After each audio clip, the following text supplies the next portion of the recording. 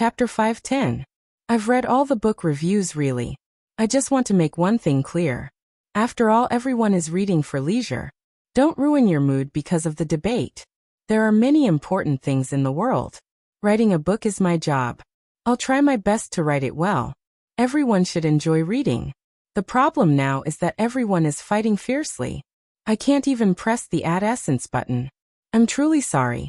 Presumably, everyone doesn't care about these few essences, so I'll take this opportunity to slack off. P.S.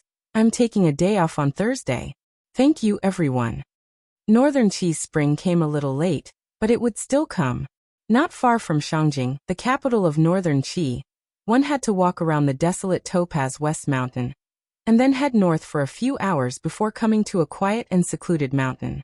This mountain was not very tall, but the tall trees and shrubs on the mountain were densely packed. It appeared particularly primitive and quiet. Layers of light and dark green intermingled. It was very beautiful. Just like the sword hut's position in the hearts of the swordsmen of the world, this green mountain, in the eyes of the Northern Qi people and the ascetic cultivators who traveled the world, was also an inviolable and lofty holy land. This nameless green mountain was the location of Northern Qi's Tianyi Dao, and the place where imperial advisor Ku He cultivated. Walking along the rugged mountain path toward the quiet and secluded mountain valley, one could faintly see the place where tens of thousands of pine trees gathered. Tens of thousands of pine trees. The shape of the pine needles and the width of the trees were all different. Some of the pine needles were soft and floated down like strands of hair. Some of the pine needles were angry and hard enough to pierce the heavens. Some of the pine needles were like thin and round tubes. They were particularly interesting. It was early morning. Morning dew covered the plants in the mountain. After the dew moistened the pine needles, it slid to the ground. Only the pine trees with dense pine needles would store puddles of crystalline dew in their branches and leaves. Reflecting the morning light, they were as clear as gemstones. Following the faint light of the dew into the mountains, one could see the buildings of Tianyi Taoist School. These buildings inherited the traditional aesthetic style of the Wei Kingdom and Northern Qi. They were mainly green and black. Black represented sternness, while green was close to nature. They stood between heaven and earth, their power hidden within their beauty. Although Tianyi Dao's sect did not accept disciples as widely as Dongyi's sword hut, Master Ku He's quiet cultivation attracted countless pilgrims who came to worship him. No matter how few disciples the imperial advisor took, adult disciples such as Lang Tiao still had to take in disciples. After a few decades, the number of people in the sect had gradually increased. Now there were more than 100 people who spent many years cultivating and studying in Qing Mountain. In the hearts of these disciples, of course, they hoped that they could cultivate in seclusion in the mountains for many years, and then go out to bring prosperity to the world, just like that fairy in their hearts. Back in the day, the Northern Qi saint girl, Haitang Duoduo, had cultivated in seclusion for countless years under these pine trees. Before Haitang Duoduo left the mountain, she had planted vegetables in a garden on the outskirts of those greenish-black buildings. Other than what she consumed, the rest of the vegetables were sent to the school. To this day, there were still many disciples who felt proud to have eaten the vegetables Haitang had personally grown. During this year, Haitang spent most of her time in the distant Qing kingdom's Jiangnan, with the equally famous Sir Fan Jr. This reality made the people of Northern Qi angry, particularly the Tianyi Dao students in Qing Mountain. Other than jealousy and anger, what made these students most unhappy was that it was very difficult to see the flower-clothed girl in the garden again. In the past, as long as they saw the girl's figure, everyone's heart would calm down. Not long after Haitang left, another girl moved into the garden.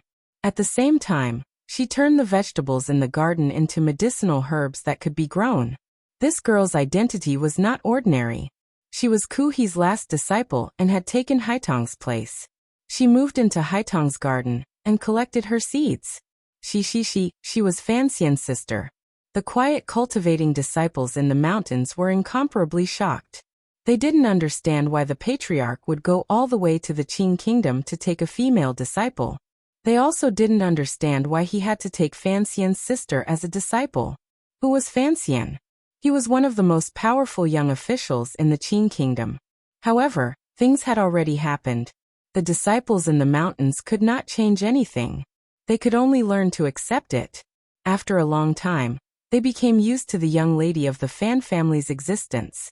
The Qing kingdom and Northern Qi were mortal enemies.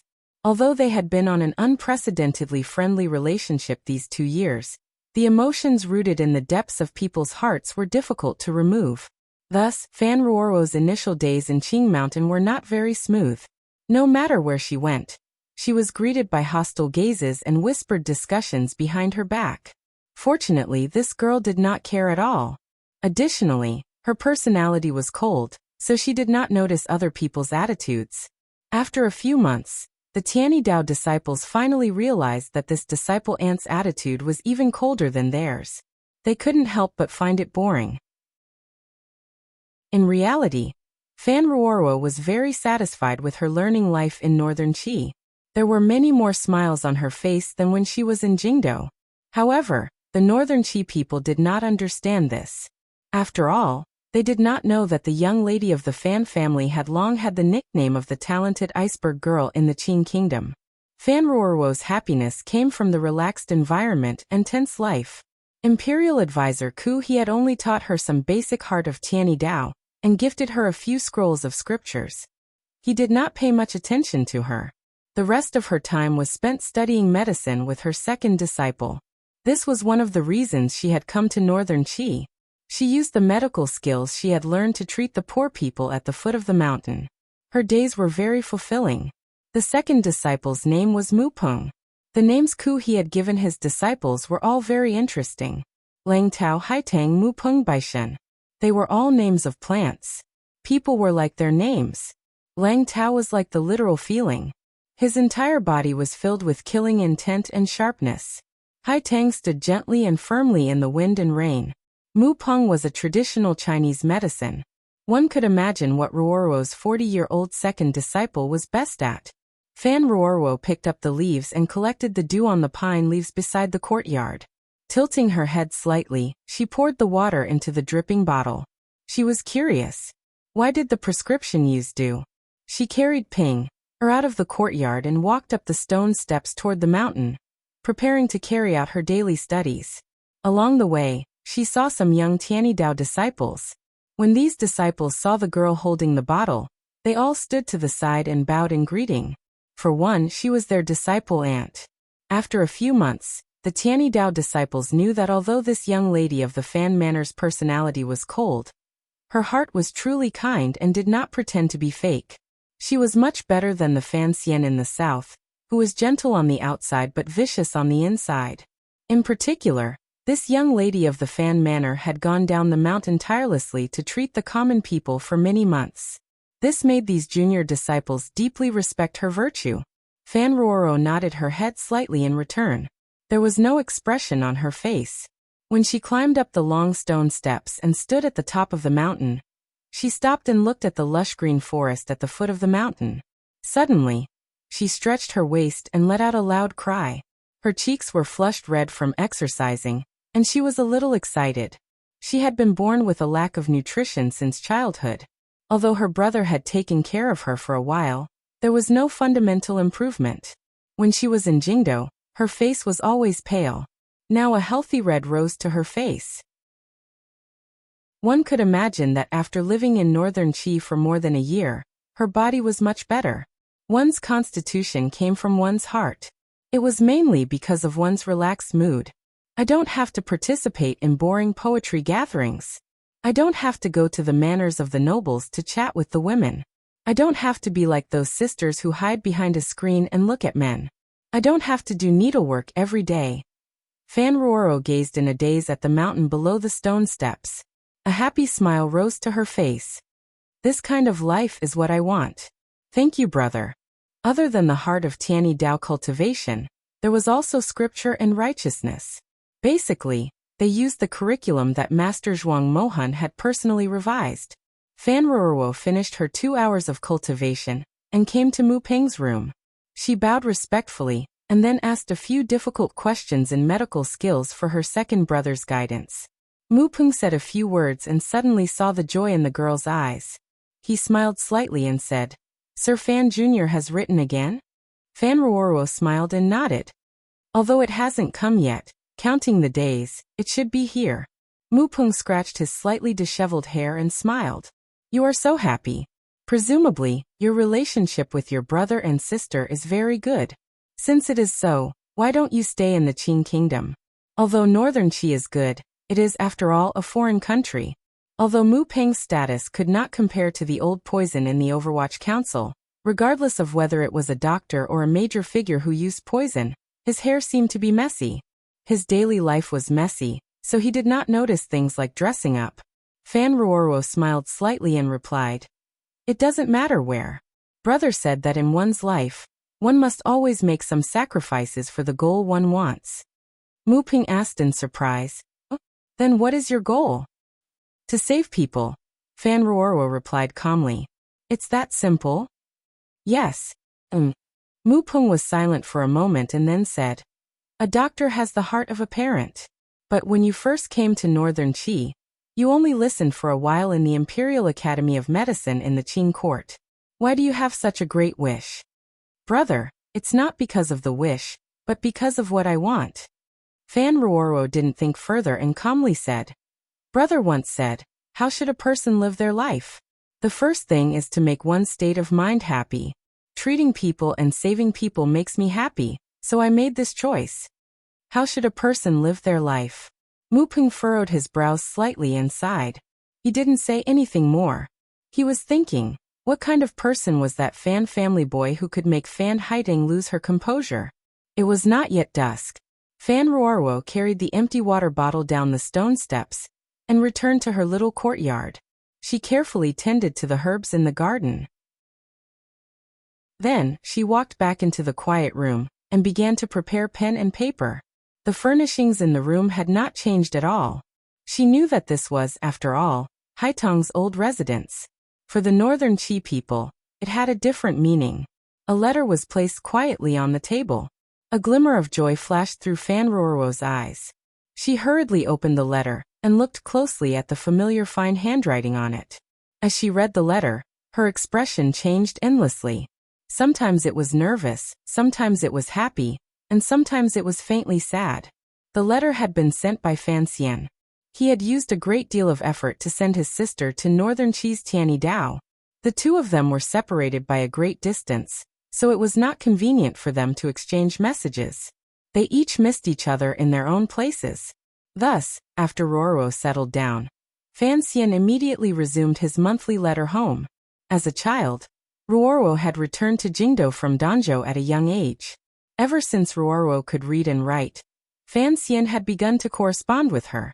Using the Qing kingdom's developed postal routes, the brother and sister's letters came and went between Jingdo and Danzhou, rain or shine. One letter a month without stopping until the 4th year of the Qing calendar, when Fan Xian entered Jingdo.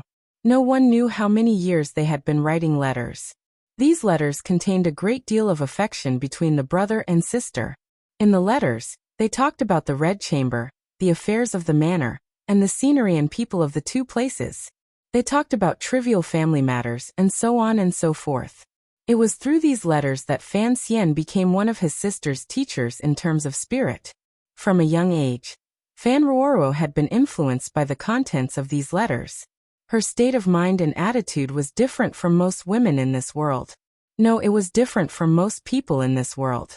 She was still filial to her parents, loved her brothers, and got along very well with her sisters in the boudoir. However, there were many different things in her heart. She had a relatively independent personality and yearning for freedom. She was so incompatible with this world. Yet she did not want to leave this world and live. It was because of this contradiction that, when she was in Jingdo, she became a polite, cold girl. It was only later in front of Fan Xian that she dared to reveal her true feelings. Thus, she went far away to a foreign country and lived a simple and bitter life. This kind of life, unusually terrifying in the eyes of a noble lady, made her happy and content. The beginning of all of this was a letter. It was a letter between Fan Xian and her. Fan Ruoro looked at the letter in a daze. After a long time, she let out a faint sigh. The rims of her eyes were slightly moist. The struggles in court in Jingdo were still very far from her. She also believed in her father and brother's abilities, so she did not care about the dangers written in the letter. However, this time, Fan Xian mentioned Hongqing in the letter. Hongqing. Fan Ruoruo wiped away the tears at the corners of her eyes. The image of the gentle air rose in her mind. He was going to the west to fight the Hu people. Would he get hurt? Would he come back? King Jing's manor and the Fan manor were old friends. Ruoruo had also grown up with Li Hongqing. She knew that although he had great ambitions, he was by nature a very rare good person. Putting aside the romantic affairs on the pleasure boats, he was also infatuated with her. This time, Hongqing had asked to leave the capital. One reason was to free himself from the struggle between the princes in Jingdo.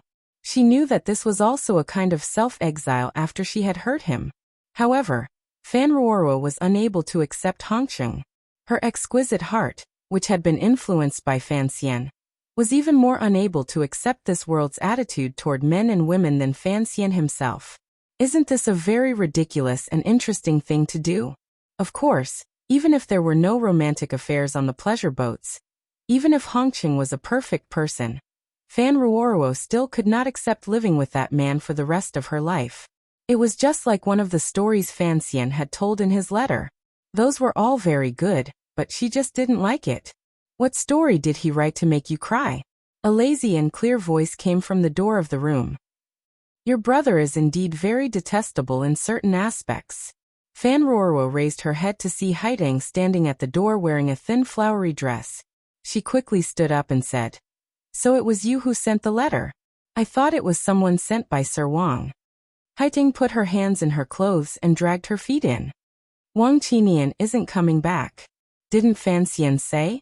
Right now it's Deng Ziyu in Shangjing. You should have met him." Fan Ruoruo nodded. Haidang smiled slightly and said, "I am truly curious about the contents of this letter. It actually made the usually calm you cry." Fan Ruoruo's fingers gripped the letter.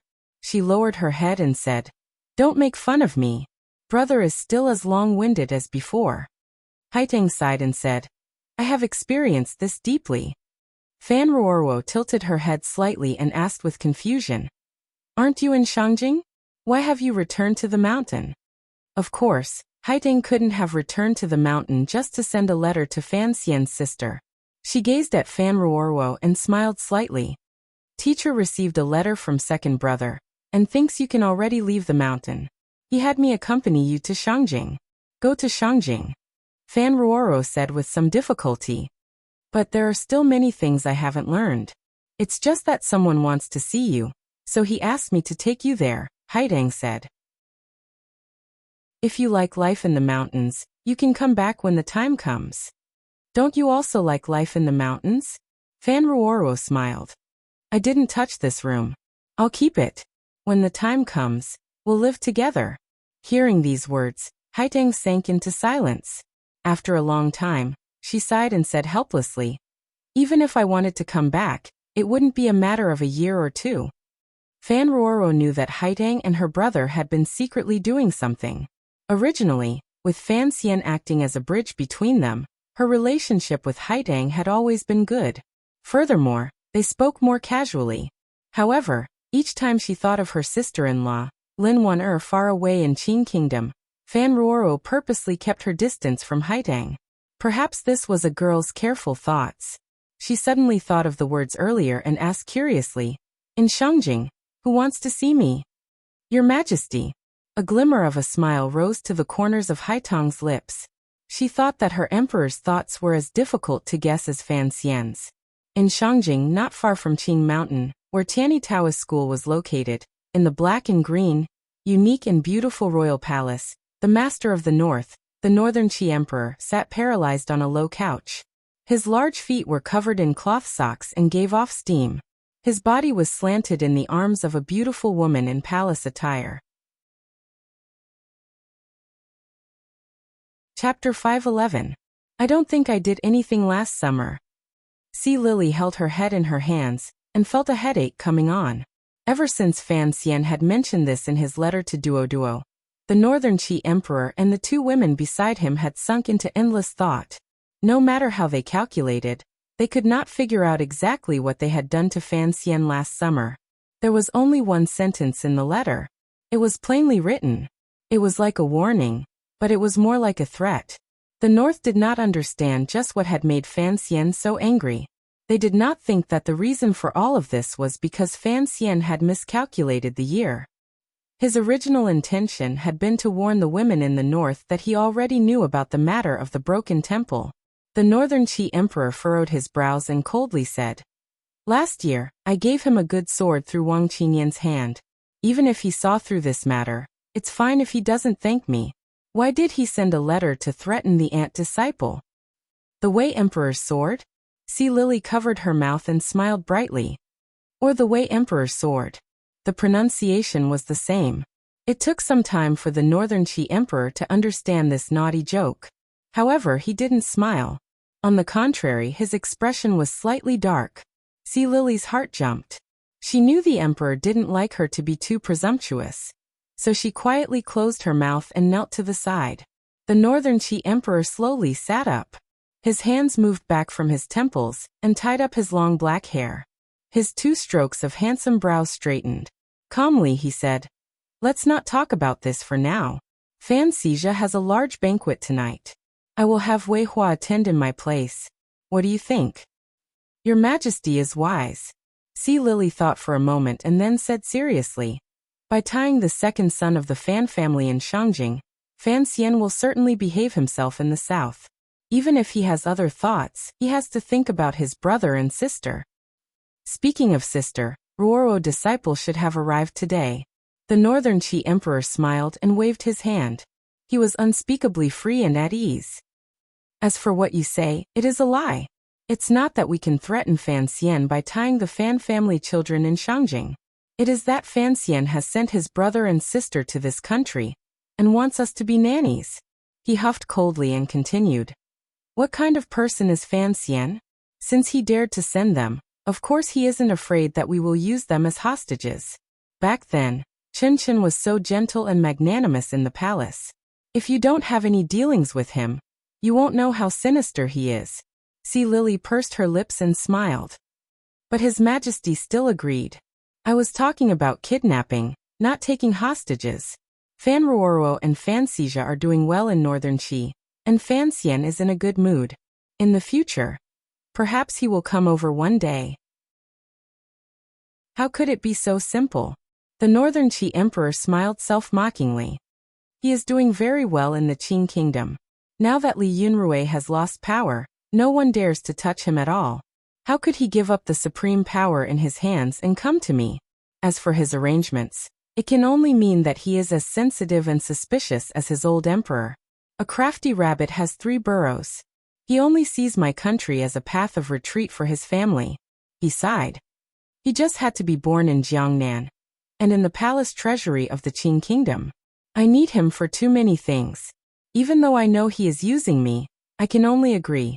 Within a year, the Northern Qi Emperor and Fan Xian had each chosen a spokesperson. They began to use the route the Cui family had used in the past, through Xia Mingji and Fan Xija, and began to endlessly smuggle goods to the north. Both sides reaped great benefits. In order to prevent the Qing emperor from becoming suspicious, the matter was done in great secrecy. Even if it was discovered, it would not implicate these high-level figures. However, the 2 sides were already tied together. That was why Fan Xian was at ease to have his sister-in-law stay in Northern Qi. His earlier words were correct. The Northern Qi emperor was the good nanny Fan Xian had found. Furthermore, Fan Xian had already guessed the matter in the broken temple. When he used the Northern Qi emperor, he was even less polite. Why would Fan Xian leave a path of retreat? Si Lily asked with confusion. Does he always think that the Qing kingdom is not a place where he will live for long? This is what I am most interested in. The Northern Qi emperor smiled. Just what kind of person is Fan Xian? In the process of climbing up in the Qing kingdom, he has begun to look for a path of retreat. Does he think that one day, he will have a falling out with his emperor? It's really a little inexplicable. He paused and then continued. Do you still remember the time he sent you back to the capital? Si Lily immediately thought of their gentle interactions on the north and the boundless spring in the carriage. Her face heated slightly. She lowered her head and didn't reply. The Northern Qi Emperor laughed loudly. However, there was a slight sourness in the laughter. He used his finger to raise Sea Lily's chin and gently said, "Lily, I don't like you by my side thinking about other men." Sea Lily lowered her head and didn't say anything. Her red lips held a smile. The Northern Qi Emperor huffed coldly. He found that this girl was becoming less and less afraid of him. He pulled his hand back and said, "Didn't you once say that on the road back north, Fan Xian had given you an antidote? Since that is the case, he has saved both your lives and mine. That is why I don't understand. He cooperated with me for his own benefit. That is a matter for the future. Before this, it seemed that he didn't want me to die. Additionally, there is the matter of a path of retreat earlier." His brows were furrowed tightly. He could not understand it no matter how he thought about it. Fan Xian, does he really think of himself as a person of the Qing kingdom? Sea Lily slowly raised her head and smiled slightly at the worried emperor. She didn't say that when Fan Xian was still in Shangjing, he had already guessed that the emperor would not be harmed by the poison in his body.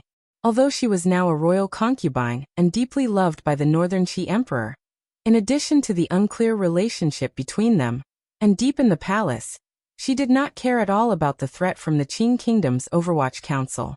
She also did not need to accept Fan Xian's remote control. For some reason, whenever she thought of the young man's hateful and gentle smile in the south, Sea Lily's heart softened and hid much for him. Perhaps it was to see how the emperor, who had always been farsighted, would fly into a rage in the future? The Qing Kingdom is a great enemy of our dynasty. The Northern Qi Emperor furrowed his brows and said, "I have a clear understanding of the beast-like thoughts of the Qing people.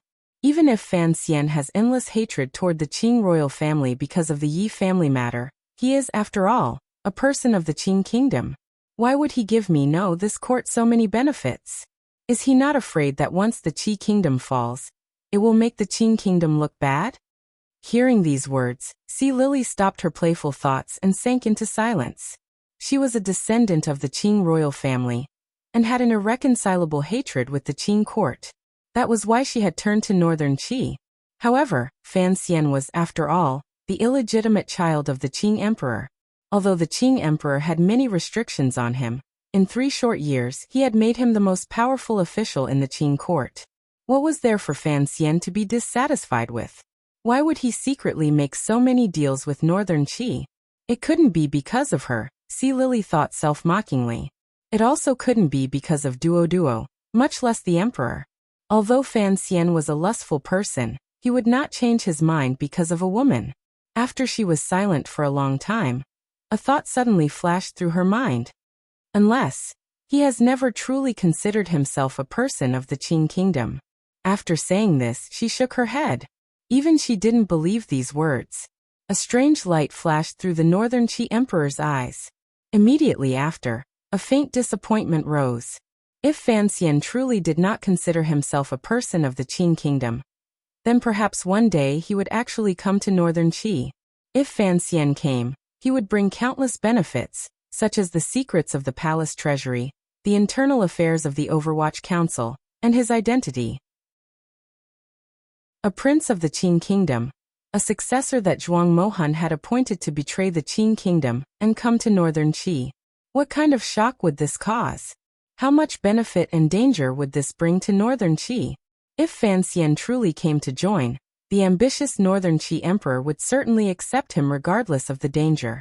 However, he knew that this kind of speculation was impossible.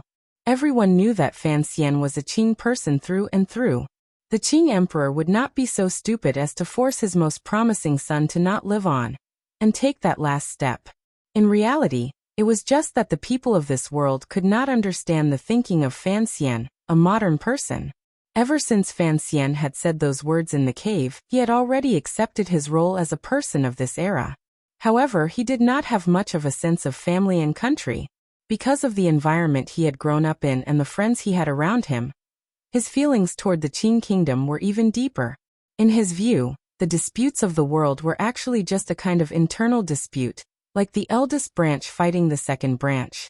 It was like the spring and autumn period or the warring states period. There was no sense of moral shame in jumping around. The concept of treason had never existed in his mind. This was the unique mentality of outsiders.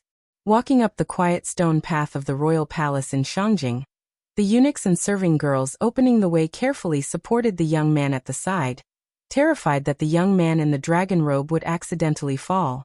The eunuchs holding the horsetail whisks and water bottles behind him stood on their tiptoes and lowered their heads, not daring to make a single sound. The expression of the Northern Qi Emperor was not very good. Ever since he was young, he hated having these servants around him, making it a rare opportunity for him to relax. However, the rules in the palace had always been like this. No matter how angry he was, he could not change this unless he killed all of these servants. But what could he do even if he killed them all? Walking to the side of the third floor of the palace, a green tree slowly lowered its branches and gently rested on the black eaves. It was a beautiful contrast. The little emperor looked at this scene in a daze. He wondered why he rarely noticed these sights when he wandered around the palace every day. Was it because he saw so much every day that he habitually forgot? He suddenly remembered what Haidang had once told him. The Qin kingdom man imitated Haidang in walking in the palace. The man seemed to walk happily. His eyes moved quickly and greedily. It was as if he wanted to take in all of the beautiful scenery in the palace. Did that man naturally like beautiful things, which was why he could write such beautiful and clean words? The Northern Qi Emperor lowered his head. With his hands behind his back, he sank deep into thought. A moment later, he raised his head. A confident smile hung on his face. His feet changed direction and headed toward a mountain path to his right. At the end of the mountain path, the sound of a waterfall could faintly be heard. The eunuchs and serving girls beside him jumped in fright. Wasn't the emperor going to the summit to plant osmanthus? Why did he turn in that direction? No one dared to make a sound to stop him. They could only follow silently. The mountain path turned a few times and came to a platform by the cliff. There was a pavilion on the platform. The Northern Qi Emperor pointed at the pavilion. The eunuchs and serving girls at his side immediately rushed over. They set down the garden stools, lit incense, and swept away the dust. The emperor walked into the pavilion and looked at the stream below the pavilion and the spring flowers facing the cliff. His heart jumped slightly. In a quiet voice he recited, slapping the railing, "The flowers in the forest blow at my temples. The mountain wind is cold. The grand song startles the floating clouds away." The people beside him hurriedly flattered, "Your Majesty." The Northern Qi Emperor smiled self-mockingly. He thought of how Fan Xian had only said 3 words to him in this pavilion. Good words. To flatter me so carelessly. Fan Xian, you are still the only one. The Northern Qi Emperor smiled. Standing by the railing, he looked at the beautiful scenery of his world. "Everyone retreat. Everyone retreat," he suddenly ordered. The eunuchs and serving girls in the pavilion looked at each other. The mountain rocks were cold. If the emperor caught a cold, how would they explain it to the Empress Dowager? They knew that Northern Qi was the emperor's country. Although the emperor was young, his will was unusually firm. After Shenzhong's death, the emperor had strongly advocated for Shang Shanhu to be released to the south to fight against the Qin kingdom. He had also presided over a few major changes in the court. Even the officials did not dare to look at him as if he were a child. The pavilion immediately returned to its usual peace and quiet. The Northern Qi Emperor stood by the railing and took a deep breath. Thinking of Fan Xian's suggestion at the beginning, he thought that this kid was right. A moment later, he thought of another matter. His brows slowly furrowed.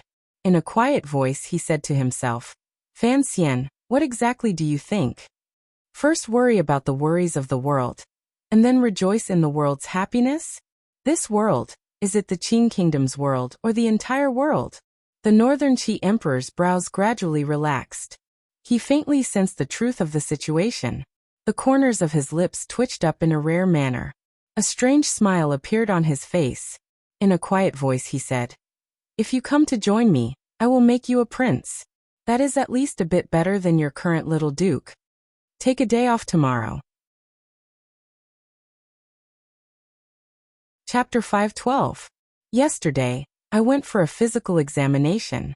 The results will be out next week. Everything I know is fine, but my blood pressure is very high. It's 110 to 150. Both the doctor and myself were shocked. It's probably a problem caused by my evil writing work. Today my blood pressure is much better. Everyone should exercise more, and pay attention to their diet. Don't always sit in front of the computer reading and playing games. Your health is still the most important. In the mountain pavilion, the smile on the Northern Qi Emperor's face suddenly disappeared. He returned to his usual silence when he was alone. He had grown up in the royal palace. When his father first passed away, he faced the most difficult test of his life. Although, with the powerful support of imperial advisor Ku He, the Empress Dowager had carried him through this difficult time, such a beginning meant that his life as an emperor would not be smooth. There were many reasons for it not being smooth, but the most important one was the secret hidden in his heart, in the Empress Dowager's heart, and in imperial advisor Ku He's hearts that could never be spoken of. For this secret, the Northern Qi Emperor had made too many sacrifices and made too many changes that twisted his personality. He could not have too close a relationship with too many people. He could not be too intimate with his sisters. He could not be impudent and do whatever he wanted.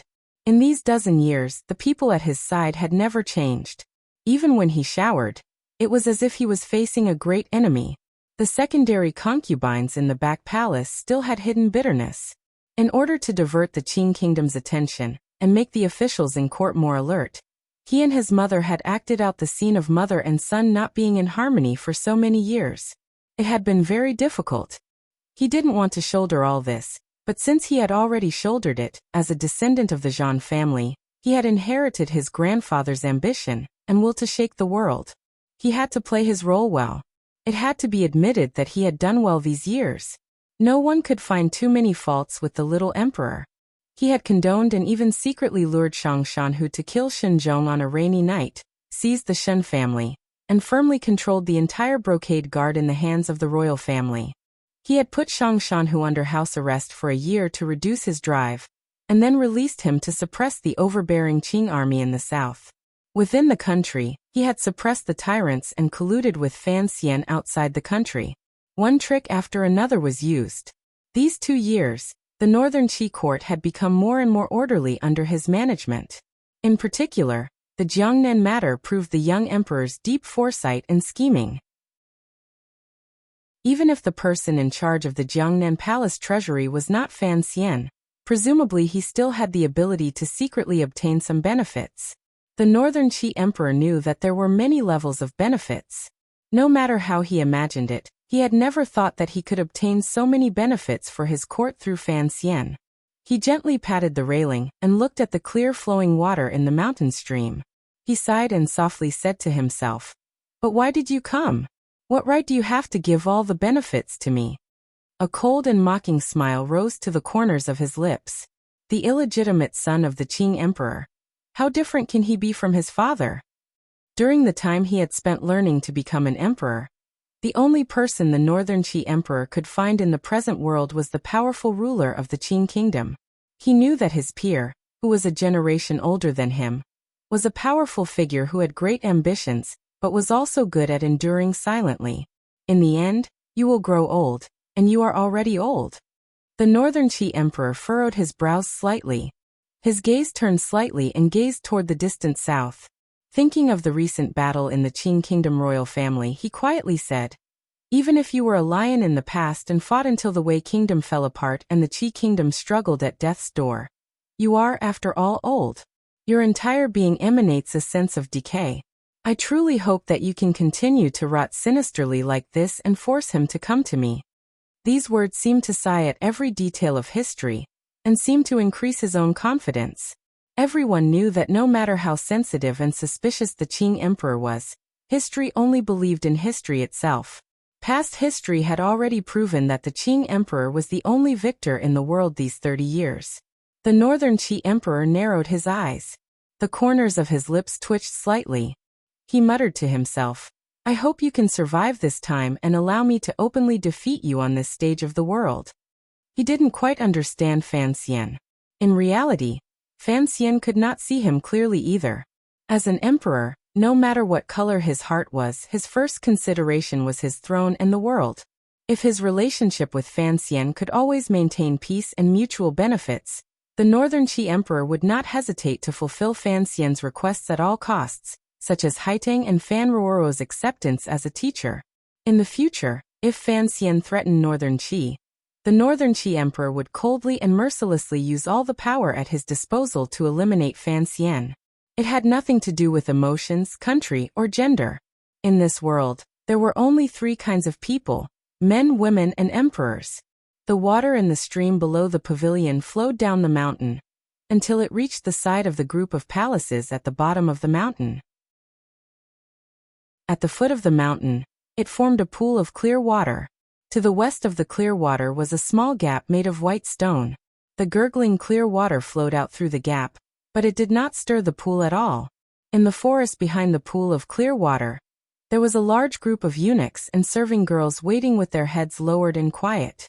No one knew that the emperor was in a daze in the pavilion halfway up the mountain. They only knew that the two most noble people in all of Northern Qi, other than the emperor, were in a daze by the pool of water. Dressed in hemp garments and wearing a straw hat, Imperial Advisor Ku He was barefooted. He looked like an ascetic monk. He was sitting on a rock by the side of the pond, holding a fishing rod in his hand. The Northern Qi Empress Dowager, who had put in a great deal of effort and endured a great deal of power and chaos in order for her son to sit firmly on the throne, smiled slightly as she sat by Master Ku He's side. Her brows were filled with peace and serenity. Back then, the Zhan family had risen from the chaos of the world and forcefully inherited the Wei Kingdom's heavenly treasure through military power. However, there had been endless years of war. Countless brave generals in the royal family had all lost their lives to the Qing Emperor's ruthless and ferocious attacks. After the Zhan Emperor died of illness, only she and the Northern Qi Emperor, an orphan and a widow, were left in the entire palace. At that time, the Qing Kingdom's Chen Pingping was in power. The northern court's political situation was in turmoil. The nobles were all clamoring, and the situation in the palace was precarious. Even under such circumstances, this woman still allowed her son to sit firmly on the throne. Most importantly, it was the imperial advisor's unyielding stance by her side. At the same time, it also proved that this Empress Dowager was not as mediocre as she appeared on the surface. Ku He's eyes calmly watched the unruffled surface of the water. The Empress Dowager smiled slightly. She thought of the changes in Shangjing this year. Back then, there had been changes in the palace. She had Chang Ningho risk his life to leave the palace and beg Xinzhong to bring people to help. Xinzhong and the brocade guard had performed a great service. However, the emperor had grown up and could not tolerate Xinzhong continuing to be arrogant, so he had an idea. The Empress Dowager felt guilty toward Xinzhong, but her son's mind was made up. She knew she could not persuade him, so she silently allowed this matter to happen. The people of the Zhan family seemed to always be stubborn, and could not be changed by other people, such as her son or the person beside her. However, she still wanted to continue trying. Last night, the Northern Qi Emperor had talked with her for a long night, and felt that this matter was not as beautiful as he had imagined. He had asked her to persuade Imperial Advisor Ku He. Thus, there had been today's greetings by the pond. I've never seen Li Yinrui. We've only exchanged a lot of secret letters, the Northern Qi Empress Dowager said gently. In front of Ku He, she would not call herself I. Although her expression was still dignified, her tone was like that of a little girl who did not understand much. Ku He smiled and said, "The three countries are separated by a great distance." When Zhuang Mohan was invited to the south, he did not see the face of the eldest princess. The Empress Dowager sighed and said, "As a result, Master Zhuang was left with a lifetime of regret." Ku He shook his head. "But I have seen the eldest princess, so I know that she is not a simple woman. The change in Jingdo in the southern court this time happened so quickly. There was no movement at all. It is truly beyond my expectations." What Do means is, the Empress Dowager thought for a moment and then said, "When two countries clash, it is still a battle of national power. It is better not to take risks. Why didn't he come and speak to me personally?" Ku He smiled slightly. "The child is still young. He probably does not understand why we old people are still so cautious when the Qing Emperor has been a mess these years." He continued, Because I know, and you also know, that the Qing emperor is truly not a normal person. In the second generation, a great grandmaster did not appear, but an emperor who used troops like a god. His brows furrowed. The longer he endured, the more uneasy I felt. The Northern Qi Empress Dowager sighed and said, "Even so, there is no good way." The old man smiled and took off his straw hat, revealing his large bald head. Happily he said, "I remember that Yi Luyan also likes to wear a hat and run all over the world. If even such a person can be used by Li Yunrui, I believe that the eldest princess will think of a way." Now that the topic had reached this point, the Empress Dowager knew that she could no longer persuade the imperial advisor to change his mind. Respectfully she said, "Uncle, let's watch a bit longer. Let the Qing court mess around on their own. It will always be good for us. There's not much time left." The fishing rod in Ku Hi's hand did not tremble at all. Slowly he said, "If we old people cannot solve this problem while we are alive, who will solve it in the future?" These words were exactly the same as what the great grandmaster in the grass hut had said. The Empress Dowager's hand trembled slightly. She smiled and said, "What about Haitang? Besides, there is still Fan Xian in the south." Ku Hi smiled and said, "Fan Xian, this young man will have to depend on his luck. If he is smart and powerful enough, presumably he will obtain the greatest benefit in this matter. It can be considered a gift from our court." Given this young man's nature, since he has received such a great favor from Lil P, he will always think of Northern Qi in the future. When all was said and done, these people in power in Northern Qi knew that in terms of national power, Northern Qi, which had been accumulating problems for a long time, could not catch up to or surpass the Qing kingdom in a short period of time. In the grand scheme of things, within a dozen years, the Qing kingdom would still be the main attacker and Northern Qi the main defender. I had thought that the crown prince of the Qing court or the second prince had a better chance, the Empress Dowager said with a frown. Ku Hi shook his head. Fan Xian is such a murderous and fearful person. How could he give them a chance to ascend? If there really was such a possibility, do you think he would be unwilling to kill? In this entire world, there are not many people who can survive Fan Xian's murderous intent. The Empress Dowager was slightly surprised. She had not thought that the imperial advisor's evaluation of Fan Xian's strength would be so powerful. Don't forget, there is still a blind man behind him. Yi Luyan cannot be the bodyguard of the Qing princes. Ku Hi smiled and raised the fishing rod in his hand. A thin line was tied to the rod. He was not like some people who used a rope to fish senselessly in order to reach the realm of Dogsh*T. The fishing hook came out of the water. A few drops of clear beads fell back into the water. This pool of clear water in the royal palace seemed to be excited by these drops of clear beads. With a splash, the water rippled, causing the green water plants at the bottom of the pool to sway helplessly. Countless fish with golden or green tails leaped out of the water happily and slapped the surface of the water. It seemed to be expressing gratitude to the ascetic monk holding the fishing rod in his hand. The sound of the water gradually quieted. It flowed out of the gap in the clear pool, forming a white jade that moistened half the hill. It flowed out of the palace walls and merged into the Yuchuan River. The stream in the palace was only a tributary of the Yuchuan River. In reality, the Yuchuan River's name came from the stream on the Green Mountain in the royal palace. The Yuchuan. The Yuchuan River flowed into Shangjing. Not far from the palace walls, it passed a garden. This was Haitang's garden. To find peace and quiet in Shangjing's bustling area was a rare and good place. In the past, Fan Xian had mocked her for being obsessed with fame. He had not thought that this kind of garden was secretly full of nobility. There was not a hint of the countryside at all. At this moment, two girls walked out of the garden. They boarded the carriage outside the garden and headed into the city.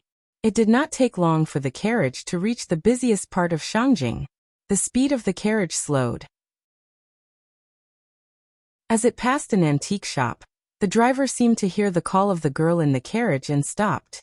Haitang put down her right hand that had pulled up the curtain and turned her head to Fan Ruoro. "It's your brother. Do you want to go down and say hello?" Fan Ruoro smiled and said, "Since he's treating today, let's not see him early.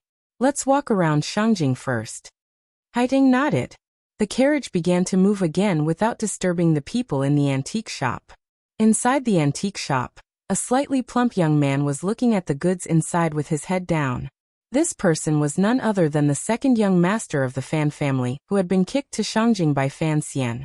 He had suffered countless hardships at Haitong's hands and finally made it out. He had taken over the Cui family's northern route, Fan Sidu. Perhaps it was because he had changed his appearance or because the life away from home had made this young man mature early. At this moment, his countenance was completely calm. There was no trace of the arrogance and ruthlessness of the past. It made people think he was much more mature than his true age. Tonight, he was holding a large banquet in the Shangjing branch of Baiwa brothel. He knew ahead of time that his sister and Haitang, the two people he feared the most, were coming, so he had come out early to buy gifts from the antique shop. He had to make sure that these two were happy. However, after looking for a long time, and even having the shop owner bring out all the goods from his collection, he still did not find anything satisfactory. This made his mood a bit unhappy. Behind him were still the Northern Qi aces and bodyguards with curved knives at their waists. Although the Fan brothers knew that this was definitely a group of people monitored by the Northern Qi royal family, Fan Xizha was as daring as Fan Xian. He continued to use them casually, and did not change them out. There were other people looking at the goods in the shop. From the color of their clothing, one could see that they were either wealthy or of high status. This antique shop was very famous, and the goods sold were also very expensive. Thus, the people who dared to come in and pick out items were all important figures in Northern Qi. If they were not wealthy merchants, then they were nobles. These people did not recognize Fan Xizha, but seeing that he had brought 4 ace guards with him, they secretly guessed that this young man must be the son of some family that did not like to show off. At this moment, the shop owner walked in with a very solemn expression, carrying a wooden tray covered by a red cloth. He moved closer to Fan Xizha's side and said, "Young master, if you want a pair, then this is the only one." Fan Xizha lifted a corner of the red cloth, and saw that on the tray was a pair of jade lions. The carving was excellent. The lions had the heads of tigers and were exceptionally cute. He couldn't help but smile. He thought that giving this pair to his sister and Haitang was indeed appropriate. It also had the intention of helping him vent some anger. This is it. He waved his hand. Unfortunately, the nobles looking at the goods to the side also had their eyes on this pair of jade lions. They begged Fan Xizha to raise his hand and let them go. A rich young master was even willing to give a red packet to show his sincerity. In large places like Shangjing, Jingdou, and Dongyi, there were usually not many situations where people relied on power to steal goods. After all, everyone present was either wealthy or of high status. No one knew who they would offend. In Shangjing, Fan Xizha had always kept a low profile. The Qing kingdom's wanted posters still had his name. Other than the brocade guards, the Qing royal family and related officials, not many people knew his true identity. If this had been in the past, Fan Xizha might have agreed to such a gentle request from this rich young master. However, he truly liked this pair of jade lions, so he hesitated and did not speak. With this hesitation, the mood of the nobles became unhappy. They thought that they had already given him enough face. If the Marquis had not been invited to an important gathering and given the matter of buying gifts to the young master, they would not have needed this pair of precious jade lions as gifts. Why would they have to speak to this stranger? The people parted. A 12 or 13-year-old nobleman walked out. Pointing at Fan Xizha's nose, he cursed, "In Shangjing no one dares to fight with me for things." Fan Xizha furrowed his brows. If this had been in the past, he would probably have thrown out a punch long ago. As he grew older, his temperament was much more stable. He asked, "You are?" Someone kindly reminded him. "This is the young master of the Marquis of Chang'an's family." The Marquis of Chang'an and the Marquis of Changningho were the brothers of the Northern Qi Empress Dowager. This status was indeed sufficiently noble. After Fan Xizha paused slightly, he laughed hatefully. "Your father wants to give a gift tonight, right?" No matter how much Fan Xizha had improved, he was, after all, a lawless person in the past. Gritting his teeth, he stared fiercely into the child's eyes and said, "Little brat."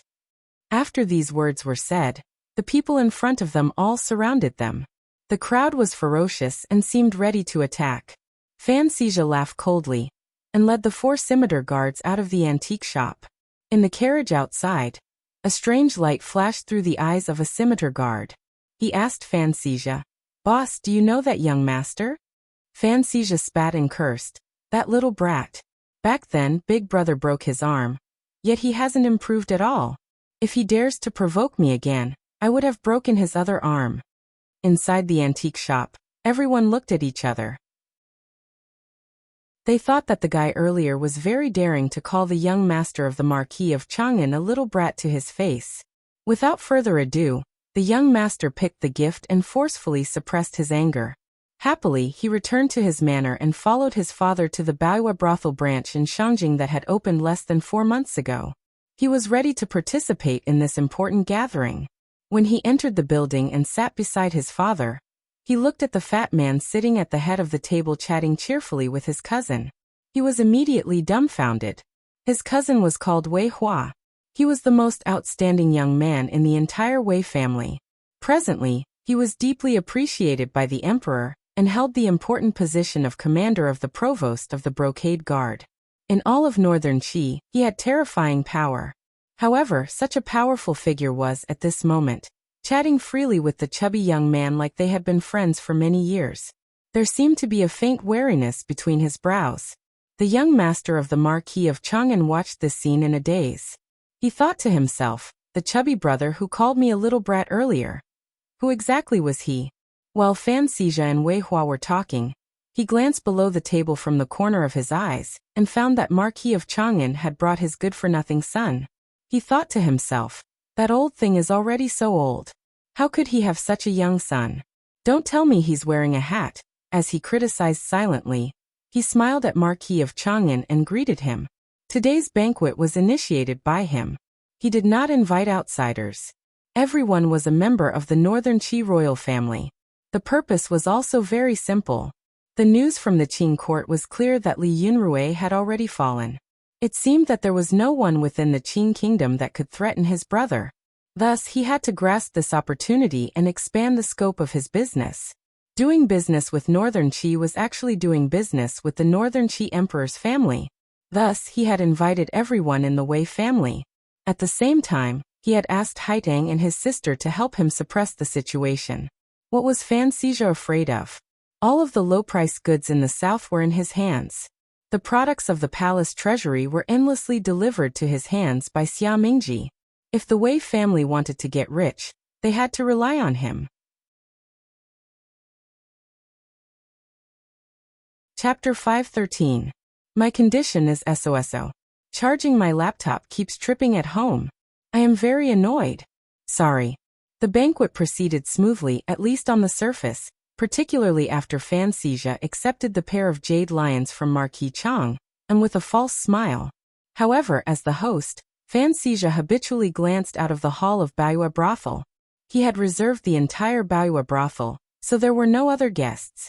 Sitting beside him, Wei Hua furrowed his brows slightly and wondered who else was coming. Why hadn't he received any news beforehand? Looking at Fan Xizha's expression, one could imagine that the identity of the guests who were about to arrive was not low. Otherwise, he would not be unable to suppress his anticipation and nervousness. If the identity of the guests was not low, why had the banquet begun before the guests arrived? Wei Hua unconsciously shook his head. A self-mocking and bitter smile rose to the corners of his lips. He knew that he could not use common sense to judge these two brothers of the Fan family. He was now the commander of the provost of the Northern Qi brocade guard. He had taken over Shenzhong's former position. Most of Northern Qi's special forces were under his control. The little Northern Qi emperor's trust in him could not be said to be weak. His power could not be said to be small. However, once he faced the Fan brothers from the south, Wei Hua still felt faintly nervous. Fan Xian was in charge of the Overwatch Council. He and Wei Hua were in the same line of business. However, Wei Hua knew that he had not delved into this line of work as long as Fan Xian had. The Northern Court's brocade guard also did not have as much power as the Southern Court's Overwatch Council. If the two of them actually fought across the border, he would not be a match for the other.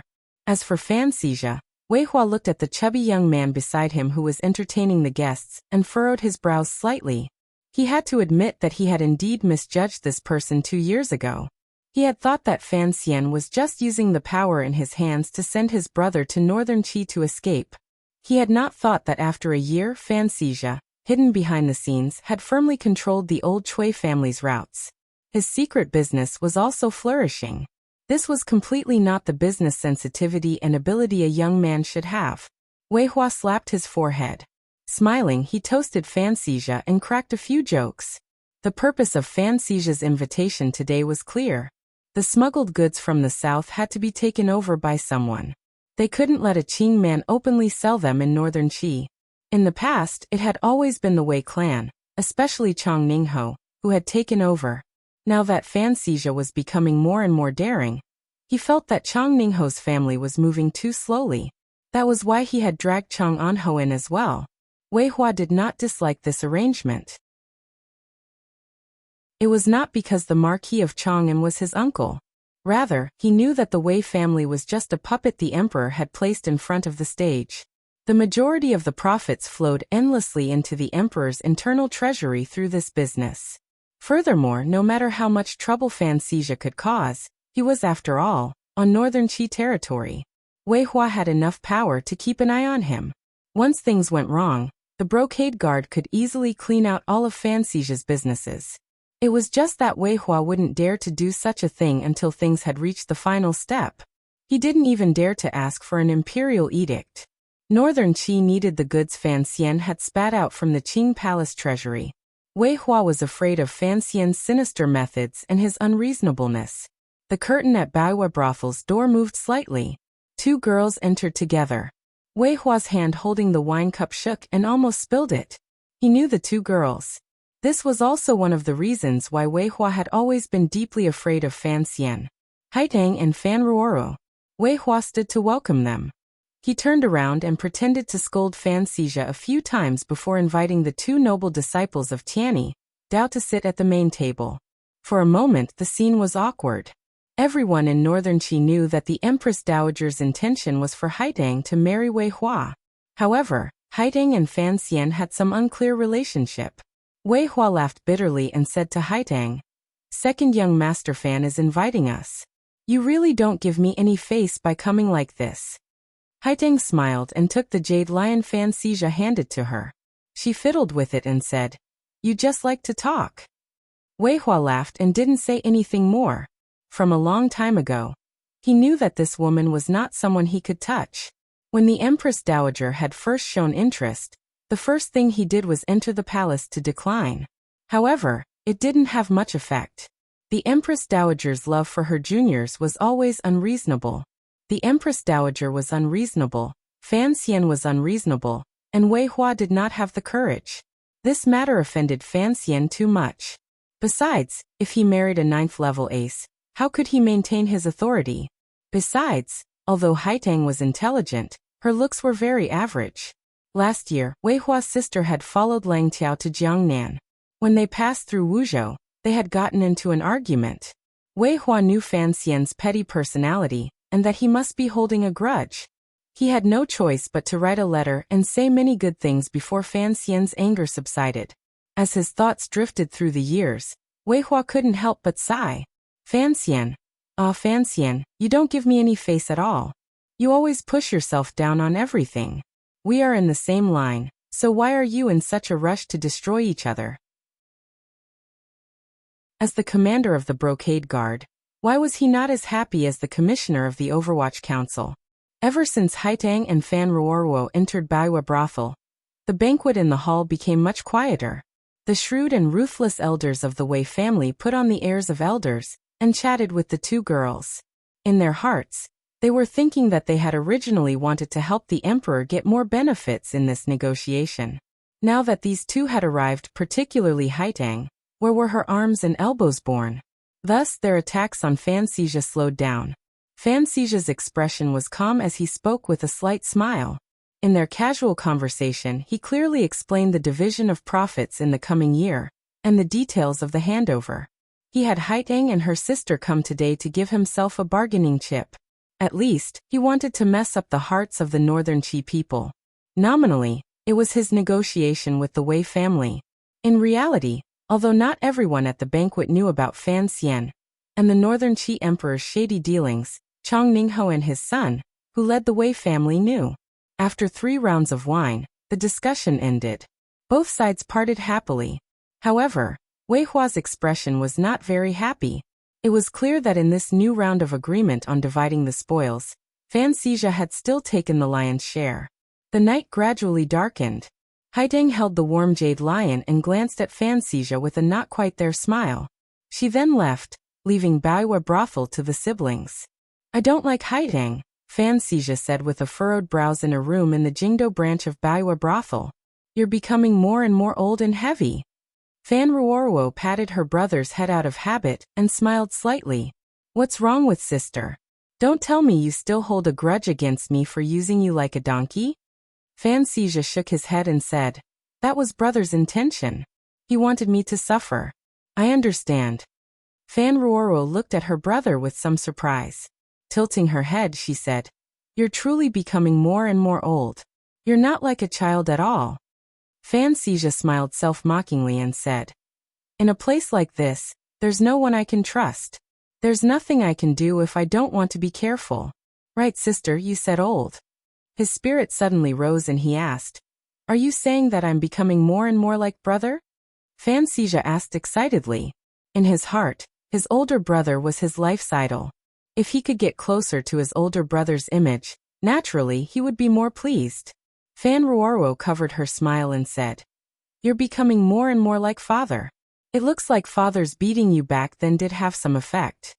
She paused and then said, "Earlier, you said you didn't like sister Haitang. Why?"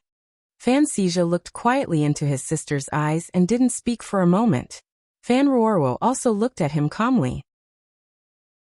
"Sister, you should understand," Fan Xizha said seriously. "We already have a sister-in-law." Fan Ruoruo's brows also furrowed. She sighed and said, "Yes." Fan Xizha furrowed his brows and thought for a moment. In a quiet voice he said, "Actually, you don't even know that during this year, sister-in-law has written me many letters." Fan Ruoruo was slightly startled and asked, "What did she say in the letters?" "What could she say?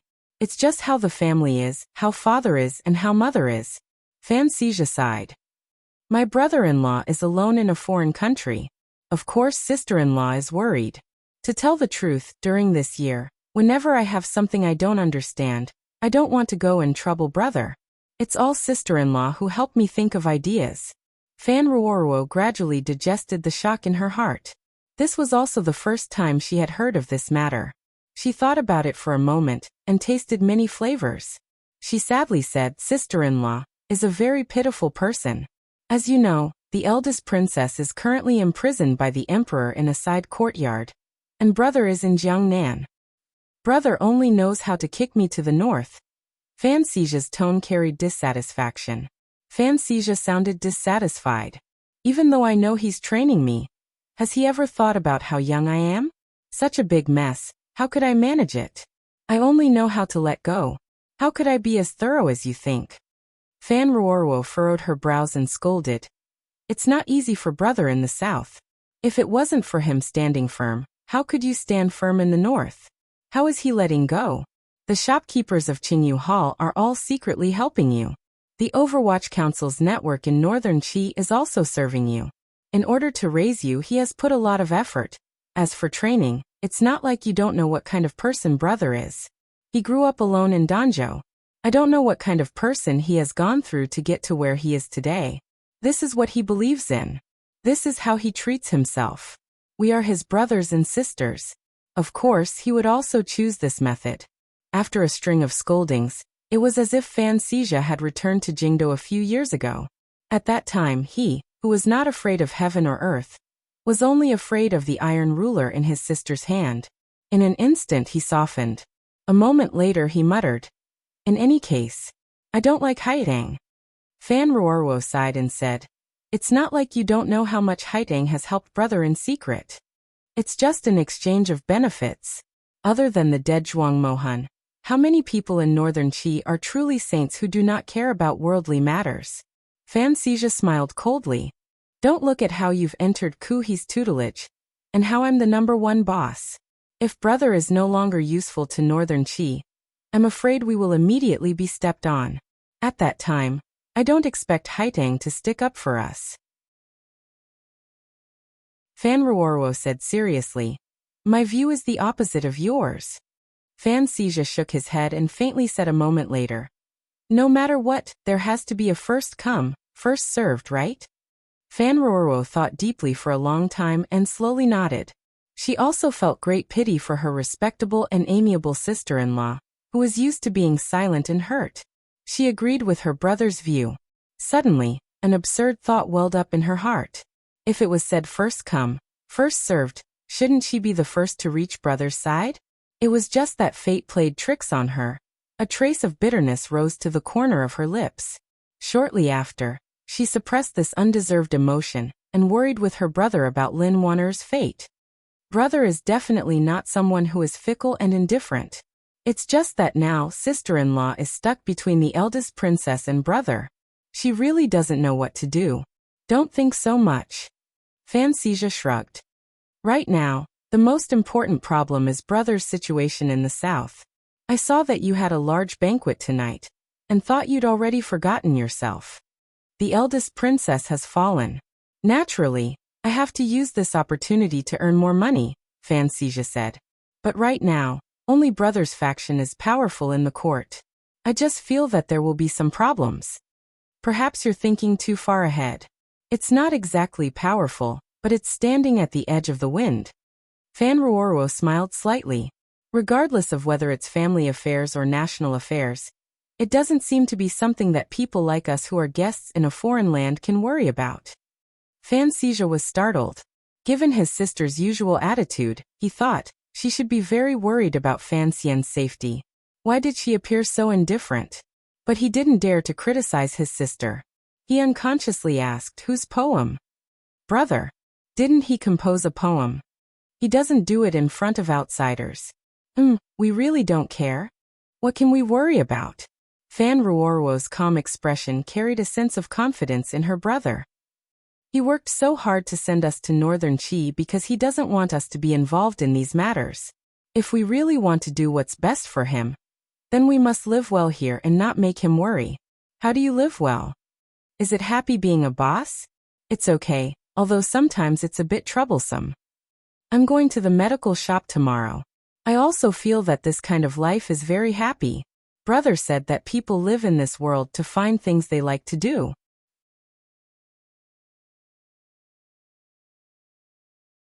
Chapter 514.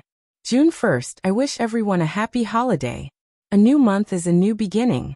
Looking back at last month, it was truly a series of difficult things. This story is also very difficult. My condition has entered the worst period. I have held on, but there are still a few chapters that were poorly written, including yesterday's chapter. I am truly sorry. I am satisfied with the chapters before and after the thunderstorm, but I still have some regrets. In my original fantasies, I should have written better. I should have been able to do better, so I continue to apologize. I don't know how much I can write this month, because it really is something. I will do my best to ensure that it is at least 130,000 words. Last month, I took third place in the monthly votes. This is my best ranking since I posted my book online. I received a total of 6,000 yuan in prize money. I sincerely thank everyone for your support. Please continue to support the lazy but serious me. Thank you. From Jiangnan Road to Jiangbei Road, there were 3 convenient routes. No matter which one they took, they would always have to cross the mighty river. In the present world, there were no concrete bridges that Fan Xian was familiar with. There was only the endless stream of ferries between the 2 sides to support the busy waterside traffic. The 3 large workshops of the palace treasury were in North Min, the transport company Yamen was in Suzhou, and Sir Fan Jr. was in Hangzhou. It appeared that the palace treasury's control was loose. Only the officials and merchants who had the opportunity to come into contact with this portion of the palace treasury knew how strict the control over the warehouses and special routes throughout Jiangnan was after the Overwatch Council and the palace treasury Yamen worked together. In particular, the route to the north purposely took a turn to the west. From Shazhou, it crossed the river to the north, then crossed the barren mountains of Jiangbei Road, the meadows of Zhangzhou Road, and then circled around the North Sea.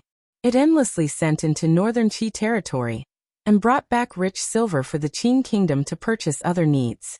Most of the goods heading north were under Xia Mingji's control. With Fan Xian's help, Xia Qifei placed a few large bids and secretly consolidated the small businesses and gangs in the Jiangnan area. He had gradually become powerful. In the eyes of the officials, the reason he chose to cross the river in Shazhou was because the Jiangnan Navy was stationed there. Only Fan Xian and he knew that Shazhou was chosen because the Jiangnan water bandits had the strongest power there. Although the palace treasury goods could be sent by the court to supervise the delivery, the things inside could not be trusted to let the court watch them all. Xia Qifei sat in a tea shop outside the city gate of Shazhou. While drinking tea, he looked at the ships transporting goods on the smooth river, and narrowed his eyes slightly. The second young master in the north suddenly increased his appetite for goods, but it was not to the extent that he could not accept them. After all, the doors of the palace treasury were completely open to Fan Xian's trusted aides. However, to send all the goods there in such a short amount of time, and at the same time not raise the court's suspicions, required careful planning. Fortunately, according to court practice, the Overwatch Council was responsible for supervising the operation of the palace treasury.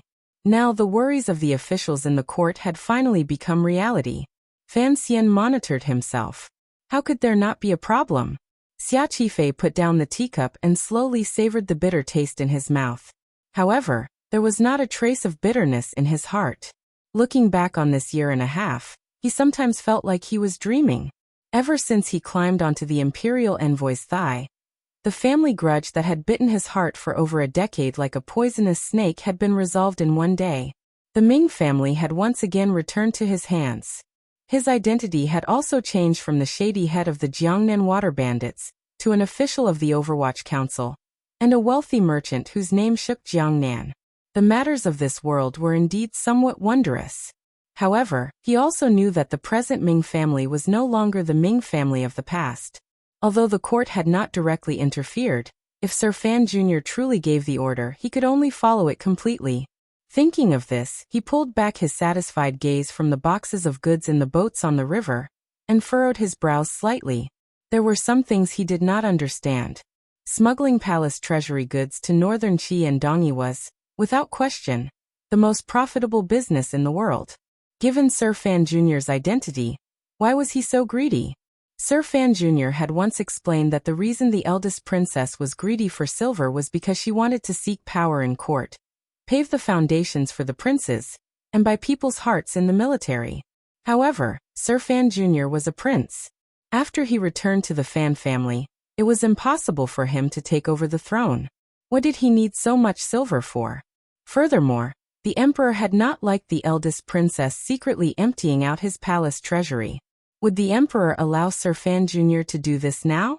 Ever since the eldest princess, Li Yunrui, lost power, this not too big or too small shock wave lightly swept through the hearts of the nobles under heaven, and did not stir up any more waves.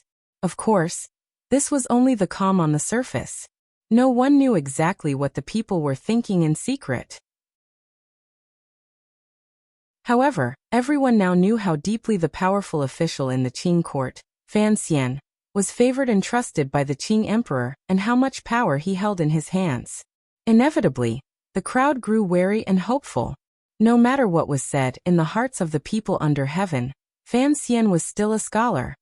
His performance on the stage these few years made it clear to everyone that he was different from the other noble sons of the Qing kingdom. He was not as hot-blooded and belligerent. Naturally, northern Qi and Dongyi hoped that Fan Xian would last a long time.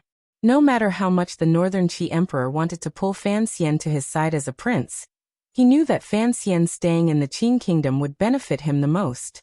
He hoped that Fan Xian would have as much power as possible, and as much favor as possible.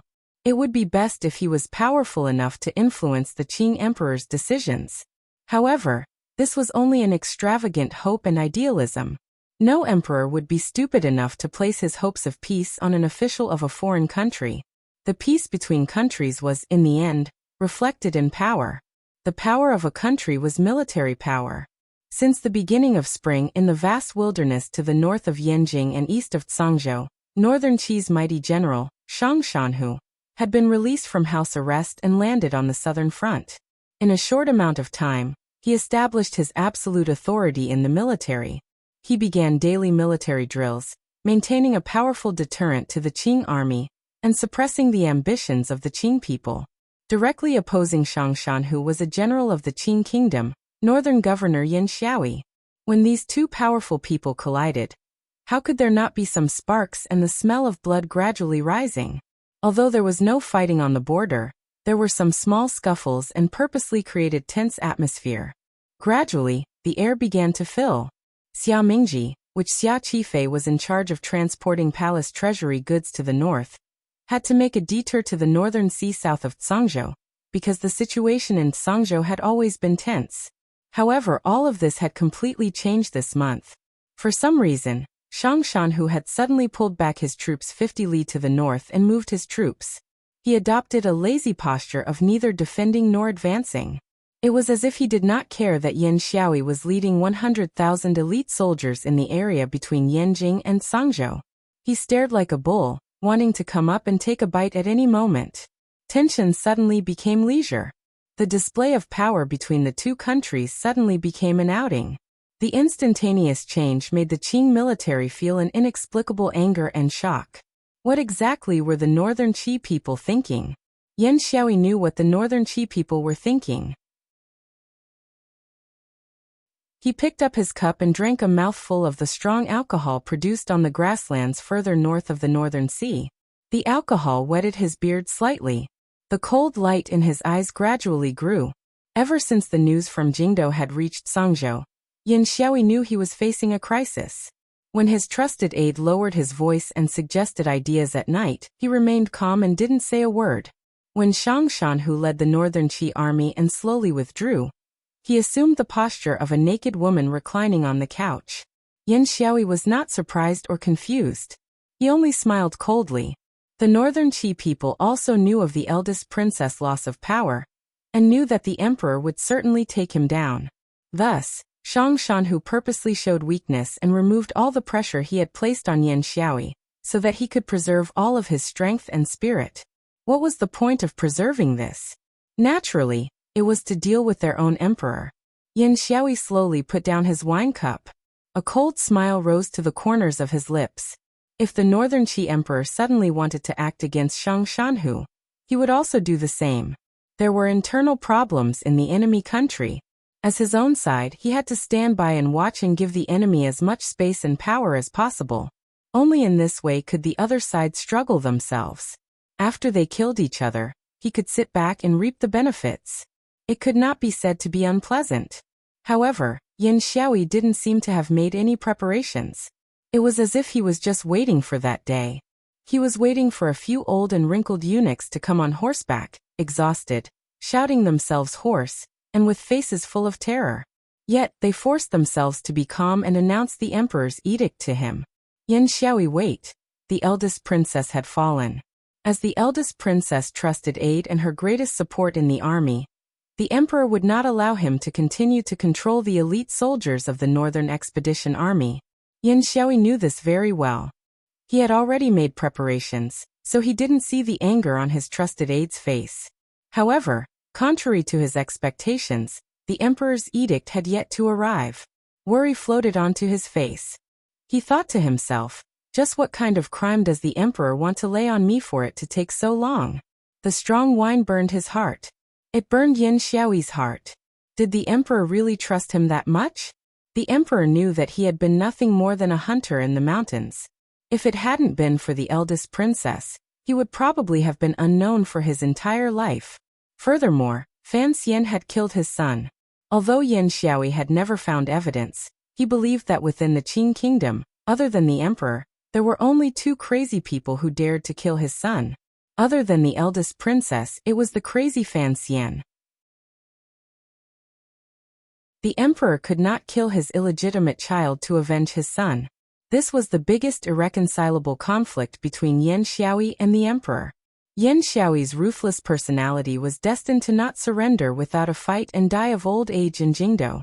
However, he would also not lead troops to throw themselves at the northern Qi ruler and officials watching the show in the north. That was a kind of humiliation. Yin Xiaoyi once again picked up the wine cup filled with strong wine and drained it in one gulp. Letting out a long sigh, he truly didn't know what to do. Then he received a letter. The person who wrote this letter was someone he had never thought of. Looking at this letter, his hand holding the letter began to tremble.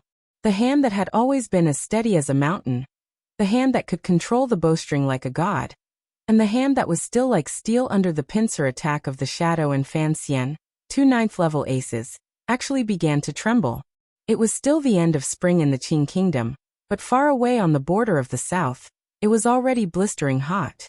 All around, the lush forest was scorched weakly by the sun high up in the sky and laid softly on the mountain rocks.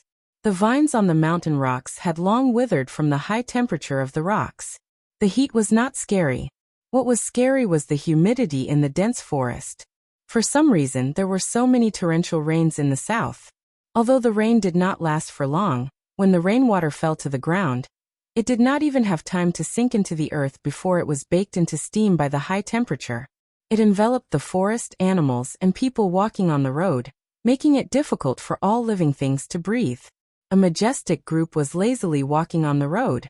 The officials of the Ministry of Rites and Honglu Temple, who were responsible for the face of the heavenly kingdom, had pulled open their robes without a care for propriety. Military discipline had always been strict. The hundreds of imperial soldiers in shining armor also had their robes and hats askew. Even the tiger guards surrounding the carriages in the middle began to have a sense of tiredness and rashness in their eyes. In the carriage in the middle sat the crown prince of the Qing kingdom. It had been more than a month since he had left the capital. The ceremony in Nanzhao had gone smoothly. After holding the coffin and crying a few times in front of the deceased king's coffin, and gently chatting a bit with the child king, and witnessing the ascension ceremony, the crown prince and his group set off for the north. The reason they had chosen to travel under such a large sun was because when the sun was strong, it was not easy for fog to form in the forest. In the dense forest between Nanzhao and the Qing kingdom, the most terrifying thing was the poisonous fog. Crown Prince Li Chengqian knocked on the window of the carriage, indicating for the entire group to stop. He then walked down from the carriage with the help of a eunuch, and quietly said something to the main official of the Ministry of Rites. A tiger guard respectfully said, "Your Highness, take advantage of the sun to leave in order to avoid being invaded by the poisonous fog." The crown prince smiled slightly and said, "Let's rest. Everyone is tired." "I'm afraid we won't be able to make it to the inn in front," the tiger guard said with difficulty. "Didn't I say yesterday that there was a small inn in front of the inn?" The crown prince said amiably, "It would be good to stay there tonight." The official from the Ministry of Rites who had been questioned earlier tried to dissuade him. "What kind of status does your highness have? How can you just casually stay in the wilderness? The inn in Tianqing County is too run down. The large inn we decided on last night has already been prepared to welcome your highness." The crown prince insisted on not allowing it. He only said that his attendants were already exhausted. The official from the Ministry of Rites couldn't help but ask with some fear, "But if we miss the return date? I will bear all the responsibility. We can't let these soldiers tire themselves out until they fall ill," the crown prince said with a frown. An order was sent down for the hundreds of people to rest on the spot. They would spend the night in Tianqing County. They should be able to make it in time. Hearing these words, the soldiers and tiger guards immediately let out a breath and thanked the crown prince. They set up defenses on the two sides of the road and split up to rest. Everyone knew that the crown prince felt sorry for their hard work. They all gave him grateful gazes, but they didn't dare let the crown prince see these gazes. During this month, from Jingdou south to Nanzhao and then back north, the road was long and dangerous. However, the crown prince was not as delicate as people had imagined. He didn't make a sound. Furthermore, he comforted and encouraged his subordinates and was unspeakably amiable. Along the way, everyone had a new understanding of the crown prince. They felt that the crown prince truly pitied his people. Not only did he not have any resentment toward the emperor's edict, he also never forgot about them. The crown prince received the edict to attend the ceremony in Nanzhao. In the eyes of the people of the world, such a difficult and unrewarding mission. Even if the emperor wasn't exiling the crown prince, he was still giving him a warning or a disguised punishment. But now these soldiers and officials were a bit puzzled. What could the emperor not be satisfied with such an outstanding crown prince? A green curtain had been pulled up in the forest for the crown prince to rest. Everyone knew that it was mainly for the convenience of the crown prince's official duties. Although the crown prince had shared weal and woe with everyone along the way, they couldn't have a proper crown prince squat with everyone by the side of the road and defecate naked. Li Chengqian smiled helplessly at the imperial soldiers pulling the curtain. He lifted a corner of the curtain and walked in. However, he didn't undo his pants. He just waited calmly and slightly nervously. Not long after, a hand pinched a pill and sent it into the green grasshopper. It was clear that this had happened more than once. The crown prince directly accepted it, chewed it, and swallowed it. He then used the tip of his tongue to carefully lick the gap between his teeth to make sure there wouldn't be any medicinal residue left, and be discovered by the eunuchs who were supposed to serve him but were secretly monitoring him. Why can't you give this medicine to those soldiers? The crown prince was silent for a moment. He then spoke to the faint shadow outside the curtain. His tone was slightly sad. 7 people have already died along the way. There was too much poisonous miasma in Nanzhao. Although the Imperial Academy of Medicine had prepared excellent medicine, there were still a few imperial soldiers and eunuchs who accidentally inhaled the miasma and died. The shadow outside the curtain paused for a moment and then said, "Your Highness, I find that I like you more and more." After saying this, 13th Wang shook his head and disappeared without a sound. The crown prince crouched down and furrowed his brows slightly. He knew that 13th Wang had been sent by Fan Xian, but he didn't know why Fan Xian was so careful to protect him. However, Fan Xian's words were clear. He didn't need to accept any favors from him. However, he didn't like the feeling of an ace following him from afar. He had once tried to have that person give all the medicine to him. However, he had eunuchs serving him every night. If someone discovered that the crown prince had medicine of unknown origin on him, it would indeed be a big problem. However, without medicine on him, he couldn't save anyone. Thinking of the people who had died along the way, the crown prince couldn't help but sigh. He had behaved very well these days, to the point where he couldn't be any better. He knew what kind of person his father was. His father was looking for an excuse to depose him. If he couldn't find an excuse that wouldn't damage the emperor's reputation, his father wouldn't act in a hurry. His father cared too much about his reputation, Li Chengqian thought with a slight smile. Standing up, he threw the used paper onto the ground, thinking, what was the difference between something like face and paper used to wipe one's butt? However, he indeed needed it. At least, because of this, Li Chengqian could hold on for a while longer. A stubborn expression rose to his face. "Father, I won't give you too many excuses. If you want to depose me, then don't think you can keep your reputation." He pulled open the curtain and walked out. Looking at the piercing sunlight in the sky, he suddenly thought of the child by the coffin of the Nanzhao king. Slightly absent-minded, he thought to himself that they were both crown princes. For a father to die early was actually a fortunate thing.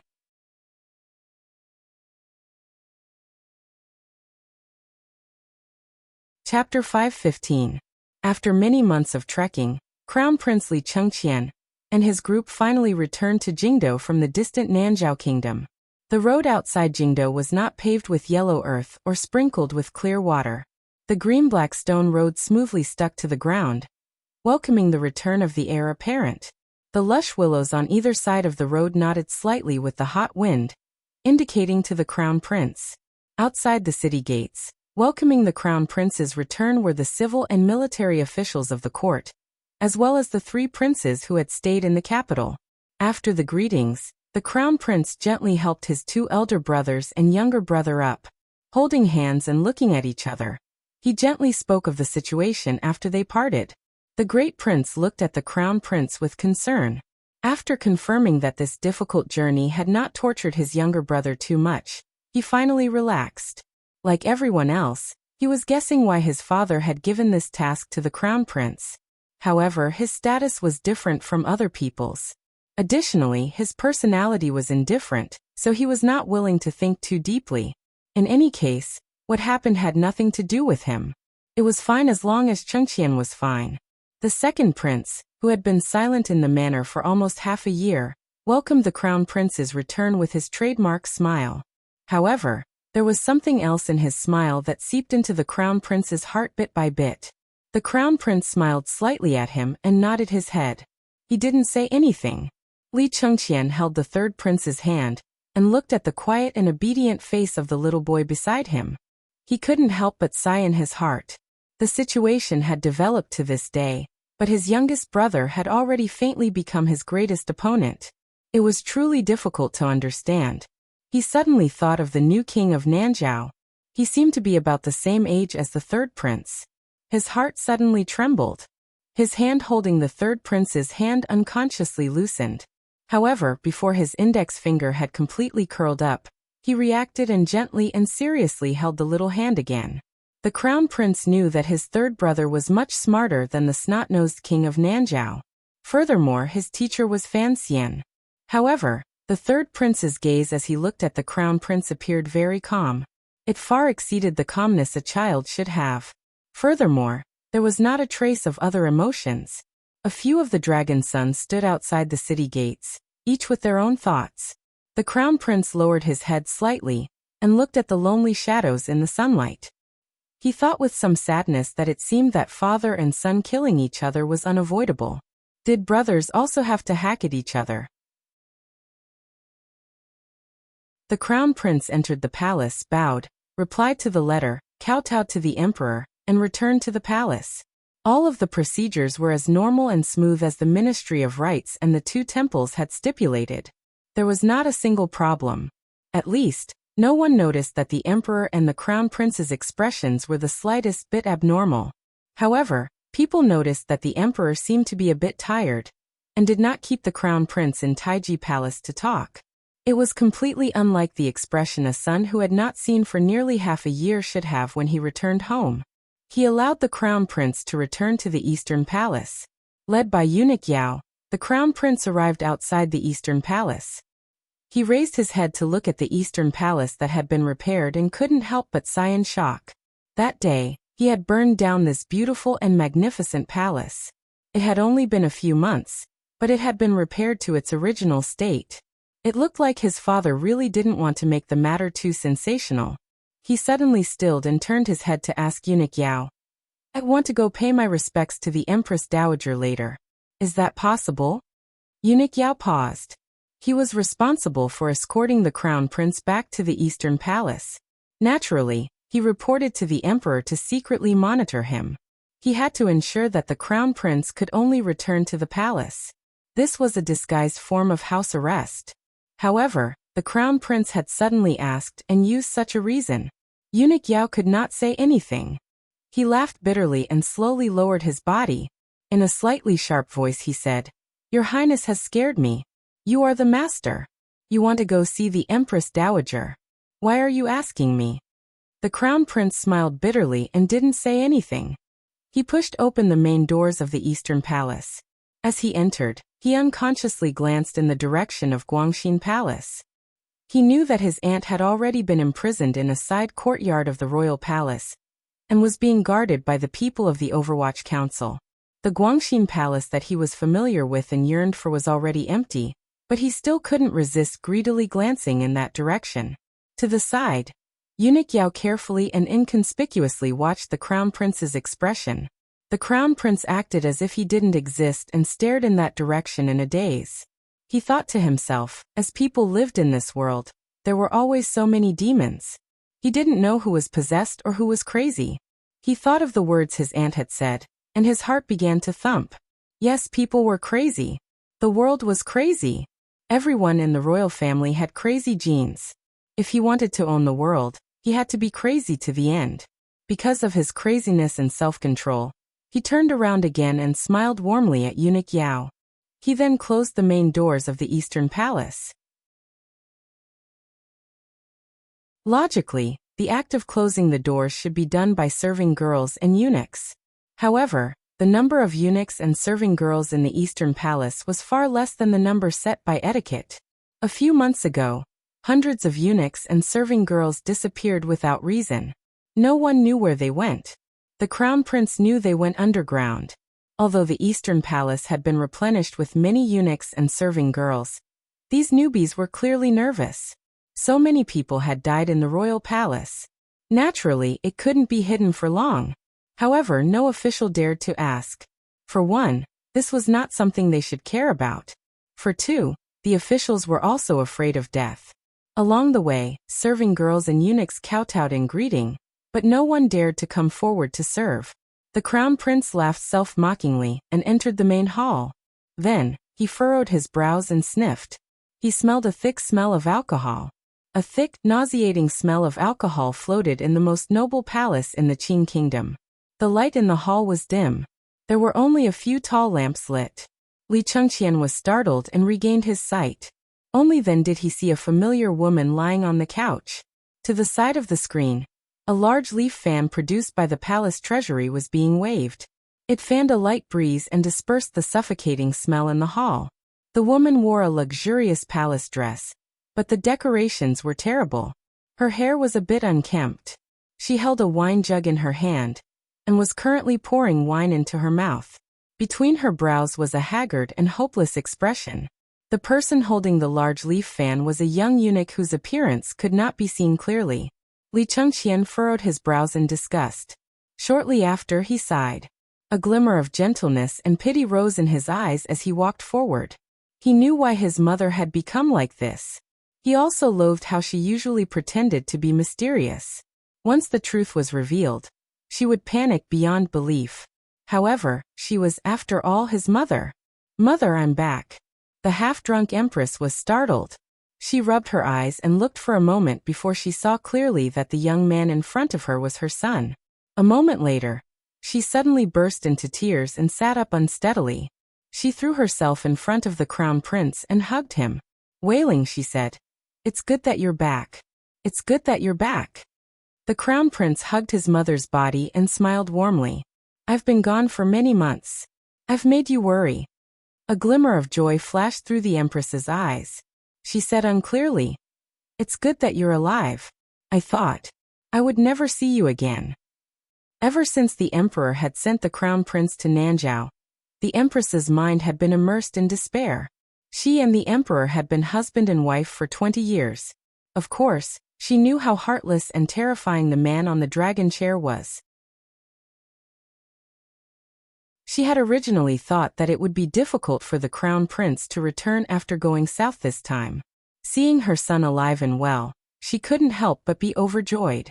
She found a fleeting glimmer of hope in her despair. The Crown Prince smiled self-mockingly. He hugged his mother and patted her back, comforting her with a few words. Up until now, the Empress still did not know why the Emperor had suddenly given up on the Crown Prince. The Crown Prince also did not tell her the truth. Although the people of the royal family were crazy, they did a pretty good job in the area of filial piety. Thus, the Crown Prince did not plan on telling his mother how many dangers and difficulties he had encountered along the way. If it wasn't for someone secretly helping him, even if he could return alive, he would probably be bedridden and unable to rise again. Before long, the half-drunk Empress gradually fell asleep in the Crown Prince's arms. The Crown Prince carried her to the bed and pulled over a thin embroidered towel. He waved his hand to stop the eunuch who was pulling the large leaf fan. He took out a round fan and began to carefully fan the Empress. After fanning for a long time and confirming that his mother had fallen asleep, the Crown Prince threw down the round fan and sat by the bed in a daze. Burying his head deeply between his knees, he did not raise it for a long time. He raised his head. His face was slightly pale. His gaze drifted to the side. Looking at the only eunuch in this empty and lonely palace, he asked, "Has the Empress often drunk these days?" "Yes." The young eunuch walked out of the shadows and knelt down respectfully. Looking at the eunuch's raised face, the Crown Prince was shocked. He immediately furrowed his brows and said with slight mockery, "There are over 100 people in the Eastern Palace. Now only you are still alive." The eunuch was none other than the original head eunuch of the Eastern Palace, Hongzhu. A glimmer of guilt rose to Hongzhu's face. He lowered his head and didn't say anything. Up to this point, all of the servants in the Eastern Palace had been silenced by the Emperor's edict. Only he was alive. This already explained all of the truth. Although Hongzhu had never told the Emperor, he had told Fan Xian. All of this seemed to have started because of this. So the guilt on Hongzhu's face was not fake. During his days in the Eastern Palace, the Empress and the Crown Prince had both treated him well, particularly the Empress, who had been especially warm to him. These days, he had been following the Emperor's strict orders to secretly serve and monitor the Empress. Seeing how the mother of the nation had gone from disappointment to despair, using alcohol day and night to numb herself, he couldn't help but feel a glimmer of pity in his heart. The Crown Prince looked at him calmly and suddenly smiled unhappily. He said to himself, "At the beginning, I thought you had offended Fan Xian, which was why father had sent you here. So, I had forgotten.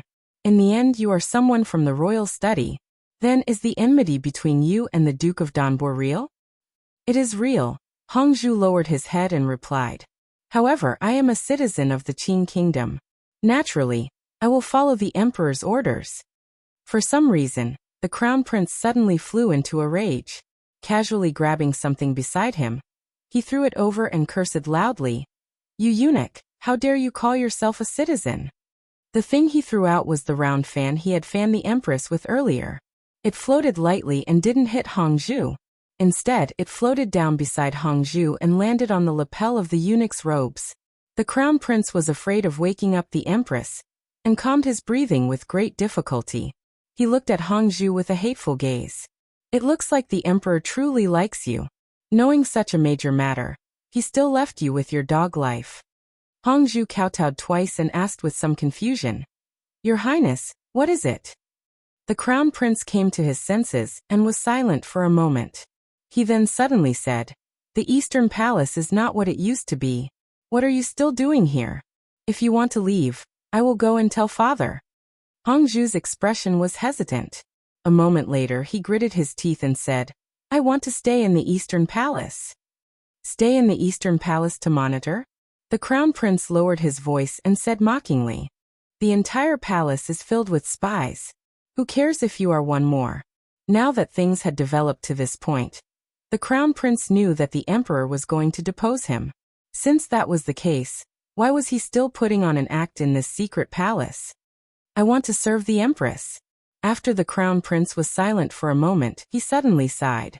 A trace of pity rose to his face. He gazed at Hongzhu and said, "Xiao'er also died?" Kneeling on the ground, Hongzhu's body trembled. After a long time, he nodded his head sorrowfully. The Crown Prince gazed calmly at Hongzhu and asked a question that, logically speaking, would never have an answer. "What has happened in the palace these few months?" Hongzhu was silent for a long time. He then said, "The Emperor went to Hongguang Palace a few times. Each time he came out, he was not very happy." The Crown Prince had a slight smile on his face. His mood relaxed slightly. He looked at Hongzhu with approval and said, "Thank you." Hongzhu lowered his head and said, "I wouldn't dare." The Crown Prince sat by the side of the bed and began to think. It was clear that his father had not told the Empress Dowager the truth of this matter. Although the Emperor moved unhindered under heaven, and no one dared to stop him, an emperor like his father was still troubled by a thread of ties in his heart. For example, his face was like toilet paper, and that filial piety. The Qin kingdom paid particular attention to using filial piety to rule the world. The emperor had put a cage around himself. Li Chengqian clenched his fists tightly. He knew he still had some time. His father was going to depose him, and needed time to arrange the discussion. Even if the 8th Bureau of the Overwatch Council wanted to create that kind of rumor, it would not be easy. Xiao'er died. "I wonder how Hongzhu feels," Fan Xian said quietly. If it was a normal eunuch, perhaps he wouldn't think too much about it. However, I know that Hongzhu has never been a simple eunuch. He has studied and been enlightened, so he cares about gratitude and grudges and values friendship. When all is said and done, the reason Xiao'er was killed is my problem and his problem. It was the two of us who single-handedly caused the deaths of hundreds of people in the royal palace. He furrowed his brows. When it comes to the emperor's ruthlessness, it seems that our imagination is still lacking. Fine, even if Hongzhu doesn't hate me, he must hate himself. Will there be any trouble like this? He once again said fine, and then said with great sadness, but those hundreds of deaths were caused by me. Yes, I am a very indifferent and emotionless person. In the end, I am not a monster like Uncle Wuxia. I still feel strange in my heart. In the past, I told Haideng that if I killed dozens or hundreds of people, I wouldn't even blink. But I can't be the emperor because I can't keep calm when tens of thousands of people die in front of me. The emperor wanted to depose the crown prince because I secretly influenced him. Of course, even if I didn't influence it, this matter would have exploded in the end. Fan Xian shook his head. But now, I want the emperor to not depose the crown prince so quickly. Why? Isn't this very senseless and absurd? What exactly am I afraid of? After the oil is added to the raging fire, it will be the leftovers from the cold pot. He laughed self-mockingly. If the crown prince, second prince, and eldest princess are finished, then I will be the leftovers. Even if the emperor truly loves me and is willing to take me to conquer a great world. You also know that I am a pacifist. Yes, a very hypocritical pacifist. I don't like fighting. Haven't I done so many things these 2 years to maintain my current state? Thus I have to delay a bit. At least, before I am ready, I cannot let the emperor enter the path of preparing for war. When the time comes, I will have the eldest prince lead the army and have me be the supervisor. We will kill our way into northern Qi and Dongyi. Our knives will be full of dead souls. Just thinking about these days of blood and iron makes me sad. This is the main hidden contradiction. You know that. After Fan Xian said this, he put away the piece of paper in front of him and placed it back into the box. He then began to sigh. He was angry at his own curiosity. Each time, he couldn't resist taking out his mother's letter and reading it again. Each time, it was very troublesome. He was in Hangzhou, in Hua Garden. The large box in front of the door was still open. The snowflake silver inside flickered with a beautiful light. Like Minister Fan, he had also learned to speak to a piece of paper. However, his father was facing a portrait. He didn't have that ability, so he could only speak to the letter. There were many things that could not be said to others. The only people he could say were not by his side, so Fan Xian had a hard time holding it in. There had been a period of time in the past when he had even treated Wang Qinian as his best listener. In order to prevent the old man from being frightened into a heart attack by his words, he had finally stopped his mental torture of Wang Qinian. Uncle Wuxia was not here. Ruoro was not here. Wen'er was not here. Haideng was not here. Even if he had 1,000 words, to whom could he pour them out? Where could he find support for thoughts that were rebellious and could not tolerate this world? Fan Xian began to gradually feel that sense of loneliness. The meaning hidden in, I am very lonely.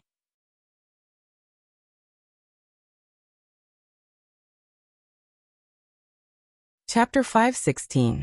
In reality, every person at certain times would look back at their life, trace back the past, and look forward to the future.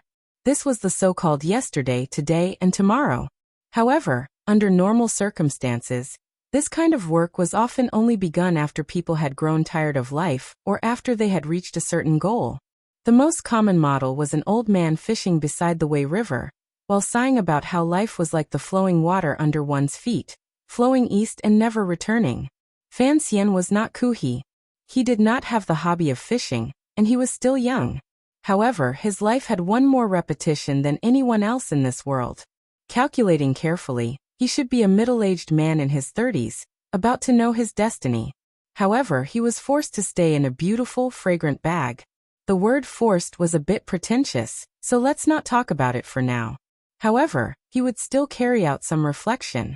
It was not holding a beautiful woman and lamenting that he did not work hard for the good and just cause of humanity. Rather, he was searching for clarity in a kind of chaos, trying to find his determination and clear goal again.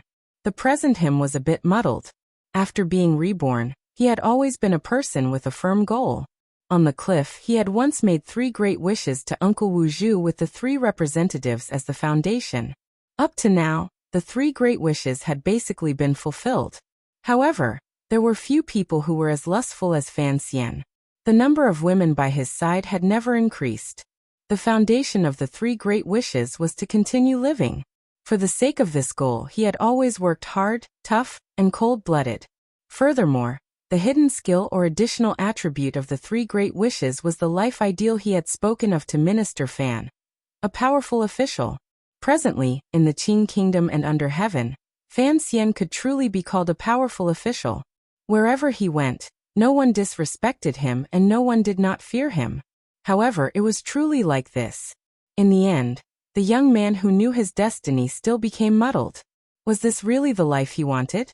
He was walking alone on the road from Hua Garden to the Jiangnan governor's mansion. I seem to have written a wrong place yesterday, sorry. He lowered his head like a philosopher, but a few tiger guards followed behind him. There were also many Overwatch Council secret agents protecting him from the shadows on both sides of the street. Sir Fan Jr. Duke. Imperial Envoy. Commissioner. A string of names full of passion, flattery, and slight fear rang out from beside him. Fan Xian was startled and raised his head in astonishment. He found that he had already walked into the Jiangnan governor's manor. The officials of Jiangnan were standing on either side of him, looking at him with gazes full of affection and unspeakable passion and gentleness. It was as if the entire yamen with his arrival had suddenly been filled with countless fine horses that had eaten bad fodder, farting thunderously. Fan Xian unconsciously scratched his head, not minding that this action had lost some of his official prestige. He laughed self-mockingly, driving away all the metaphysical things that had surrounded his mind earlier. Yes, life did indeed need a goal, but perhaps it was too early for him to start doubting life. Newton didn't become a real swindler until he was old, while Xiao Ai spent the latter half of her life gnashing her teeth at the Unification Army. However, these two people were, after all, back to the basics. Who was she? In the end, he was still a commoner. He had to admit that he still enjoyed the benefits of vanity, power, money, and fame. As Fan Xian greeted the officials amiably, he walked toward the study of the governor's manor. He thought to himself that he was different from Yi Qingmei. It was best not to sprinkle the glory of idealism on himself. In this world, no, in all worlds, idealists were lonely and easy to die a violent death. Fan Xian could not accept either of these. It's better to be an honest official, he thought to himself.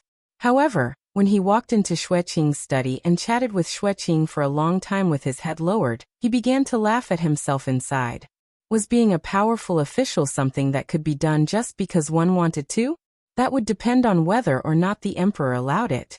A muddle-headed and incompetent emperor could be controlled by a powerful official, but how could someone like the emperor give him such an opportunity? He had lived for over 30 years. How could he still be so naive and adorable? He stretched lazily and narrowed his eyes at Xueqing, who was resting with his eyes closed. He cursed silently in his heart and opened his mouth to say, things like checking accounts can be left to the Ministry of Revenue. The palace treasury has always been managed by the Overwatch Council. Why did the Imperial Censorate suddenly get involved? Didn't the Imperial Censors all go to prison a few months ago? Where did the Imperial Censorate find so many people to check accounts?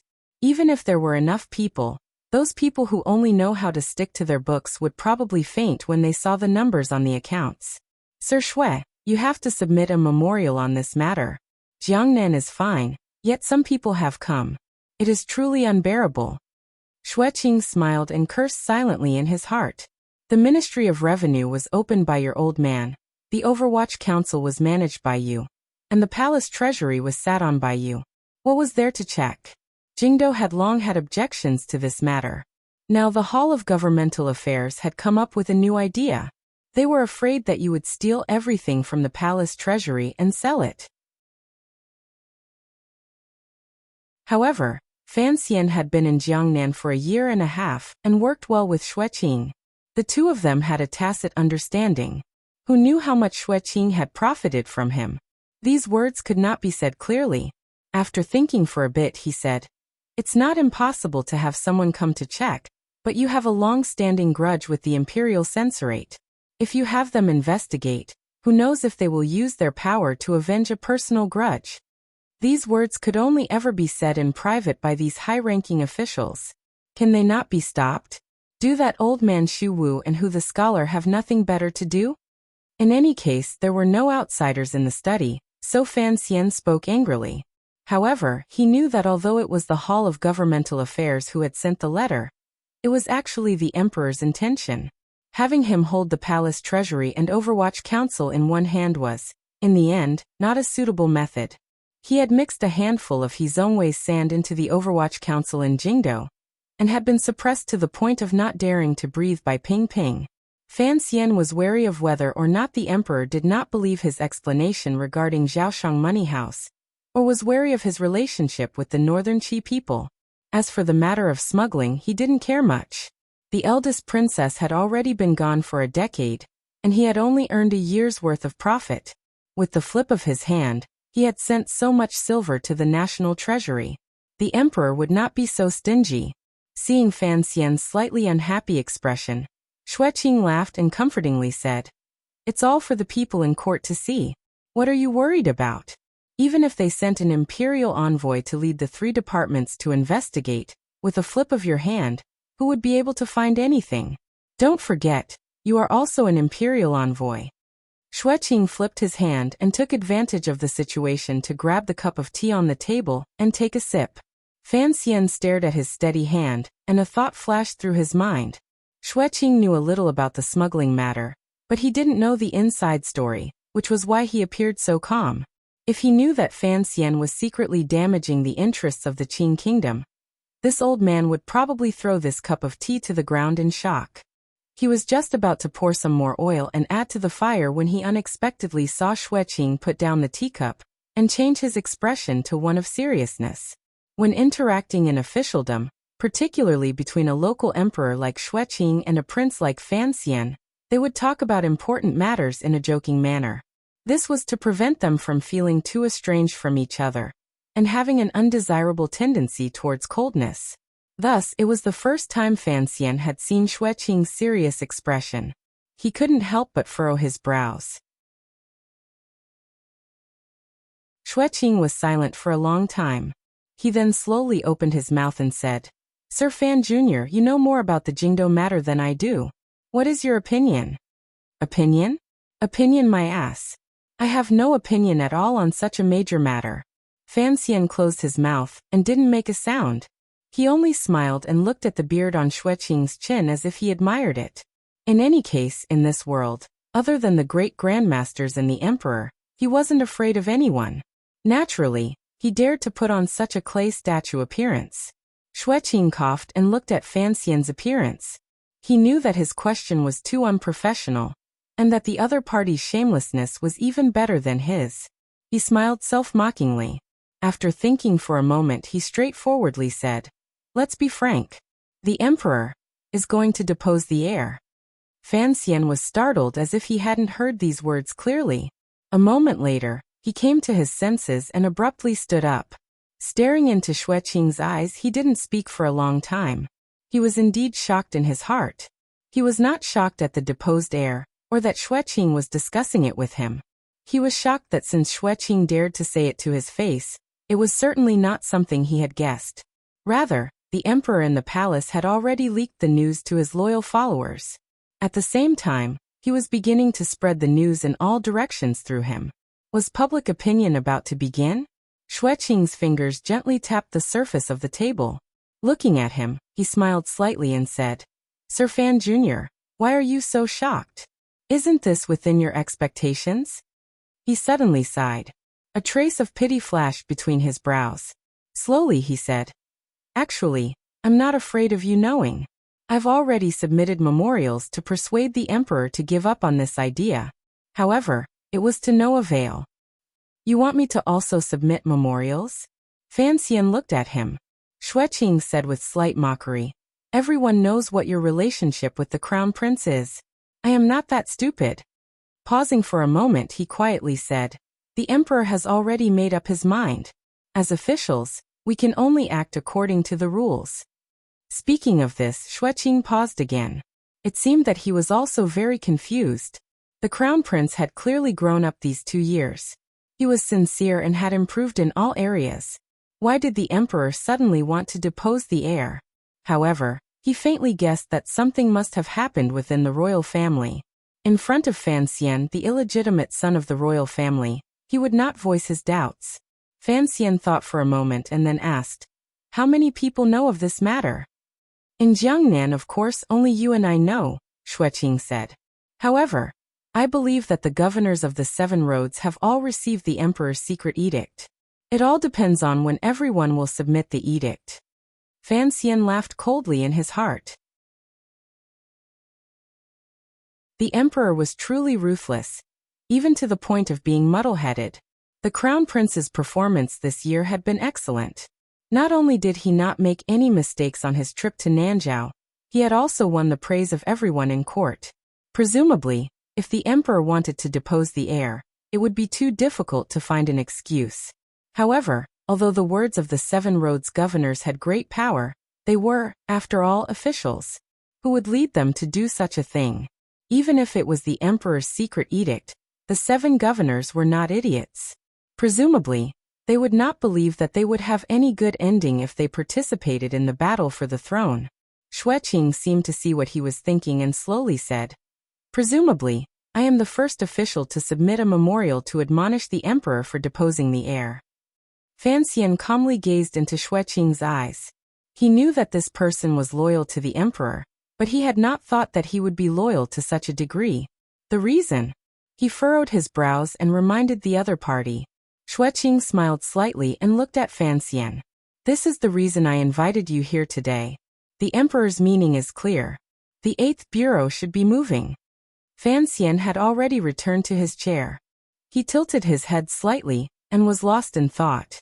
To depose the heir, he had to use the 8th bureau of the Overwatch Council to start.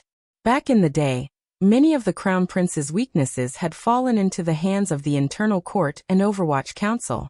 Additionally, there was the Jiangnan Ming family lawsuit regarding the battle for the legitimate eldest son's right to inheritance. No matter how one looked at this matter, if the emperor wanted to depose the crown prince, he should be the lackey. His expression was calm. It was impossible to see the agitation in his heart. A moment later he said, "The places are places and Jingdo is Jingdo. If it is just these actions, the backlash from the court will be great. The scholars of the Hall of Governmental Affairs will not watch as the crown prince is deposed for no reason." What he said was the truth. The civil officials wholeheartedly worked for the Qin kingdom and sought stability. Regarding the emperor's seemingly absurd action, they would strongly oppose it. Who knew how many more strikes of the cane would ring out in court? In particular, the Overwatch Council cannot appear, Fan Xian said with his head lowered. Fan Xian lowered his head and said, "It is not convenient for me to appear. The Overwatch Council is a secret agency. I have never been on good terms with the Crown Prince. If some words come out of my mouth, it will only have the opposite effect." "Your words are reasonable. I will report to the emperor," Shueqing said after thinking for a bit. Shueqing thought about it and then said, "There is something His Majesty wants me to tell you. In a few days His Majesty will go to worship the heavens." Fan Xian was surprised again. He furrowed his brows for a long time before he slowly understood. Although the way of ghosts and gods could not prevail in the Qin kingdom, and was not as deeply rooted in the hearts of the people as northern Qi's Tianyi Dao, they still had great respect for the illusory temple. If the emperor could actually create some heavenly revelation, with public opinion attacking the crown prince first, the governors of the 7 roads sending in memorials, and then finding some officials to accuse the crown prince of being immoral and unfit to inherit the country. In the end, the emperor was put in a difficult position. He personally went to worship heaven in the temple, and accepted heaven's order to depose the heir. What an absurd play, what a senseless trick. Fan Xian shook his head and asked, "When?"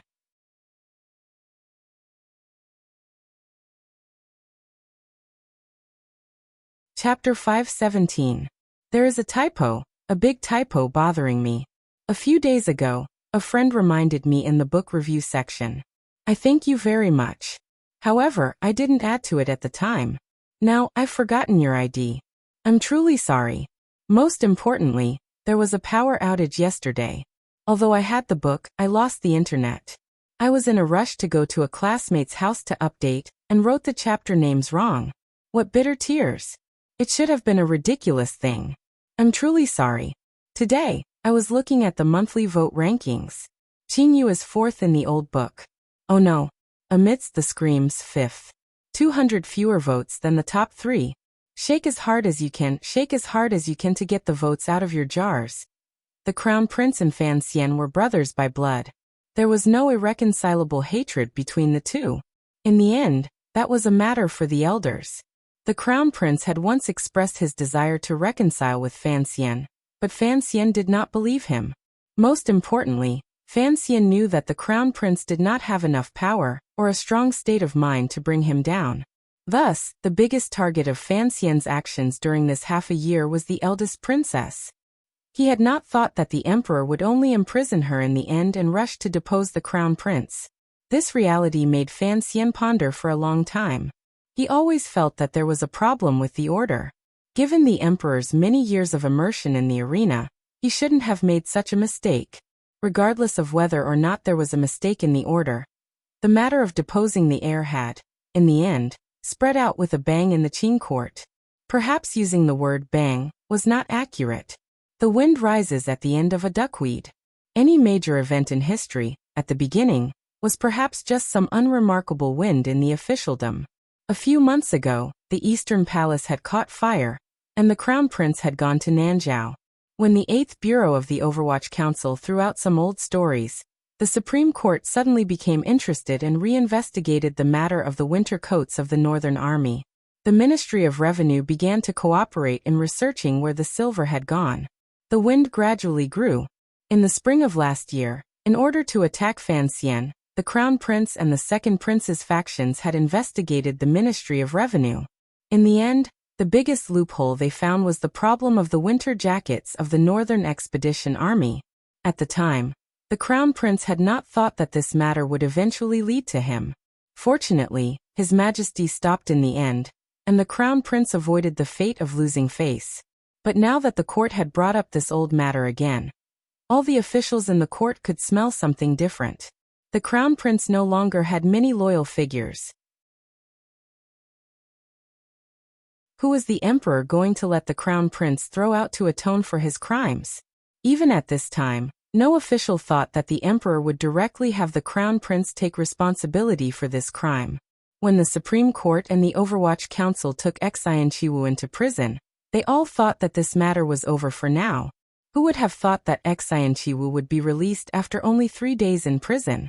Xian Qiwu was a confidant of the Eastern Palace, and a close official of the Crown Prince. Because of his good relationship with Fan Xian, he was not tortured in the Overwatch Council, and did not betray the Crown Prince. Even so, the Overwatch Council and Supreme Court still bit the Crown Prince, and presented the secret memorial to the royal study. In another meeting in the royal study, it was presented to the eyes of the Hall of Governmental Affairs, the ministers of the 6 ministries, and other figures in the center of Qing Kingdom's power. Xu Wu and Hu the scholar pleaded for leniency for the Crown Prince, and even acted as a guarantor. Only then did the emperor dispel his feigned anger. After the court was dismissed, when the 2 scholars gathered together to drink again, they couldn't resist sighing and sighing. The emperor was truly determined to depose the heir. As scholars of the Hall of Governmental Affairs, they had to protect the Crown Prince. This had nothing to do with faction. It was just an attitude they had to express as pure officials. As long as the Crown Prince was the heir, they had to treat him like half an emperor. The emperor would not criticize them harshly. Most importantly, the officials in court, represented by Hu and Xu, all thought that the Crown Prince may have been preposterous and muddle-headed in the past, but he had improved a great deal these 2 years. In order to prevent the court from being shaken by the fight for royal power, and in order to prevent Fan Xian, far away in Jiangnan, from participating in these matters, they truly hoped that the emperor would be able to calm his heart and set the Qing Kingdom's distant future. No matter how one looked at it, the present Crown Prince was the best choice for Qing Kingdom. It not only prevented internal friction in Qing Kingdom, but it also prevented the Overwatch Council, the young man's domination. The Qing emperor was not an incapable ruler. He knew the benefits the checks and balances between ruler and officials brought to Qing Kingdom. He also expected that the matter of deposing the heir would certainly cause a great wave of opposition. Thus, he temporarily chose to be silent. It seemed that after the first wave, his thoughts of deposing the heir had been dispelled. However, the scholar and all of the officials knew that their emperor was not someone who made decisions easily. Once he made a choice, no matter what difficulties he faced, he would persevere to the end. As expected, a few days later, the governor of Jiangnan Road, Sir Xueqing's memorial was delivered to the palace. It was read in court. Every word and sentence was directed at the Eastern Palace. Everyone knew the hidden meaning. Xu Wu flew into a rage. Although he knew that this situation could not be reversed, he still stepped out of line and loudly cursed Xueqing for having a disloyal heart and spouting nonsense. The emperor pitied Xu Wu's old and weak body, and ordered him to return to his manor to rest for 3 months. He did not punish him at all. The other 6 governors' memorials arrived. Their tones were either heavy or light, overt or covert, but they all subtly expressed their attitudes. The situation was gradually becoming clear. The emperor wanted to depose the heir. The governors of the 7 roads were forced by the emperor's might to submit memorials in response. Only the officials in court were caught in the middle. Even if they wanted to object, they felt the sky above them was covering them, and the thorns below them were rising. They felt uncomfortable all over. Although Xu Wu had been invited back to his manor, the Hall of Governmental Affairs continued to perform the righteous role that the Qing Emperor allowed them to perform. The courageous officials in court chose their words carefully and expressed their opposition. The timid maintained their silence. Not a single official, under the emperor's hint, courageously submitted a memorial asking the emperor to change the heir. Even the most flattering people would find it difficult to do such a thing. All the civil and military officials in court, and the people of Jingdo were watching these officials. The crown prince had not made any major mistakes, yet he was going to be deposed. It was truly inexcusable, and would be impossible to explain in the history books in the future. After the court conference adjourned, a few representatives of the civil officials came to the Xu manor and carefully asked for Xu the scholar's opinion. In any case, the emperor knew about these things, so they were not afraid of someone reporting that they had formed a clique. Xu Wu was wearing a cloth robe. After a long silence, he smiled and said, "All things in the world have to pay attention to a reason, particularly the matter of the heir to the throne. It involves the will of heaven and the people. If it does not make sense, then it cannot be served." Fan Xian once said, "The worries of the world come first and the joys of the world come later." This is a national matter, not a family matter of the emperor. As an official, I have to help the emperor solve his worries and remove the worries of the Qing kingdom. There is no need to try to figure out the emperor's heart. Just ask your own. The emperor has already made up his mind. What can be done? Xu Wu stroked the beard on his chin and laughed as he usually did. Sir once said that an official cannot accept the emperor's messy orders. The sir he spoke of was the master of the manor, Zhuang Mohan, who had passed away 2 years ago. The civil officials split up and went home, each of them silent. In reality, if the emperor wanted to hint to the officials to send in memorials, there were many other ways to easily find the spokespersons in court. Strangely, ever since the storm began, other than the Minister of Revenue, Fan Jian, the emperor had never summoned any official into the palace alone. Thus, the officials were also confused as to whether or not the emperor's mind had not been made up. They were not the governor of the 7 roads, the emperor's servants, so they did not dare to randomly send in memorials. The court sank into an awkward silent confrontation. In the Eastern Palace, the crown prince, who was at the center of the matter, remained warm and quiet. It was as if he did not take this matter to heart. There were no capable people in his faction, yet he had won the support of so many civil officials. This could be said to be an unexpected joy, but it was also an unexpected shock. Thus, while the crown prince was secretly grateful, he grew increasingly silent. In this storm of deposing the heir, there were 2 young people who stood out of the matter and attracted the eyes of the officials the most. The appearances and temperaments of these 2 young nobles were similar. Furthermore, Their relationships with the crown prince were complicated. Yet, up until now, their behavior had been unexpected. The first was Fan Xian. In people's eyes, he was a true member of the third prince's faction. Furthermore, he was the emperor's illegitimate child. His identity was too sensitive. Before and after the governor of the Seven Roads sent in memorials, he maintained a deathly silence in Jiangnan. His daily invitations to the palace did not mention this matter at all. He only talked in circles about the palace treasury and the daily affairs around it.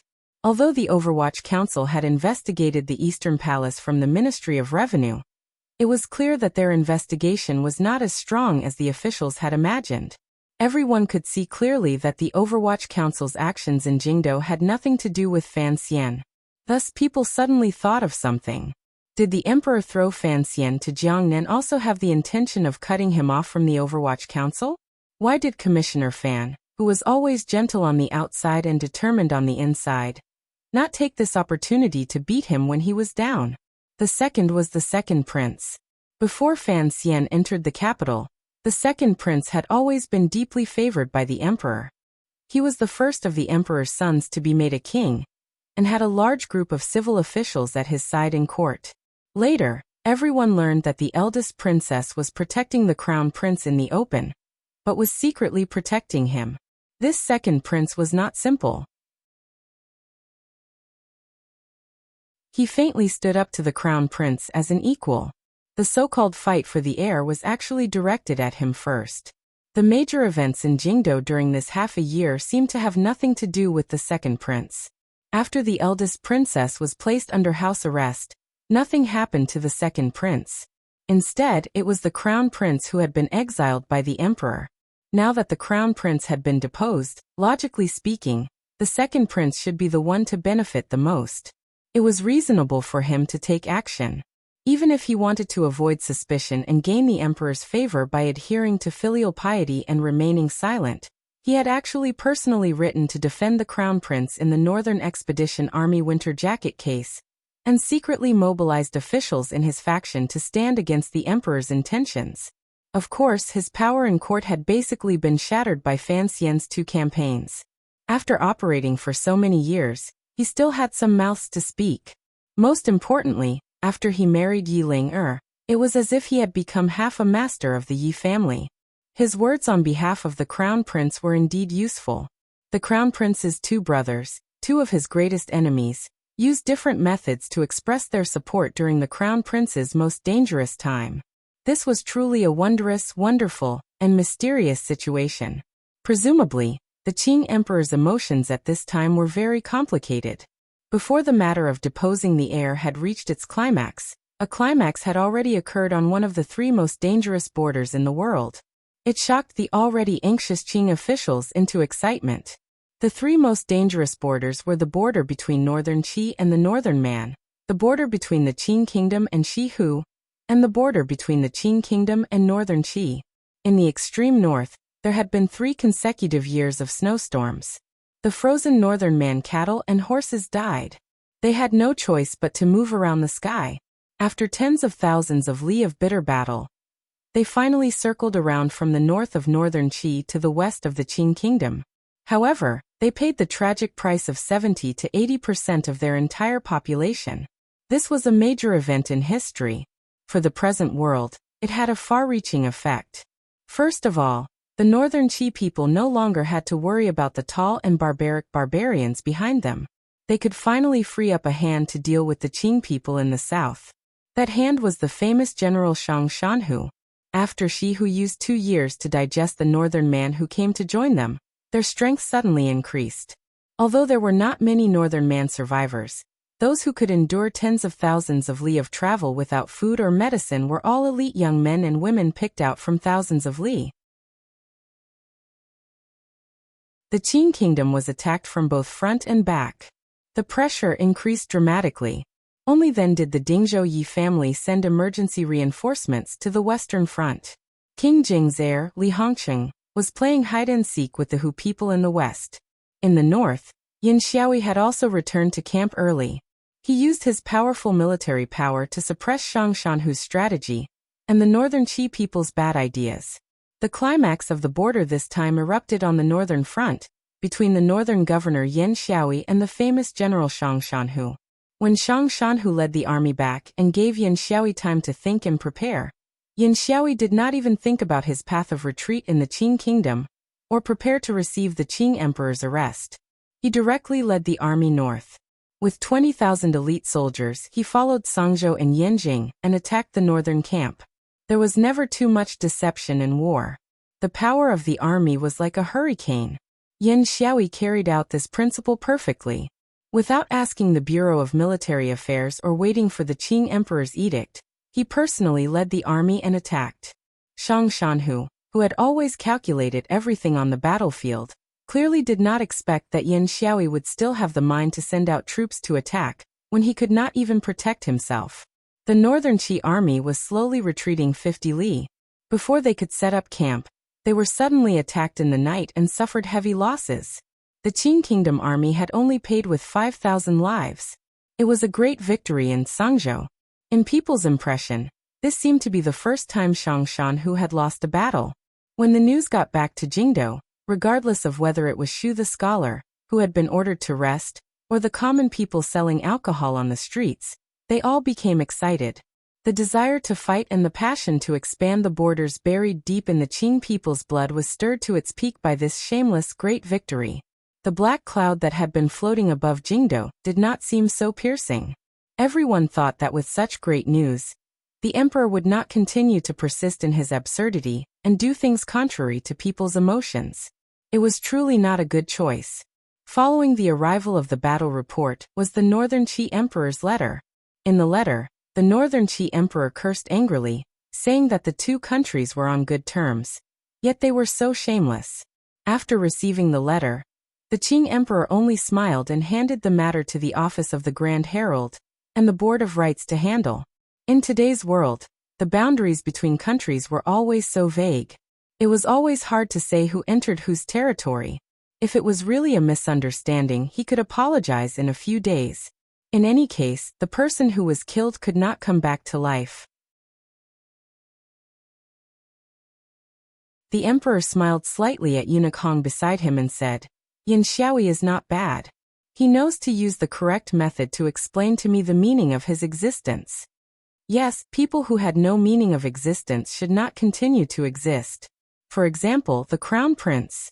Thus, the Supreme Court continued to interrogate the winter jacket case. The Overwatch Council continued to dig up all of the Crown Prince's wrongdoings. The most shameless was the 8th Bureau. It seemed that they were preparing to write a memoir of the Crown Prince's teasing of serving girls as a child. The matter of deposing the heir did not stop because of Yan Xiaoyi's great victory. It only rested for a while. Under the disappointed gazes of the officials, it slowly and unquestionably proceeded. None of this had anything to do with Fan Xian. He was on a civilian boat, looking at the council report in his hand in a daze. He thought to himself that the emperor was indeed more shameless than him. It looked like in a few days, the worship Xueqing had once mentioned would begin. He wondered what the quiet Qing temple in Jingdou would be like at that time. To find a reason to depose the crown prince, and then worship heaven for an edict. The emperor was the son of heaven. Naturally, the crown prince was heaven's grandson. If heaven thought this grandson was not obedient, then heaven's son could only do as he was told. If this was written, it would be much more beautiful in the history books. It was truly shameless to the extreme. Fan Xian shook his head and put down the council report. Ever since Xueqing began to write, he had fled Suzhou. He had not returned to Hangzhou or Wuzhou. He had only disguised himself as a commoner and boarded a civilian boat. Unconsciously, he wanted to get as far away from this political whirlpool as possible. He also knew about the second prince writing to protect the crown prince. He thought to himself that the second prince's heart was truly ruthless.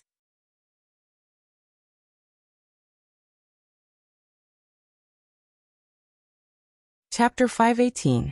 There are still 80 votes from the top 3. Everyone good luck. I also do my best. It seems to be reaching the climax. I am a bit panicked. Fan Xian was not running. He was running away. In any case, he was walking away from Jiangnan, Jingdou, and the heart of the political storm in the Qing kingdom. He knew that no matter how the situation in Jingdo developed, the emperor had already made up his mind. No one could stop the matter of deposing the heir. Since it was so, any further action he took would be superfluous.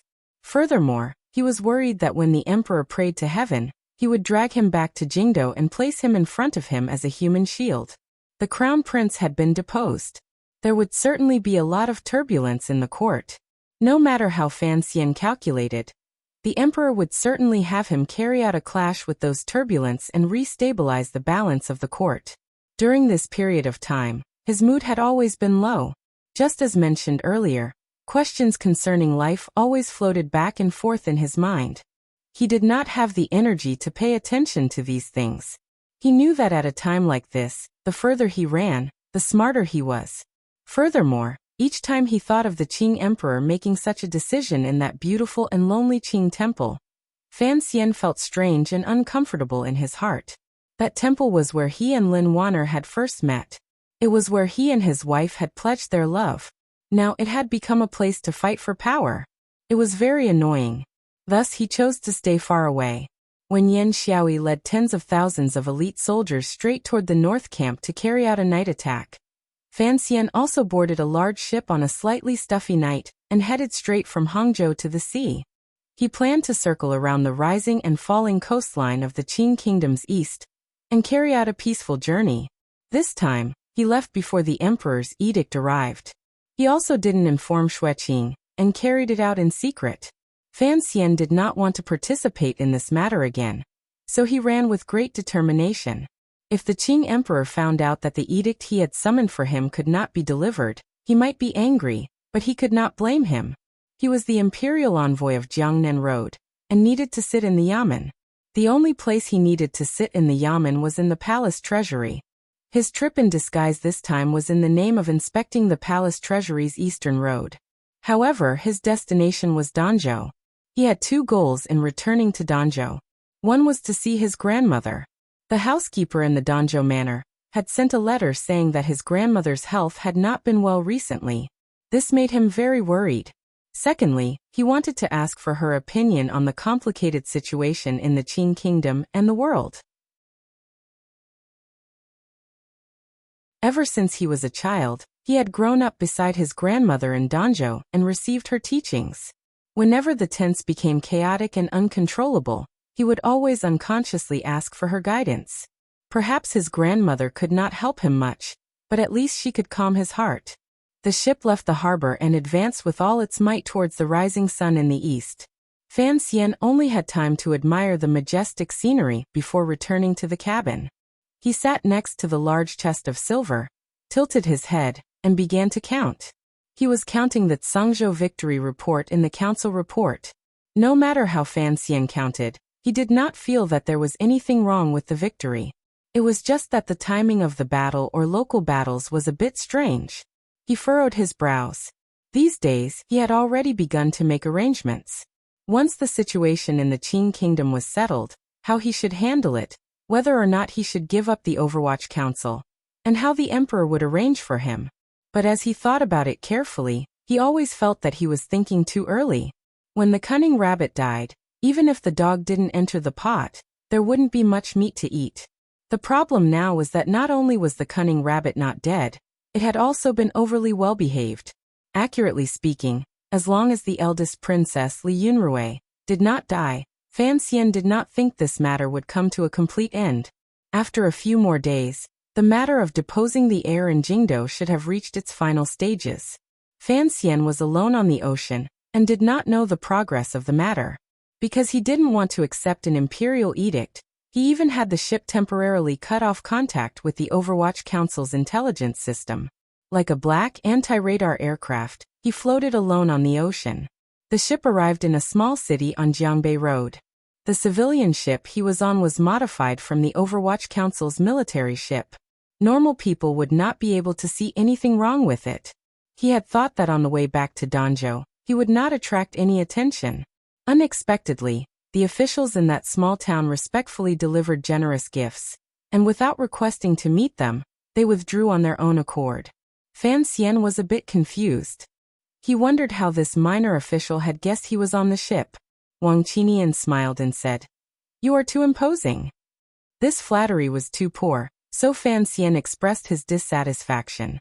He turned his gaze to the other man with the surname Wang. 13th Wang glanced at him and shrugged. "Who knows? It seems to me that you're quite happy to receive the gifts." Fan Xian was not happy that he had seen through his vain side. 13th Wang laughed heartily and walked to the side of the ship. Holding the green banner in his hand, it was like a small sail. It appeared very comical. The most important thing in officialdom was to exchange information. The officials in the small city knew that the commissioner of the Overwatch Council was on the ship. Thus, all the officials in the provinces along the coast knew of this news. From that day on, the ship followed the coastline north. Every time it stopped, local officials would come forward to give gifts. They all seemed to guess that Fan Xian did not want to see them, so they did not ask to meet. After traveling and stopping for a dozen days, 14 groups of people came on the ship to give gifts and greetings. Fan Xian sat at the head of the ship and looked at the large piece of green jade that brushed past him. It was the Dong Mountain that had been cut in half by the heavenly sword. He was still lost in thought. How had his movements been completely discovered by others? In any case, he was getting further and further away from Jingdo and the emperor. Fan Xian's mood became more and more relaxed. On the contrary, he was slightly intoxicated by the scenery along the way and the scene of the officials waiting on him like grandsons. In another world within another world, there was once a drunkard named Linghu who had taken a boat on the Yellow River. He had muddle-headedly received countless large gifts, received countless verbal benefits, and suffered physical pain. Presumably, that eldest disciple's vanity had been greatly satisfied. Especially in front of those shameless junior brothers and junior sisters. Fan Xian had taken a boat on the East Sea, and also muddle-headedly received countless large gifts. Although no one dared to disturb him, his vanity had been satisfied to a certain extent. Particularly when Jingdo was in the midst of a storm, he was able to float on a boat on the sea. The wind of the great path was swift. This kind of feeling was very pleasing, even if this kind of pleasure was only temporary. After the boat passed the isolated seaside and the great Dong Mountain that pierced the sky like a half-jade sword, it made 2 more turns. When the temple at the top of the mountain could no longer be seen, it was nearing Danzhou harbor. This was the second time Fan Xian had taken this sea route. He did not have the same impact as the first time he had on the strange and majestic Great Dong Mountain. However, he still felt his heart tremble slightly. The large boat anchored in Danzhou harbor. No officials came to welcome them. Fan Xian let out a breath. Taking Gauda and a few other tiger guards and 6th Bureau swordsmen, he arrived at the door of the old Danzhou manor amidst the burning gazes and endless greetings of the Danzhou people. Fan Xian smiled slightly and thought, hadn't he just come back a year ago? Why were these people still so warm and excited? He stretched out his hand and knocked on the familiar wooden door of the old manor. Just as his finger landed on the door, he furrowed his brows. He could clearly feel countless wary gazes focused on him from all around the manor. However, the owners of these gazes clearly knew how to hide their bodies. For a short time, he did not discover exactly where they were. The countless auras, bright and dark, were filled with a suffocating pressure. Fan Xian lowered his head slightly and bent his knees slightly. His left hand gripped the trigger of the crossbow in his sleeve. His right hand hung naturally, ready at any moment to grab the slender black dagger in his boot. At his side, Wang Qinian's expression did not change. He held the Wei Emperor's sword horizontally. The body of the sword was half exposed and glimmered with a cold light. The hilt was where Fan Xian could most easily reach out and pull it out. 13th Wang's gaze was lowered as he held the green banner tightly. The tiger guards, led by Gauda, also sensed the abnormality. Their brows furrowed slightly as their hands gripped the hilts of their long knives. Only the swordsmen of the 6th Bureau of the Overwatch Council reacted slightly slower. They had been scattered around the commissioner the entire time.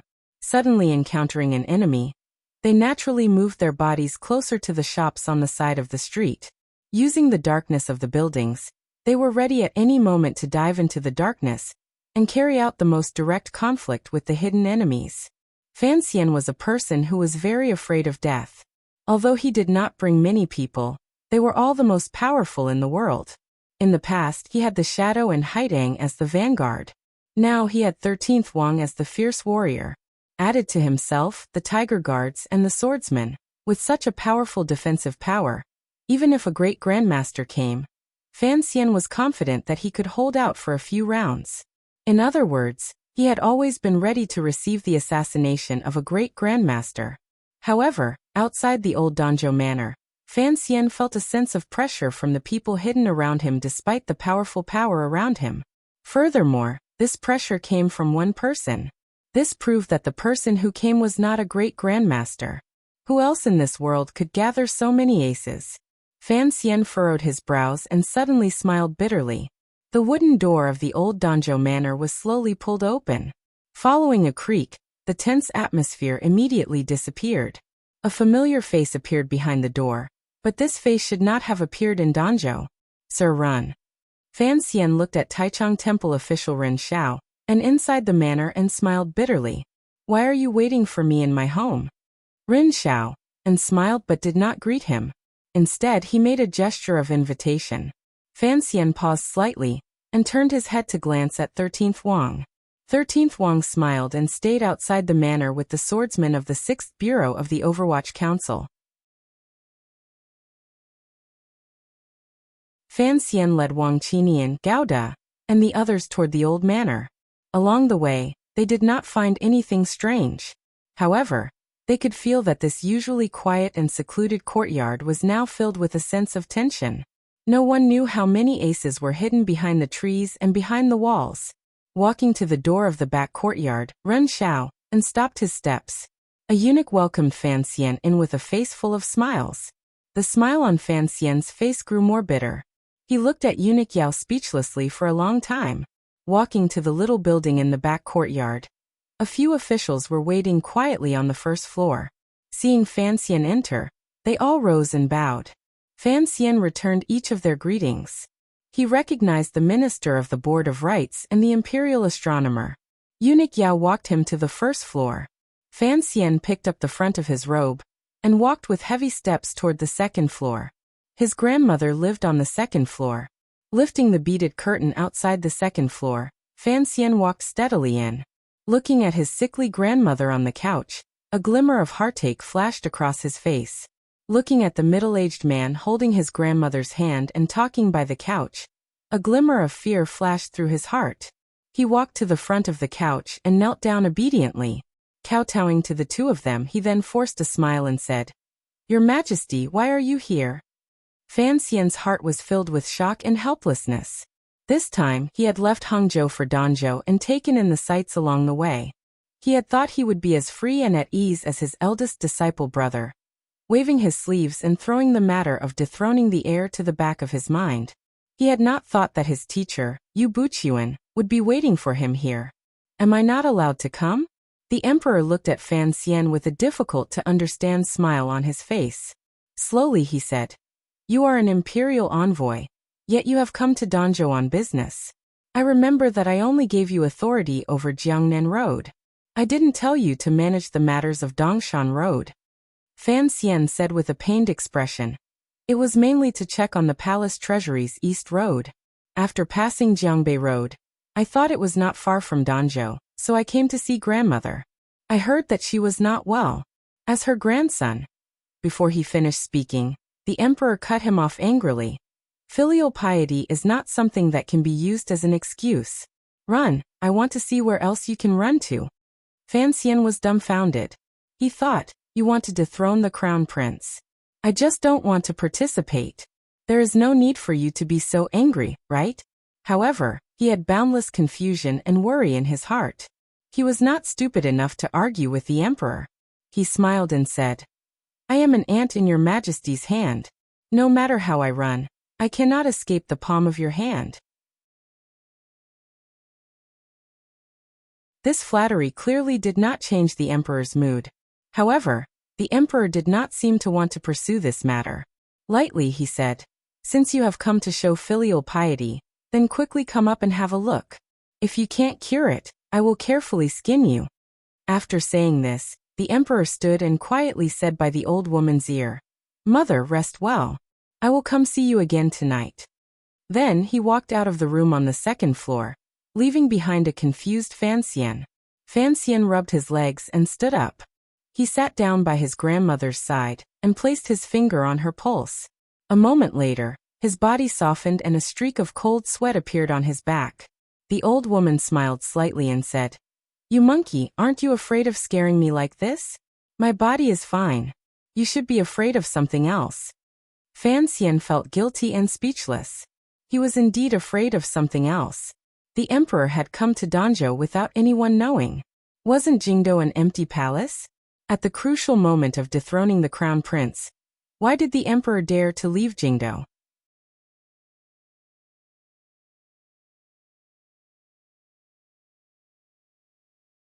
Chapter 519. I'm in the top 3. Thank you everyone. Come on, give me some more monthly votes. Thank you, thank you. Fan Xian sat on the bed and gently held his grandmother's hand. He found that the wrinkles on her hand had deepened. There was a palpitating feeling of being separated from flesh and blood. After taking her pulse, he found that his grandmother had only occasionally caught a cold. Her body was fine. However, she was getting on in years. Her oil was about to run out, and her lamp was about to run out. He didn't know how many more years she could endure. Thinking of this, his mood dropped. Adding to the shock brought by the emperor downstairs, it made him sink into silence. After the second floor was silent for a long time, the old woman sighed and said, "Just what are you worried about?" "I don't know how I'm going to walk my path in the future." Fan Xian looked at his grandmother's serious face and smiled slightly. He knew that under his grandmother's serious face hid a gentle heart.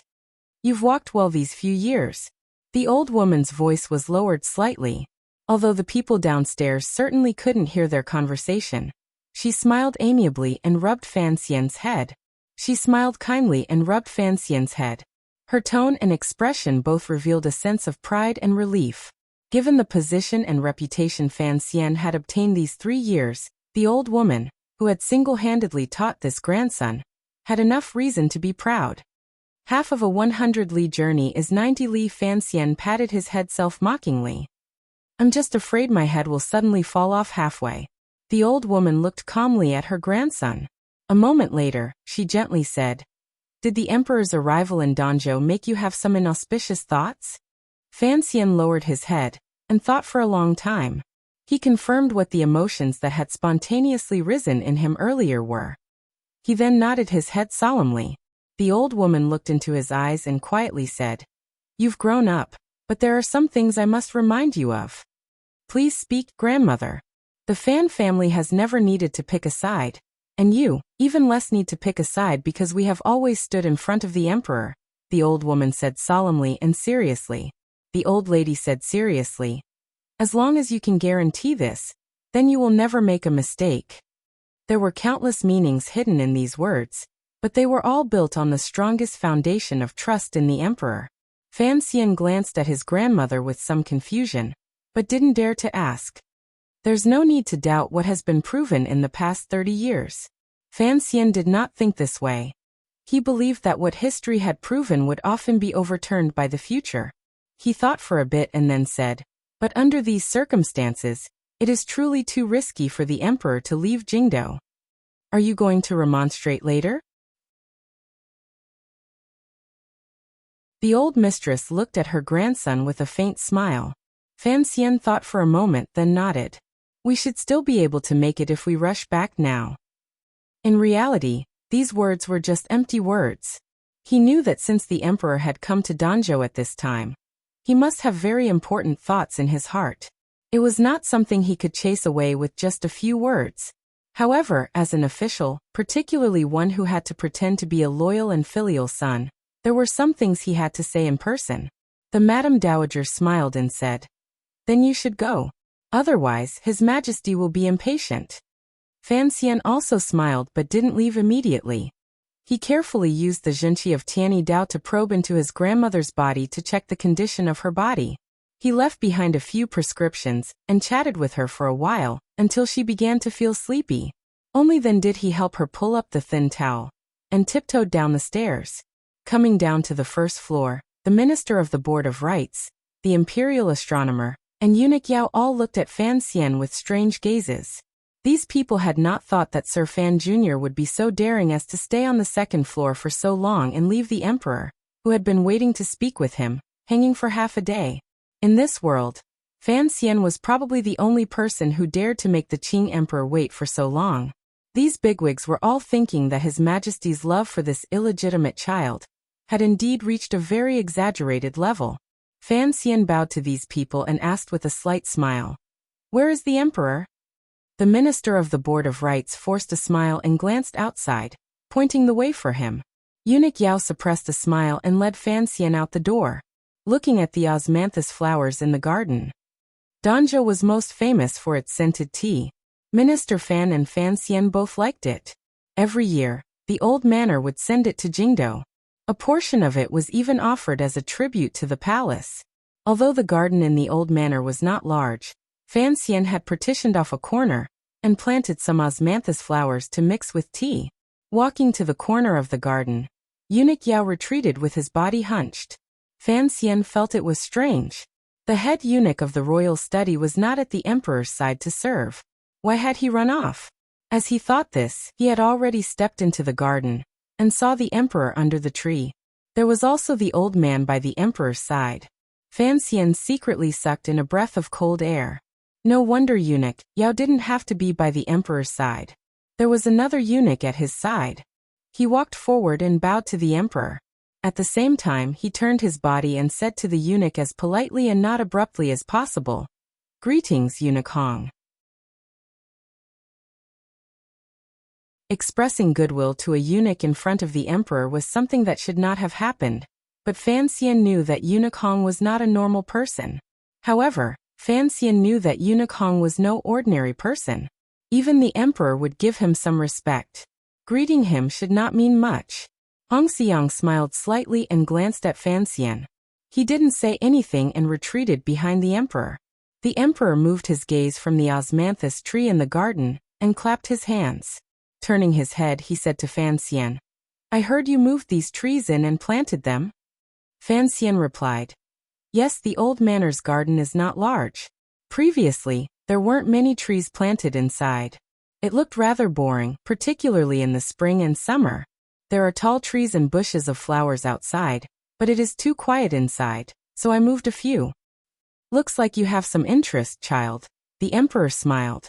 The emperor smiled and said, "Back then when I lived in this courtyard, there were also trees. However, they were all broken by my people who practice martial arts." Fan Xian was speechless. He had lived in this manor for 16 years, but he had never known that the emperor had once lived here. The old woman's mouth was truly tight shut.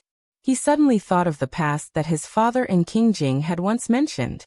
Back then, the emperor had once taken Chen Pingping and his father to Danzhou to play. At that time, the emperor was still an unknown heir. It was in Danzhou that they had met his mother and uncle Wu Zhu. Looking at it this way, when the emperor lived in the old manor, it was also the moment the wheel of history began to turn. As he strolled around the garden and chatted idly with the emperor, Fan Xian's mood gradually became anxious. He didn't know what opportunity he should find to open his mouth and urge the emperor to hurry back to the capital. The expression on his face began to appear unnatural. "I am not in plain clothes." Seeming to guess what Fan Xian was thinking, the emperor said with slight mockery, 3 days after I left Jingdou, I announced it to the world, so don't worry too much." Fan Xian opened his eyes wide and asked in shock, "Your Majesty, everyone knows you have come to Danzhou." "Wrong. Everyone knows I am going to worship heaven." The emperor glanced at him, put his hands behind his back, and walked first out of the garden. Fan Xian glanced at eunuch Hong with some confusion, and quickly followed. Following behind the emperor, he asked, "Your Majesty, why did I not know of this matter?" The emperor did not stop walking. Smiling coldly, he said, "Imperial envoy, you were having fun on the sea. How could you have received the edict I sent to Hangzhou?" Fan Xian was greatly embarrassed and didn't reply. The emperor paused and then angrily said, "You are, after all, an imperial envoy. How could you leave your post without permission?" I have already given the edict for you to meet up with the group worshipping heaven. When you return to Hangzhou in the future, walk through these procedures. After Fan Xian's great embarrassment, he was slightly surprised. The emperor's edict had long been announced to the world for him, an imperial envoy, to join the group worshipping heaven. No wonder the officials along the coast had guessed the people on the ship. However, the emperor's words earlier were clearly to protect him. It looked like after the Jingdo matter had passed a few months ago, the emperor's mood did not seem so bad. Seeing the emperor's footsteps step out of the old manor's wooden door, the guards hidden in the shadows and officials in the courtyard all followed out. For a moment, the scene was incomparably lively. Fan Xian couldn't resist anymore, and caught up a few steps. Lowering his voice, he said, "Your Majesty, the situation in Jingdo is not yet settled. Since it is time to worship heaven, I will escort your Majesty back to the capital." The emperor stopped his steps and turned his head to glance at him with amusement. "Since it is to worship heaven, why do we have to return to the capital?" Fan Xian replied, "Naturally, it is in the Qing Temple." "There is more than one Qing temple," the emperor said lightly. "There is also a temple on Dong Mountain." Fan Xian's heart jumped. For a moment he couldn't speak. The emperor had traveled thousands of li to Dong Mountain to worship heaven. No wonder there were very few scholars and officials among the servants with him. Instead, it was the minister of the Board of Rites, Taichung Temple, and the imperial astronomer who followed. Worshipping heaven and deposing the heir indeed needed these people. Why wasn't this done in Jingdo? Why had it come to the shores of the East Sea? Was the emperor not worried at all? "I know what you are worried about." The emperor's expression was slightly gentle. It was as if he felt that his son was always thinking about his father's safety. His heart was praiseworthy. After thinking for a bit, he smiled slightly and said, "Since you are unable to control your worry, then I will leave my safety in your hands." Fan Xian was surprised again and repeatedly smiled bitterly. He wondered why he had taken on such a difficult task. At this time he could not refuse and could only give thanks and agree. "In a moment, come see me on the dock." The emperor knew what Fan Xian was going to do next. After saying this, he and Eunuch Hong left the manor and climbed into the carriage. Eunuch Yao, along with a group of servants and officials, also followed out. Fan Xian stood at the manor door and looked at the slightly changing light around him on the street. He knew that the Tiger Guards and the Overwatch Council swordsmen accompanying the emperor had already followed. He relaxed slightly. He waved his hand. Wang Qinian ran over from the other side of the street. With a face full of astonishment, he said to Fan Xian, "Sir, the person who went earlier was—" Fan Xian nodded. Wang Qinian swallowed his saliva with great difficulty and said in a low voice, "Why is this master here?" Fan Xian's expression darkened slightly. He muttered, "No one knows why. I only know that if something happens to him, I'm done for." If something happened to the emperor during the process of worshipping heaven, Fan Xian, as the commissioner of the Overwatch Council, and now with the heavy responsibility of being a bodyguard, would die a wretched death. At least, the people in Jingdo would certainly put this black pot on Fan Xian's head while they would sit on the chair with a smile. Fan Xian clenched his fist and smiled bitterly in self-mockery. "I don't want to be Sigujian. Send down an order. Have all of the people in the council stationed in East Shandong Road move out. Be alert. If anyone comes within 50 li of Dong Mountain, send a first-level report." Wang Qinian acknowledged. Fan Xian continued, "Send the order to Jiangbei. Have Jingge take 500 Black Knights and rush through the night to reinforce Dongshan Road. Set up defenses along the northwest line, and coordinate with the local provincial army. Make sure there are no problems. If there is any strange movement, kill without mercy." Wang Qinian raised his head and glanced at Fan Xian. The northwest direction of Dongshan Road led directly to Yinjing and Sangzhou. It was where Governor Yin Xiaoyi's camp was. However, the two places were very far apart. If Yin Xiaoyi truly had the courage to rebel and kill the emperor, he would not have been able to move his army so far away without alerting the court.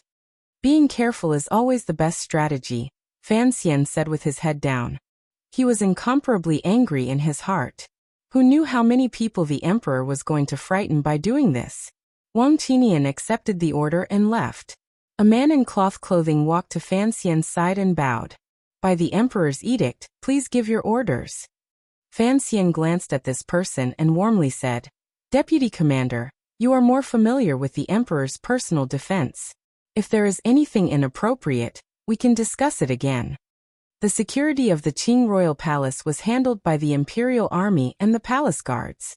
The two systems were basically the same. A few years ago, the commander of the palace guards was Yan Xiaoyi. The deputy commander was Gong Dian, who led the imperial army and guards. In the 5th year of the Qing calendar, after Fan Xian's night infiltration of the royal palace, the security arrangements of the royal palace underwent a major change.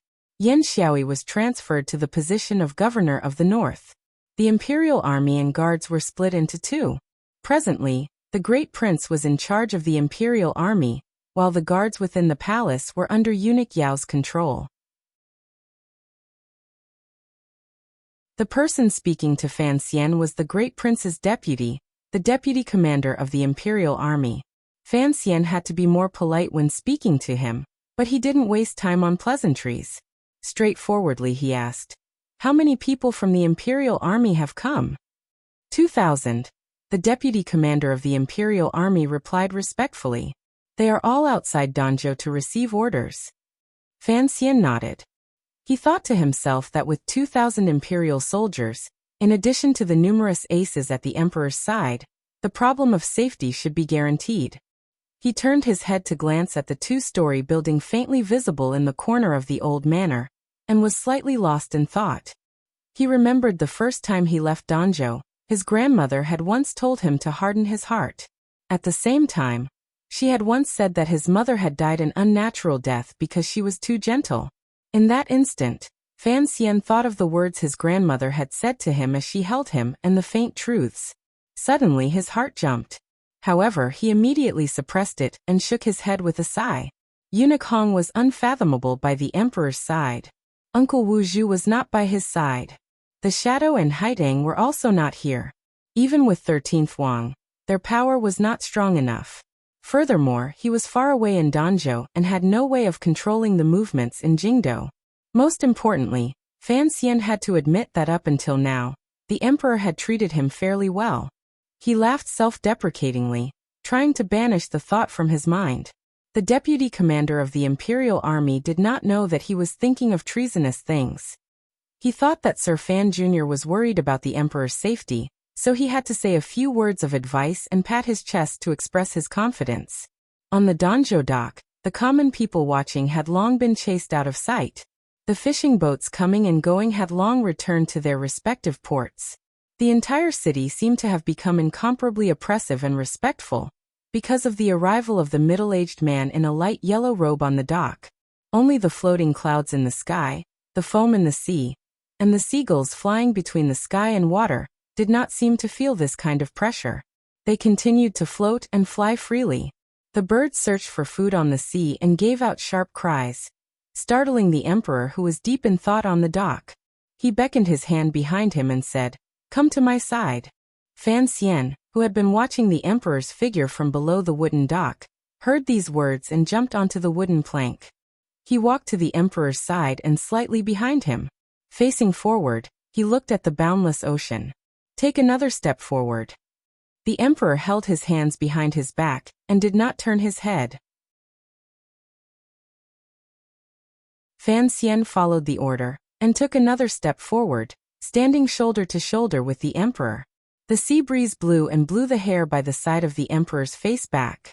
There was no sense of gentleness. On the contrary, it gave off a sense of determination that made one's heart tremble. Below his feet, the waves were beating against the rocks under the wooden plank, turning into one snowflake, two snowflakes, and countless snowflakes. Stick out your chest. The emperor's eyes looked at the end of the ocean and said to Fan Xian beside him, I don't like you pretending to be a coward. Fan Xian smiled slightly. He understood the emperor's current state of mind. He followed the words and relaxed. Standing shoulder to shoulder with him, he did not open his mouth to speak. The last time I came to Danzhou, I wasn't even the crown prince, the emperor slowly said. The emperor slowly said, That day, Chen Pingping was like Hong Xiang standing behind me. Your father. Fan Jian was like you now, standing side by side with me, bathing in the exceptionally clear sea breeze of Danzhou. Ever since I became the crown prince, Fan Jian never dared to stand shoulder to shoulder with me again. Fan Xian tilted his head slightly, and saw a glimmer of self-mockery flash across the corner of the emperor's lips. The emperor said with slight mockery, "After I sit on that chair and fight in the north and south, there won't be anyone who dares to stand up straight and talk to me, much less stand up." Fan Xian sighed at just the right time. That day, the three of us came to Danzhou to relax. At that time, Jingdo was in chaos. The two princes were secretly fighting for the throne. The previous emperor was only the unremarkable King Cheng. The emperor said indifferently, "As juniors, we had no way of interfering. We could only hide as far away as possible from the place of trouble." He tilted his head and glanced at Fan Xian. "In reality, my thoughts are similar to yours. However, you are much more powerful than I was in the past." Fan Xian smiled slightly and said, "Most importantly, the heart is not strong enough. There are some things that one does not know how to face." "Who would have thought that you would have some pity for Chengqian?" The emperor turned his head and coldly said, "However, this is good." Back then, the three of us stood on this dock and looked at the ocean. There was no pity in our hearts for anyone. We only thought about how to protect ourselves and how to survive. I often think that when I looked at the ocean that day, perhaps I was hoping that an immortal would suddenly appear on the ocean. Fan Xian was silent. He knew what the emperor would say next. "There was nothing on the ocean just like today," the emperor said slowly. A glimmer of a smile once again rose to the corners of his lips. "However, when we turned our heads, we found that there was another woman on the dock, as well as her strange servant." Fan Xian slowly said with yearning, "Actually, I have always wondered how you met my mother back then." The emperor's body shook slightly. He was slightly shaken by Fan Xian's sudden eye. Only then did he realize that this kid had unconsciously said it. Involuntarily, the glimmer of a gratified smile appeared at the corners of his lips.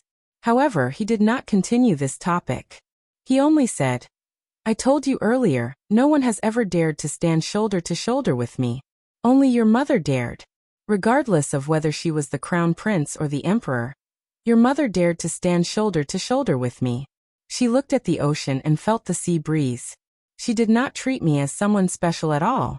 Sometimes, she would even look down on me without holding back." The emperor smiled self-mockingly and said, "After she died, there was no longer such a person in this world. I don't expect you to inherit much of what she did. I just feel that you shouldn't be too cowardly and damage my and your mother's prestige for no reason." Fan Xian smiled bitterly and thought, "This is because you are looking after the past and the present, which is why you allowed me to stand for a while. As for prestige, forget it. My life is more important. Your Majesty, let's return to the capital." Fan Xian finally said what he wanted to say. With a slightly worried expression, he said, "Leaving the capital for too long as always." Seeing that he wanted to say something but then stopped, the emperor coldly said, "Say everything you want to say. You just want to say that you're afraid that someone will take advantage of my absence to have ill intentions."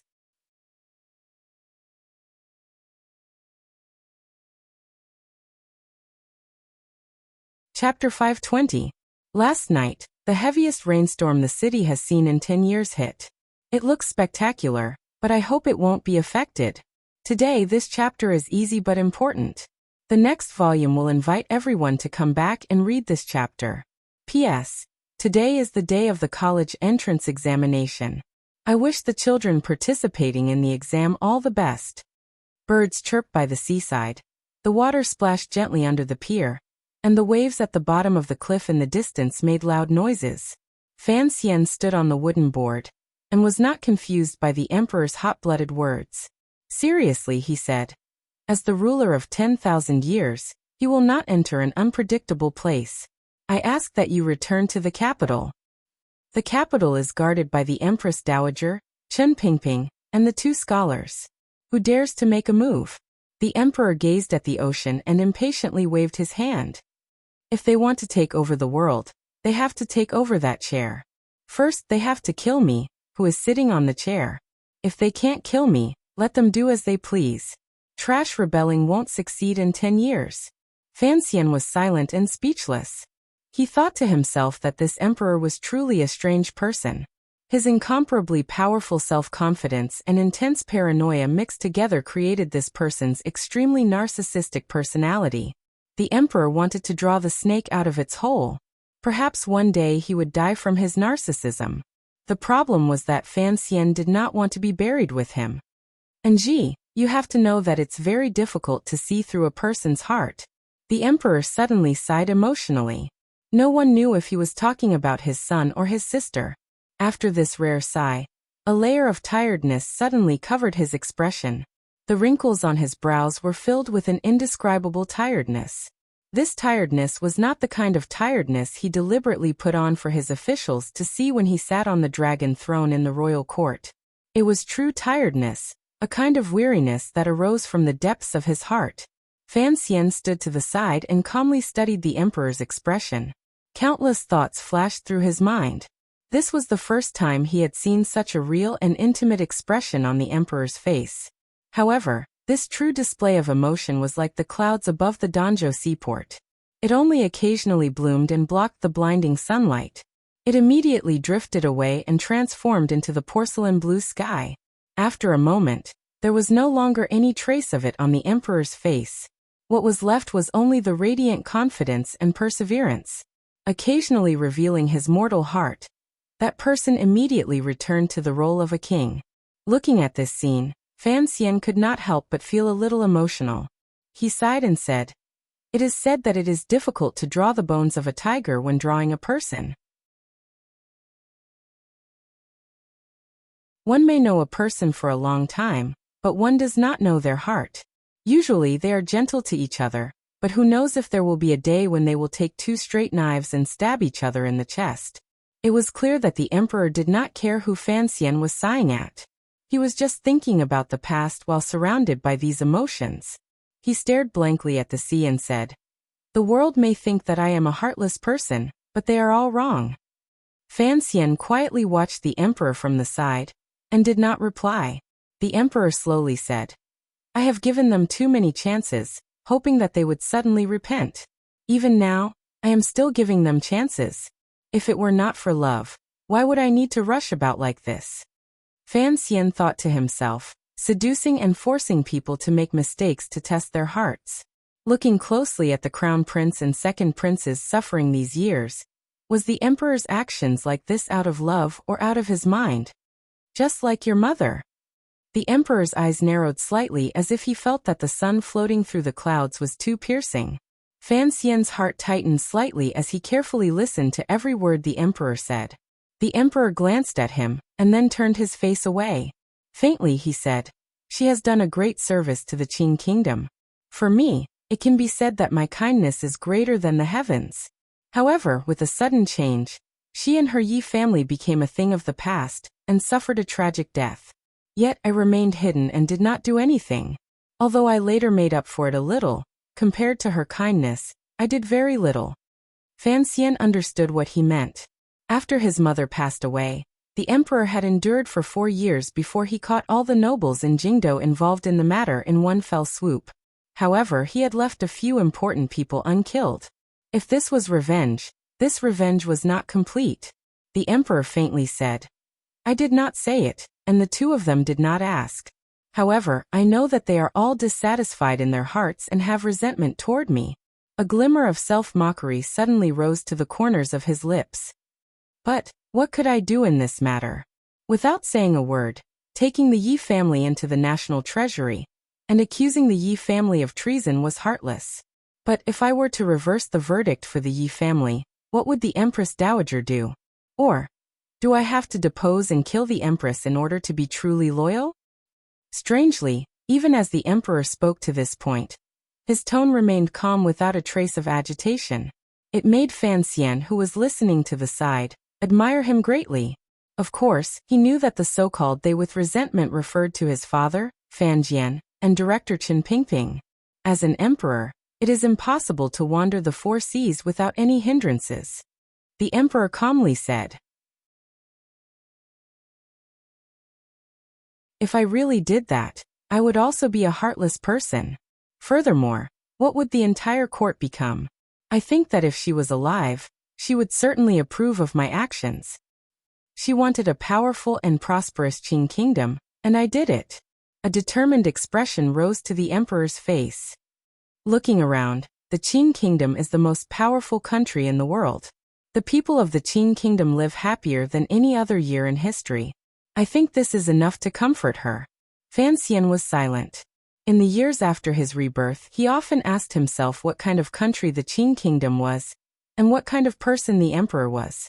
Although he had a deeper understanding of all of this after entering the capital and finally touched the emperor's self-confidence, narcissism, arrogance, and masochism, he had to admit one thing. Even with the flood the year before and the snowstorm this year, the efficiency of the Qing kingdom's bureaucracy, the wealth of the people, and the clarity of politics were many times better than the history books he had read in his previous life. In other words, the Qing kingdom was, without question, a peaceful and prosperous world. The emperor by his side was, without question, a wise ruler, even a saint, if the emperor's goal was to let the people eat their fill. She said that the officials of the court needed supervision. When I was still the crown prince, I advised father to establish the Overwatch Council. She said that eunuchs were pitiful and hateful, so I strictly adhered to the rules since the founding of the country, and strictly prohibited eunuchs from interfering in politics. At the same time, I ordered the internal court and Taichung Temple to determine the number of eunuchs, and do their best to reduce the number of abnormal people in the palace. Fan Xian nodded repeatedly. The number of eunuchs in the Qing royal palace was much less than in northern Qi. This was, without question, a virtuous policy. She said that a wise ruler should be able to listen to advice. All right, I granted the imperial censorate the right to discuss matters. The emperor spoke faster and faster and became more and more lost in thought. Fan Xian couldn't help but bite the tender flesh in his lip, reminding himself not to laugh at the thought of the imperial censorate's buttocks being flogged into streaky meat. She said that there was a need for reform and a need for a root cause. All right, I did as she said. I changed the yuan, changed the system, and carried out new policies. Fan Xian finally couldn't resist smiling bitterly. The yuan was changed in the first year of the Qing calendar. At that time, the change was actually the third new policy. The Ministry of War changed to the Ministry of Military Affairs, and then changed to the Bureau of Military Affairs.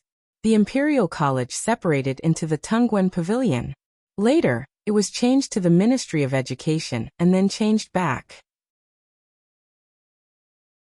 Even the names of the 6 ministries from ancient times until now were almost changed by this emperor. The Qing emperor's achievements throughout his life were brilliant and dazzling. However, the 3 new policies in a row were absurd things that he could not avoid in his life. Even now, when the people of Jingdo talked about these yamens, they were still confused. Each time they wanted to go somewhere, they often had to report a number of names. If it weren't for the powerful deterrence of the imperial power and the valiant execution of the Qing officials, which turned the court back to its original appearance and left only those discordant names, the Qing kingdom would probably have long fallen into chaos. The emperor looked at his expression and smiled self-mockingly. You don't have to hide it. I know that this was one of the rare times in my life that I was muddle-headed. However, at that time, your mother was no longer here. I only knew the gist of it. It was hard to avoid making some mistakes. Fan Xian's heart jumped slightly. He thought to himself that after his mother died, the emperor still did as he was told. In terms of this intention, it had to be said that the emperor could be considered a sentimental person in this matter. Before your mother passed, I heard a lot from her. Later, I was unable to do anything for her. The emperor closed his eyes and faintly said, after she passed, I remembered all the things she once mentioned to me and wanted to help her realize them. It could be considered some kind of promise or guilt toward her. Fan Xian sighed and said, if my mother was still alive, she would certainly be endlessly grateful for your Majesty's kindness. No, it is not kindness. The emperor opened his eyes and calmly said. The emperor opened his eyes and calmly said, it is only affection. As for admiration, that is even more impossible. I only want to do some things to honor her spirit in heaven. I do not wish for anything else." The emperor suddenly smiled and said, "Back then, she used a regretful tone to speak of the newspaper. She said there was no gossip to read or interesting news to read. So, I had the internal court make a newspaper and draw some flowers on it. Now that I think about it, I was also very mischievous." Fan Xian was dumbfounded. The internal court newspaper was known as the most useless thing in the Qing kingdom. It was personally written by the scholar and great calligrapher, Sir Panling, and sent to various provinces and counties. It was only kept by the yamen and nobles. If it was on the market, a page of the internal court newspaper would often sell for a great deal of silver.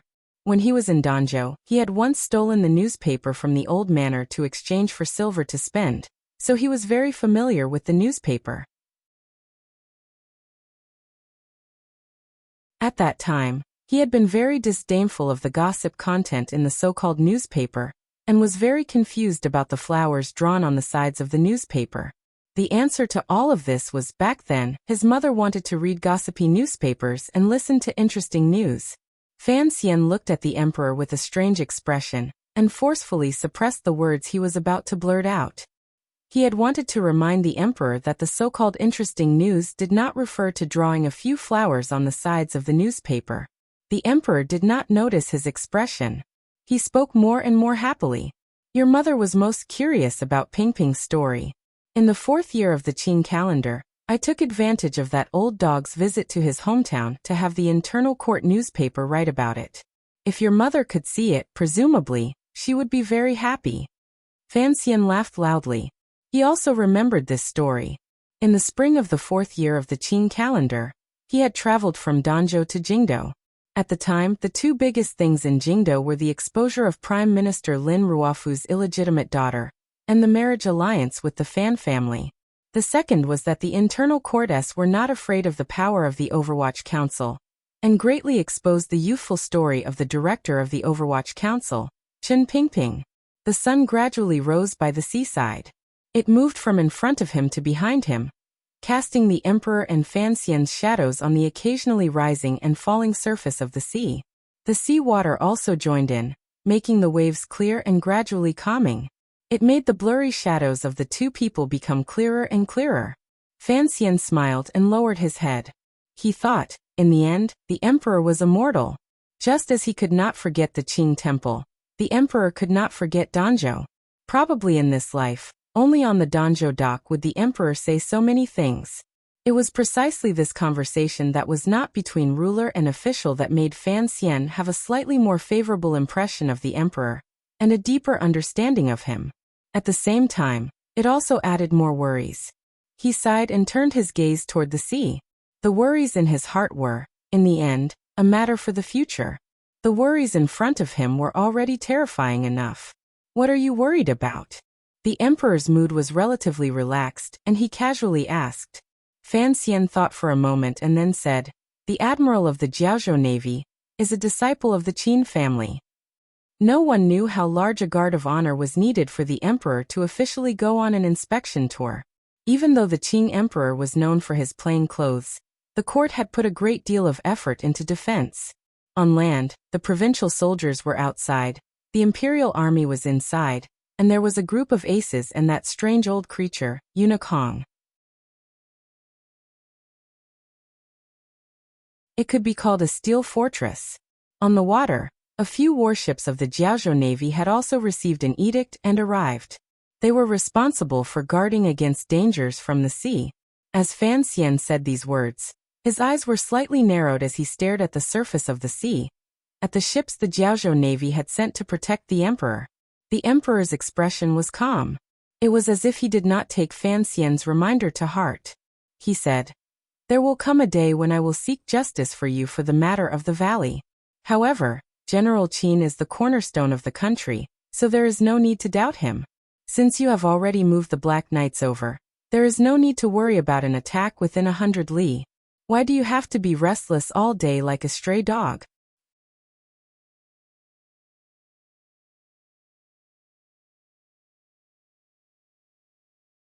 Chapter 521. I wish everyone a happy Dragon Boat Festival.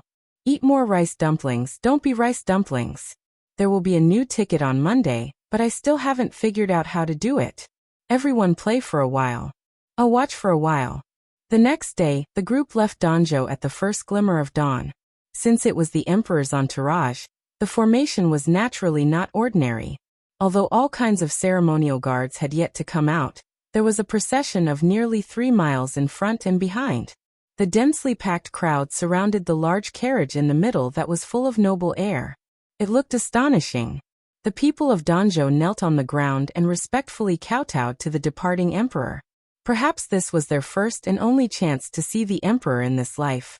As a citizen of the Qing kingdom, no one wanted to miss it. Fan Xian rode at the back of the group. With a worried expression, he looked at the group walking on the road in the distance. He was about to follow the emperor to the Great Dong Mountain Temple to worship heaven. His heart was filled with unease and confusion. Last night, he had met privately with Ren Xiao, and only then did he know that the emperor had chosen Dong Mountain to worship heaven not only because the emperor had begun to miss the air of freedom, their past meeting, and Danzhou's sea breeze. Rather, it was because the original plan to worship heaven in the Qing temple in Jingdou had run into difficulties. What difficulties? No one in the Qing temple in Jingdou had the right to host such a large worship ceremony. This was truly a ridiculous reason. The Qing kingdom had always believed in swords and weapons. Although they respected ghosts and gods, they kept their distance. Particularly under the emperor's influence, the power of the ascetic monks in the temple grew weaker by the day. The orthodox Tianyi Dao, led by northern Qi Ku He, was unable to enter the Qing kingdom's temple system. Meanwhile, the few remaining high priests of virtue and prestige had met with problems one after another in the past few years. First, after the great priest returned to the capital from the southern wastelands, he died of old age and illness in less than a month. The second priest, Great Master Sanshi, died tragically in the woods on the outskirts of Jingdou. Fan Xian could faintly guess that the death of the great priest in the Qing temple had been secretly done by the emperor. However, if they wanted to worship heaven, they could actually go to Dong Mountain. After all, it was known as the place in the world most similar to the temple. It was the most mysterious place and the place with the most incense. But was it only because of such an absurd reason? Fan Xian squeezed his horse's belly and followed the group with a frown. His Majesty's protection work was carried out in an orderly manner, so he did not need to worry too much. Especially when he saw the hundreds of tiger guards with long sabers sandwiched in the imperial army, he felt even more reassured. 7 tiger guards could rival Haitang Duo. What kind of concept was 100 tiger guards? He should be at ease, but he was still worried. In many people's minds, Fan Xian was probably an expert at scheming and scheming. He knew that his scheming could not be considered very powerful. In the past, he had been able to win every battle in the Qing kingdom and northern Qi because he had Yan Bingyun's help and Chen Pingping's care. Most importantly, his biggest backer was the emperor. With him as a backer, he could break through any mountain he came across. He had nothing to be truly afraid of.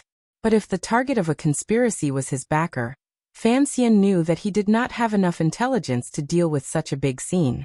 He saw himself very clearly, so he was particularly careful and sensitive. Thinking of the question that had been lingering in his heart since yesterday, he felt a sliver of caution. The emperor going out on patrol was a major event. Even if he had been floating on the sea at the time and cut off his intelligence network with the Overwatch Council, Yan Bingyun, who was in charge of Jingdou Council affairs, would certainly have a way to notify him. The internal communications of the Qinian unit had always been open.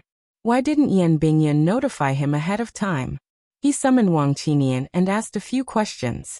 When he received a report from the council that everything was as usual, he couldn't help but scratch his head. He didn't say anything more and smiled self-mockingly. He felt that he was too suspicious and a bit morbid. Traveling by land, it only took a few days before he saw the lonely mountain by the sea that had blocked the sea breeze for tens of thousands of years, and the sunrise in the east. It stood alone and stubbornly pierced into the sky like half a piece of jade. Fan Xian rode beside the emperor's carriage and unconsciously put up a shade. Narrowing his eyes, he looked at the large mountain and sighed in admiration. This was the third time he had seen the Great Dong Mountain by the sea. Each time he saw it, he couldn't help but sigh and sigh at the wonders of nature. How could such a magnificent sight not open one's mind? After sighing, Fan Xian also felt some pity and anger. He had lived in Danzhou for 16 years. Yet he had no idea that there was such a holy land not far from his hometown. Otherwise, he would certainly have dragged Uncle Wu Zhu here often to play. Although the court had sealed off the excavation of jade on Dong Mountain, it did not prohibit the common people from entering the temple to pray. If Fan Xian had often come to play, presumably no one would have stopped him. However, if he was still a child, it would not be so easy for him to enter Dong Mountain today. Flags fluttered at the foot of the mountain. Thousands of people stood in line and completely sealed off the path into the mountain. 3 days ago, the imperial edict had already been sent to Dong Mountain. The priests and monks of the temple on the mountain were respectfully waiting for the emperor's arrival at the mountain gate. The common people who had come up to burn incense had long been chased down the mountain by the local provincial soldiers. On this lonely mountain, thousands of people were silent. An oppressive and strict atmosphere enveloped the surroundings. All of this was for one person, the foremost person in the world. Eunuch Yao stepped onto the wooden frame and helped the emperor, dressed in formal clothing in bright yellow, out of the carriage. The emperor stood on the platform in front of the carriage. Without anyone's command, the thousands of people at the foot of the mountain knelt down in unison and shouted, "Long live the emperor!" The emperor waved his hand with a calm expression, indicating for everyone to rise. After being helped out of the carriage by Eunuch Yao, he naturally left the eunuch's hand. With his hands behind his back, he walked toward the newly repaired mountain gate, which glowed with white jade. Eunuch Hong followed behind the emperor. Fan Xian took a few more steps back and calmly observed the situation. Walking to the foot of the mountain gate, the priests wearing robes bowed respectfully to the emperor again. They then bent their bodies in a fawning manner, and invited the emperor to ascend to listen to the heavenly edict. Fan Xian watched this scene and laughed to himself in his heart. The monks of the Qing kingdom indeed did not have as much status as those in northern Qi. The emperor did not immediately move. Looking at the magnificent mountain gate, he smiled warmly and said, "The first edict came a month ago. The exact time of my arrival was set 3 days ago." The temple's reaction was fast. However, don't disturb the people too much. If a mountain gate is so magnificent, be careful that Dongshan Road doesn't have any silver. The priest's expressions became awkward. The head priest of Dongshan Temple explained in a trembling voice, "Your Majesty, it is only a mountain gate. The temple on the peak is the same as it was 20 years ago. It has not changed at all." The emperor smiled slightly and said, "That is good." Governor He Yongji, who had rushed over to the side to wait on the emperor, wiped the sweat from his forehead. He thought to himself that his flattery had backfired. Fortunately, the emperor's latter words had been gentle. The emperor glanced at the governor and furrowed his brows. "Didn't I tell you not to come in the letter I sent you?" Governor He Yongji was one of the governors of the 7 roads. Although his position was slightly lower than Xue Qing's, he could still be considered a first-rank official. In front of the emperor, he did not have any of the air of a major figure. He smiled bitterly and said, "It is rare for your Majesty to leave the capital, and you have come to Dongshan Road. I and the officials of the roads feel honored. How could I not come to wait on you?" It was clear that the governors of the 7 roads were the Qing emperor's most trusted officials. The emperor smiled and scolded, "Get back to your Luozhou. The governor leads an army. Just do your job well. When have I ever lacked people to wait on me?" He glanced at Fan Xian behind him and said, "With Commissioner Fan following, you can go back." He Yongji did not dare to object. He knew that although the emperor appeared warm, he never went back on his word. He did not tarry. He knelt down again and kowtowed. He nodded at Fan Xian as a greeting, and then hurriedly led his people back to Luozhou, where the governor's manor was. Fan Xian watched with a slight smile, and did not say a word. The Great Dong Mountain was very tall. Using Fan Xian's measurements, it was at least 2,000 meters. Around the mountain, other than the sea, there were plains. The contrast made the mountain appear even more abrupt and towering into the sky. If one wanted to climb it, no one would not feel a chill in their hearts. Fortunately, the side of Dong Mountain facing the sea was an incomparably smooth jade wall. The side facing the land was the accumulation of millions of years of life from the soil. On both sides of the stone steps, green grass grew. Tall trees rose into the sky. Their branches and leaves were like little green fans that blocked out the first rays of the summer sun. They danced gently in the mountain wind like countless little fans, bringing a trace of coolness to the people walking on it. Perhaps it was such a quiet and beautiful scenery that gave the common people, who came up the mountain to burn incense, the courage to walk the seemingly endless stone steps. Thousands of imperial soldiers stood guard at the foot of Dong Mountain. Following the emperor to Dong Mountain to worship heaven were old eunuch Hong, Fan Xian, the minister of the Board of Rites, and a group of officials. There were also a number of eunuchs accompanying him. Over 100 tiger guards were also vigilantly scattered around the emperor. However, they did not walk the stone steps. Instead, they walked the small mountain paths, which were a bit more difficult. The tens of thousands of stone steps truly tested one's willpower and energy. The common people called these long stone steps the stairway to heaven. Only by climbing it could one appear sincere and use the miraculous effects of the temple in Dong Mountain to cure illnesses.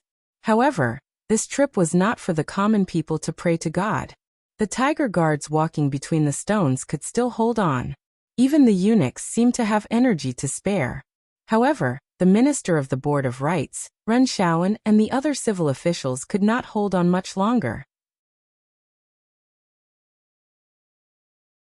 They couldn't care less about losing face in front of the emperor. Each of them held their waists and panted. Fan Xian had climbed mountains and jumped cliffs since he was a child. These tens of thousands of stone steps were nothing to him. He didn't even pant. He watched these people and found that the eunuchs beside the emperor were able to move so easily. He couldn't help but be speechless. Eunuch Hong was a strange creature. He knew that Eunuch Yao knew martial arts, but even the eunuchs serving tea were skilled. He couldn't help but feel that there were indeed crouching tigers and hidden dragons at the emperor's side. After an indeterminable amount of time, the group of people finally reached the summit. Including a few priests and civil officials, they all collapsed weakly to the ground and couldn't come to their senses for a moment. The emperor glanced at these people mockingly, but couldn't be bothered to scold them. Alone, with his sleeves behind his back, he walked to the edge of the cliff at the summit of Dong Mountain. Looking at the floating clouds in front of the cliff and the sun diagonally above, his expression was incomparably calm and joyous. It was as if he had finally achieved, or was about to achieve, a goal. Fan Xian followed behind him and smiled slightly. He saw the emperor's chest rise and fall slightly. His face was slightly red and moist with sweat. It seemed that although the emperor's body was strong, he was no longer the young man who rode into battle. It was only for the sake of the emperor's face that he forcefully endured it. After resting for a moment, the people accompanying them began to arrange the ceremony and the troublesome food and lodging arrangements. The emperor and Fan Xian were still standing at the edge of the cliff. The father and son seemed to be attracted by the wondrous scene at the foot of Dong Mountain. They didn't say a word and only stared in a daze in front of them. In front of them was the ocean, a boundless ocean. However, the ocean they saw from here was different from the ocean they saw from the Danzhou dock. The ocean in Danzhou was close yet not easy to get close to. Rising and falling, it was close to their feet. The sound was by their ears and white foam soaked the bottom of their pants. The ocean at the foot of Dong Mountain was distant and cold. Standing at the edge of the cliff, it was impossible to hear the roar of the waves. Gazing along the jade-like mountain walls, one could only see white lines advancing wave after wave on the ocean, crashing against the stone walls of Dong Mountain and soaking the foot of the mountain, doing an eternally useless task. In front of the cliff were layers of thin and light clouds. They were like white paper, slowly flowing high and low between the cliffs. The red sun had long risen above the ocean, but it didn't seem to be much higher than the Great Dong Mountain. Standing on the mountain, the sun seemed particularly close. The light passed through the white clouds and glowed with twisted and beautiful lines. Gradually, it made the pure white clouds even fainter until they almost disappeared into the air. Watch the clouds disappear and disperse. Watch the rise and fall of the tide? Fan Xian unconsciously rubbed his nose and smiled self-mockingly. Why did he have to stand here by the emperor's side? Then he saw the emperor's body sway. Fan Xian was shocked. Like lightning, he stretched out his hand. His left hand opened like a cattail leaf. His fingers bent slightly and exerted force. In an instant, the coffin breaker technique was unleashed. In a flash, he grabbed the emperor's hand and pulled him back a step. Below the two of them was a bottomless abyss. If they fell in, how could they survive? After Fan Xian's heart palpitated, he realized he had been rash. He apologized and greeted the emperor. He then noticed old eunuch Hong behind him glancing at him with a strange gaze. The emperor gently rubbed his forehead. He was not angry. On the contrary, he said self-mockingly, "Looks like I am indeed old. After looking for a long time, I feel a bit dizzy."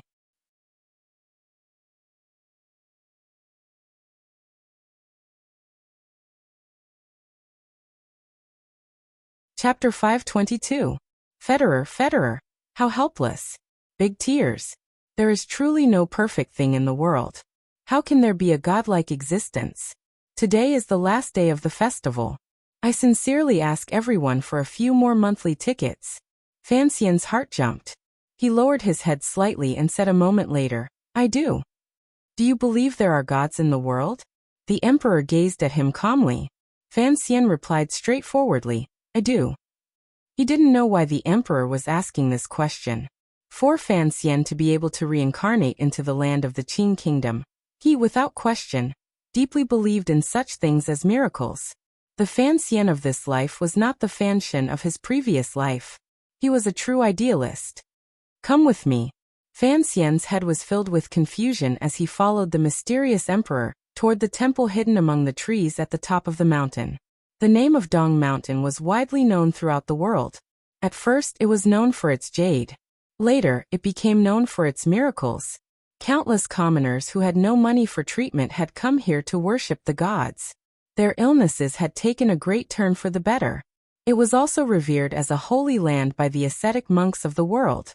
In the past, Fan Xian had always thought that the Qing temple was deliberately mystifying things. Foolish women and foolish people mistook psychological consolation for true healing. Now the emperor's expression appeared very cautious. Could the Qing temple at the top of the mountain truly hear the will of heaven and be able to make contact with the illusory temple of legend? Harboring countless questions and slight excitement, Fan Xian followed the emperor around a quiet and secluded stone path and came to a particularly old temple behind the temple. The mountain wind was strong. It blew the bells under the eaves of the temple, making a clear and calming sound. It looked like the priests at the foot of the mountain had not lied. It was clear that the temples at the top of the mountain had not been repaired for many years. However, the mountain wind that had been blowing for thousands of years did not blow the old little temple into ruins. Looking at the style of the little temple's architecture and the dark and somber colors, Fan Xian's heart jumped. Involuntarily, he felt a sense of reverence, just like when he had first entered the Qing temple in Jingdou. At that time, the emperor had been inside the Qing temple, and he had been outside. Now he had followed the emperor to a place that seemed to be out of this world. A strange feeling rose in Fan Xian's heart. The emperor seemed to be very familiar with this path, or perhaps everything about Dong Mountain. Standing outside the little temple, the emperor calmly said, "Don't be curious and don't get tired of listening. The reason is actually very simple. After meeting your mother in Danzhou, we did not miss out on the scenery of Dong Mountain. We once stayed here for a time." Although he didn't know how the emperor had guessed his thoughts, suddenly hearing these words, Fan Xian's mood immediately changed. Looking at the old buildings around him, his gaze carried a sense of familiarity and yearning. However, the emperor's following words immediately shattered Fan Xian's relaxed and joyful mood. The Lord of 10,000 creations does not enter unfathomable places. The emperor laughed coldly and repeated the words Fan Xian had used to admonish him in Danzhou yesterday. "I know what you have been worried about these 2 days. Let me ask you, if you were in Jingdou right now and you were that woman, what would you do?" Fan Xian did not feign fear. Instead, he sank straight into thought. He had thought about this question countless times. In the end, he realized that if internal strife occurred in Qin Kingdom and there were problems in Jingdo, the eldest princess, who was currently imprisoned in a side courtyard, only had one path to take. Perhaps she would do many things, but the center of everything, the foundation of everything, was just as the emperor had said yesterday. There was only one way to kill the emperor. First, I had to leave the Overwatch Council's surveillance and make contact with my own power, Fan Xian said without confidence. Fan Xian said with some uncertainty. But this matter must have started a few months ago. I don't think the eldest princess has this ability. The emperor coldly said. Do you believe that two people could set a palace on fire? And in the early hours of a thunderstorm? Fan Xian shook his head, not daring to show too much emotion. Through his own channels, he had learned the inside story of the change in the royal palace a few months ago. He knew that the Eastern Palace had caught fire at that time.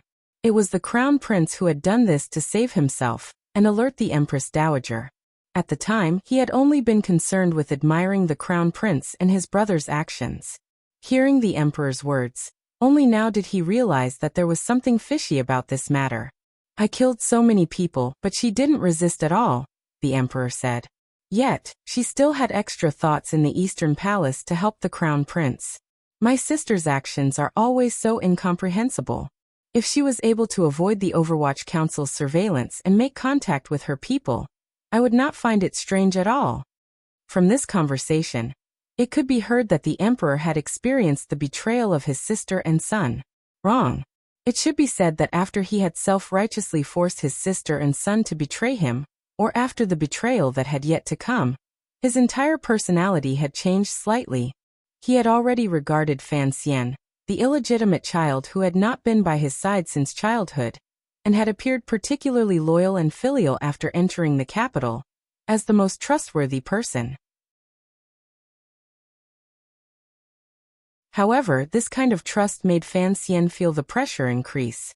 He rubbed his slightly dry throat and glanced at the emperor. If the eldest princess had already made contact with her people a few months ago, then she only needed to wait for an opportunity. I think that now that you are far from Jingdo, it is the best opportunity. You only need to tell me what she will do. You don't need to constantly remind me of this. Yes, I think that the eldest princess will use all of the power she has built over the past 20 years to strike like lightning at Dong Mountain, or on the way back to the capital. Regardless of success or failure, she will seal off news of the emperor and falsely announce to the world that the emperor has met with misfortune, and will be succeeded by the crown prince or the second prince. There's no need to say nonsense like success or failure. Since she is going to do it, she wants me dead. Fan Xian's analysis was very shallow and direct. If the eldest princess Li Yunrui could truly escape unscathed, she would certainly make this choice. The so-called plot, in the end, was still a matter of life and death, a matter of victory and defeat.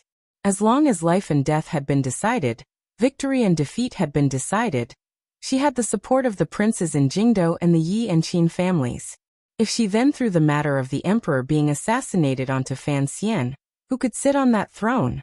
Unless Chen Pingping led the pitiful 500 Black Knights and rebelled again. He lowered his head and said, since the emperor has come, naturally he has a well-thought-out plan. The emperor glanced at him and faintly said, what power can Yunrui have? The Juanshang conference? Now that I think about it, I should have listened to Director Chen and you last year, and wiped out that stupid conference. The Juanshang conference is only an evacuation organization. Fan Xian repeated his father-in-law's reasoning. Fan Xian repeated his father-in-law's reasoning. The key is what kind of power the eldest princess can mobilize. The Great Dong Mountain is by the sea and deep within the borders of the country. It is impossible to use an army to attack. The emperor smiled coldly and said. The emperor sneered and said, the 10,000-mile stairway to heaven. If someone dares to assassinate me, they must first have the ability to ascend to heaven. Fan Xian lowered his head slightly. He understood what the emperor meant. The Great Dong Mountain's position was very clever. It would be difficult to mobilize an army to attack. To the north, Danzhou's chain of tall mountains and cliffs blocked the last bit of danger for an army.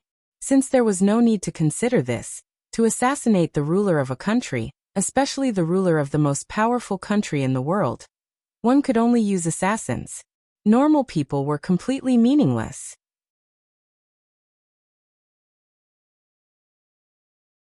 They couldn't even break through the outermost defensive ring of the Imperial Army, much less the hundreds of terrifying Tiger Guard aces on the summit of the mountain.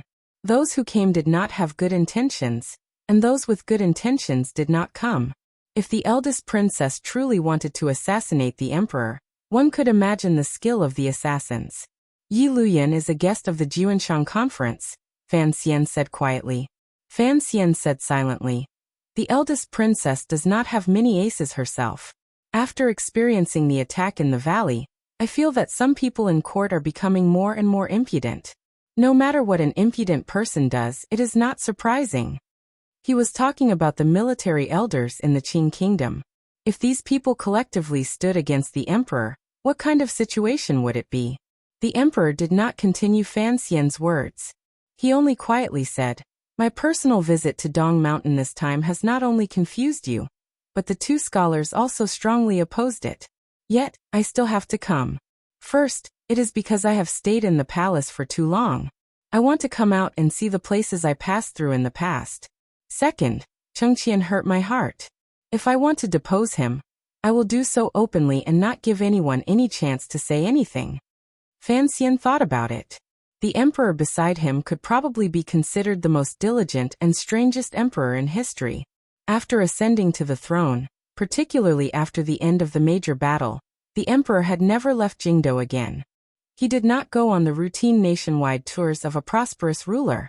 The emperor rarely even came out of the royal palace. Fan Xian only knew of the one time he had seen him outside Taiping courtyard. The emperor suddenly paused and smiled slightly. The third reason is very simple. I purposely wanted to give Yunrui a chance to see if that Juanshan conference could actually remove me as a monarch. Fan Xian shook his head and said, "It is still the same words I said before. Why take the risk? Why come here? Your Majesty is the master of the world. With one edict, the remnants of the Juanshan conference will immediately fall to pieces. They are not worth mentioning at all." "Is that so? But what about Yi Luyan?" The emperor smiled slightly. His brows gradually relaxed. Fan Xian was speechless. Only now did he finally understand just how confident the emperor was. He was using himself as bait. What he was plotting was none other than Yi Luyan, the guest of the Juanshan conference. The great grandmaster of the Qing kingdom, Yi Luyan. This carefree warrior who floated overseas was in the wilderness while the emperor was in court. The two of them mutually checked and balanced each other. Only then did they create a loyal yet distant relationship between the Yi family and the royal family. If the emperor was able to kill Yi Luyan with his sword, then there would not be a sliver of power within the Qing kingdom that could shake the foundation of his rule. In other words, Yi Luyan had always been a malignant tumor in the emperor's heart. He had come to Dong Mountain to use the wonders of Dong Mountain to remove the tumor. Fan Xian still felt it was absurd.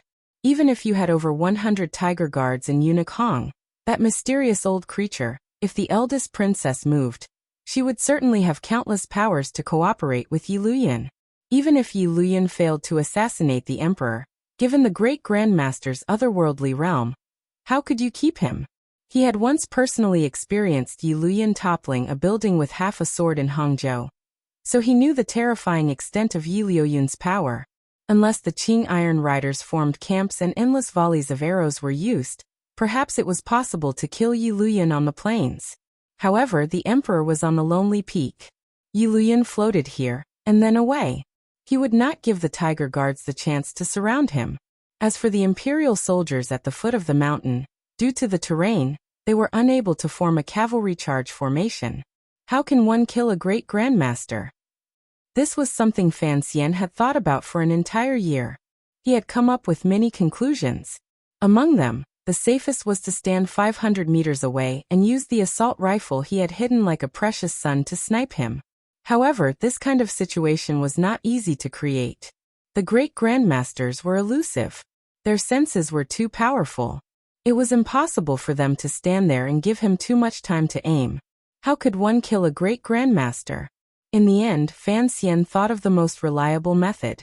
It was to use 2 great grandmasters to kill a great grandmaster. This was a very senseless and wasteful way of thinking. 2 children would definitely be able to defeat 1 child. Of course, 2 stones were heavier than 1 stone. The problem was that great grandmasters were not products that could be mass-produced. They were rare geniuses. Who could find 2 great grandmasters?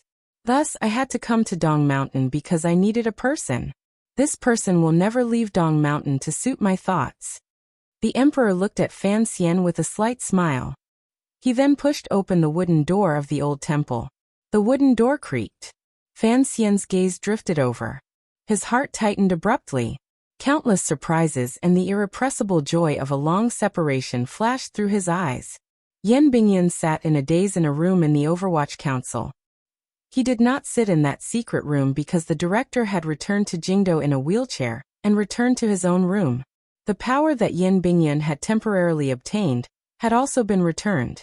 He was the head of the 4th Bureau. His room was facing the street.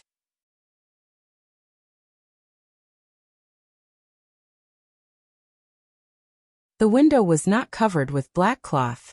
The sunlight from outside seeped in and lit up the room. Standing at the window, he could clearly see the golden eaves of the royal palace. There was no master in the royal palace. The emperor's entourage should have already reached Dongshan Road, right? Yan Bingyun thought that ever since the emperor had left the capital, the people of Jingdo had all become well-behaved and didn't give the Overwatch Council too many problems. At this moment, everyone was afraid that the emperor, who was far away from Jingdo, would suspect something. Everyone knew the emperor's main purpose in offering sacrifices to heaven. He could not have the crown prince stay in the palace to supervise the country. Thus, the Empress Dowager once again closed the curtains. The imperial army that the great prince controlled became careful. The Jingdo garrison also increased patrols.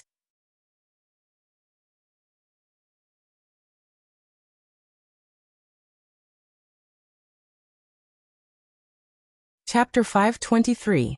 After getting a rough idea of the time, Yan Bingyun closed the window and sat back in his chair.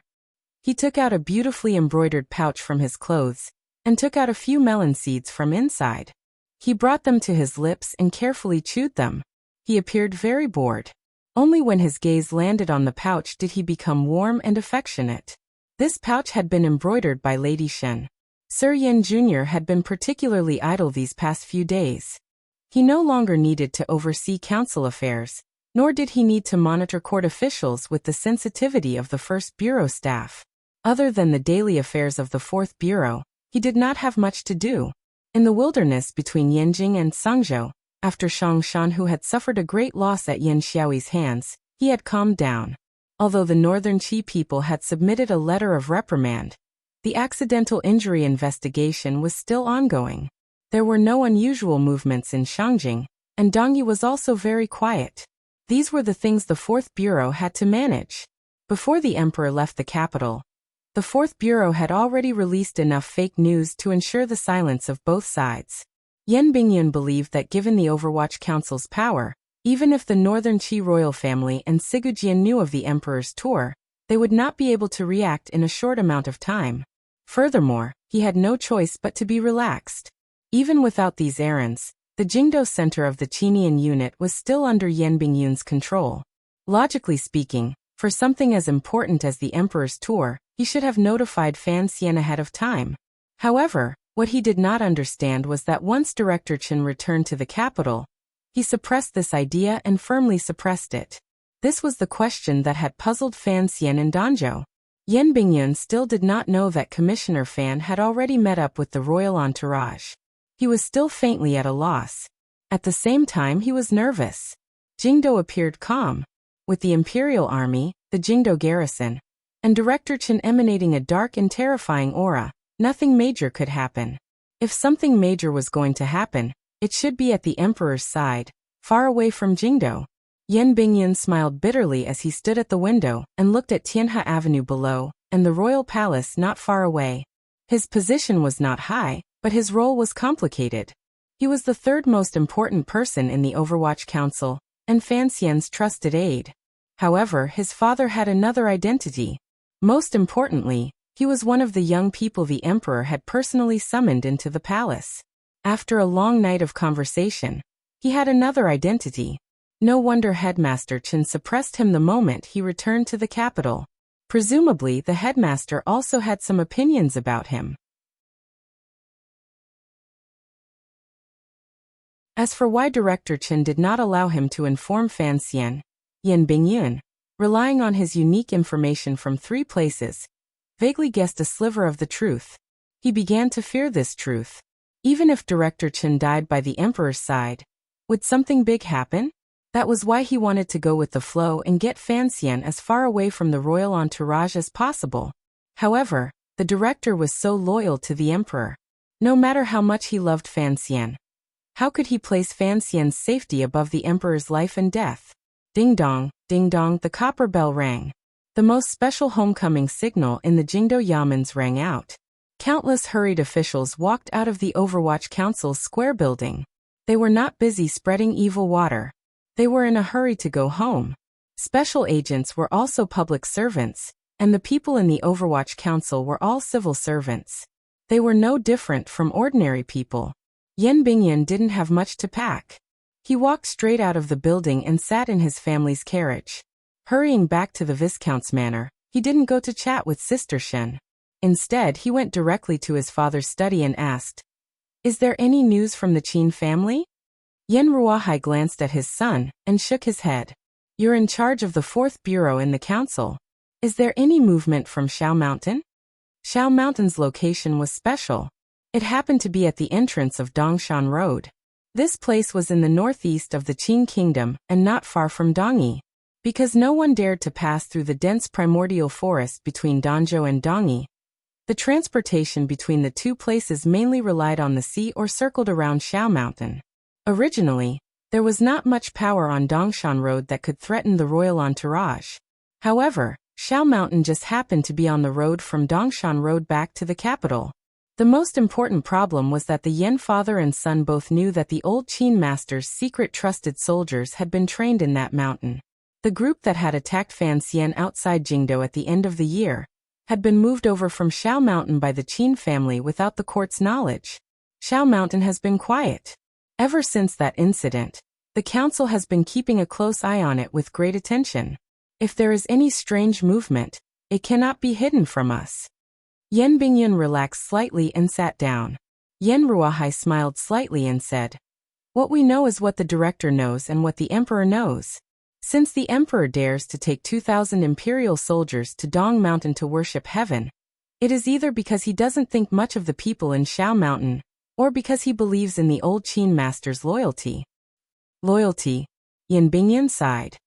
Secretly assassinating important officials of the imperial court is considered loyalty? There are many levels of loyalty. Perhaps the emperor has already doubted the old master's loyalty after what happened last time. In reality, there is always a difference between an official and the emperor himself. Yen Ruahai paused and then asked seriously, "I have already retired and shouldn't ask, but I am still curious. Are there any problems in Dingzhou?" Yan Bingyun shook his head. At the beginning of the year, they beheaded 600 Hu people. They should have returned to the capital to report their success, but it is clear that Yi Zhong is also worried about the palace suspecting him.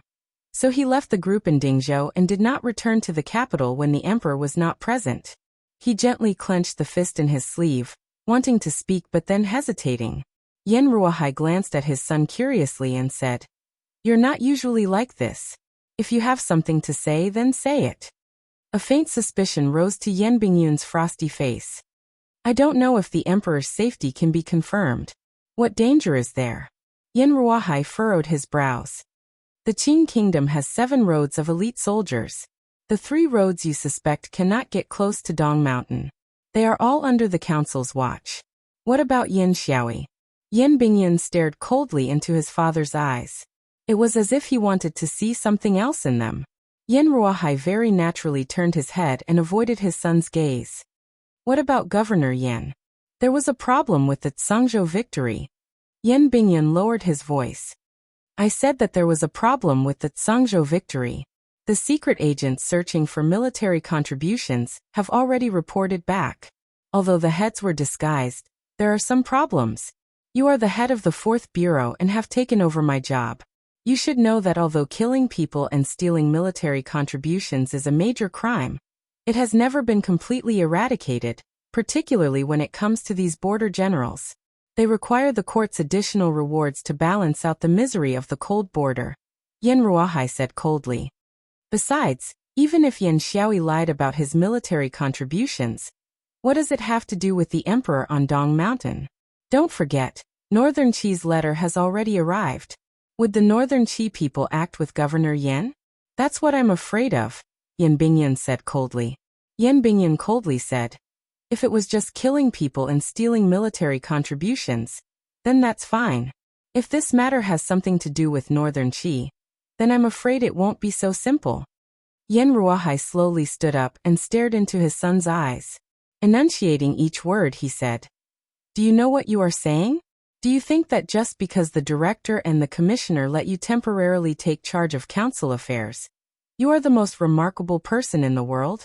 That you can see through all the tricks in the world? Even if Governor Yan and the Northern Qi people are acting, what problem is there? What problem? Yan Bingyan looked at his father. A fire of anger burned in his chest. He angrily said, 5,000 people died in the Northern Expedition Army. Is this a great victory? 8,000 beheaded. I'm afraid more than half of it is fake. Did those 5,000 people die or not? If they didn't die, then where did the 5,000 people who disappeared without a trace go? He pointed at the table and the non-existent map of the Qing Kingdom's borders. He angrily said, Father, although the Northern Expedition camp is between Tsangzhou and Yanjing, if we draw a straight line, it is less than 500 li from Dong Mountain. If these 5,000 people, who should have died, suddenly appear at the foot of Dong Mountain, what do we do? Yan Ruahai furrowed his brows. After a moment of silence, he suddenly said in a cold voice, Idiot! Although it is not far from Tsangzhou to Dongshan Road, one has to go around Xiao Mountain. No one knows how many provinces they have to pass through. The distance is also more than 1,000 li. Do you think 5,000 people can go so deep into the country without a sound? What if they don't go around? Yan Bingyan did not yield an inch in front of his father. He spoke of all the confusion that had lingered in his heart these days. If Dongyi opened its gates and allowed those 5,000 dead people to pass through the vassal states, then what? What to do two in a row did not make Yan Ruahai nervous. He looked at his son and smiled coldly. Idiot! Even if those 5,000 people had truly become death soldiers as you say, even if Sigu Jian was as stupid as you to open the country's gates and not be afraid of the Qing army. Have you thought about it? From Dongyi to Dong Mountain, one has to pass through Danzhou. No one can climb the high mountains and precipitous cliffs to the north of Danzhou. This was the truth. It was a truth that had been proven by maps, human eyes, and manpower. The primitive forests and mountain peaks to the north of Danzhou were not something mortals could climb, much less an army of 5,000 people. No one has been able to climb over before, but that doesn't mean that no one will ever be able to. Yan Bingyan thought of the geography and environment. His imposing manner weakened slightly, but he still did not give up. Straightforwardly, he said, Besides, who knows if there are any secret passages in those mountains? Secret passages? Do you think this is a novel published by Dambo Bookstore? Yan Ruahai laughed coldly and prepared to walk out of the study. Seeing his father's completely unconcerned expression, Yan Bingyan finally couldn't resist. He slammed his palm onto the table with a loud bang and said angrily, I don't know if what I'm worried about is a novel. I only know that what the Overwatch Council is doing right now is a joke.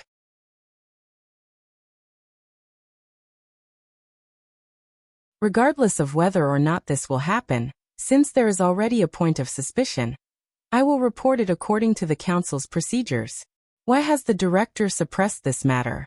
Hearing these words, Yan Ruahai's body shook. He slowly turned around and looked at his son with a complicated gaze. Yan Bingyan thought that his father had finally been convinced by him. A wave of relief rose in his heart. Unexpectedly, Yin Ruahai shook his sleeve and left the study. Summoning his trusted guards, he coldly said, "The young master is not feeling well. Have him stay in the manor to rest. Don't let him take a step out." The guards accepted the order in a low voice. After Yin Bingyan paused, a chill seeped into his heart. Staring at his father's back, he suddenly thought of the conversation he had with his father a long time ago. For a moment he couldn't speak.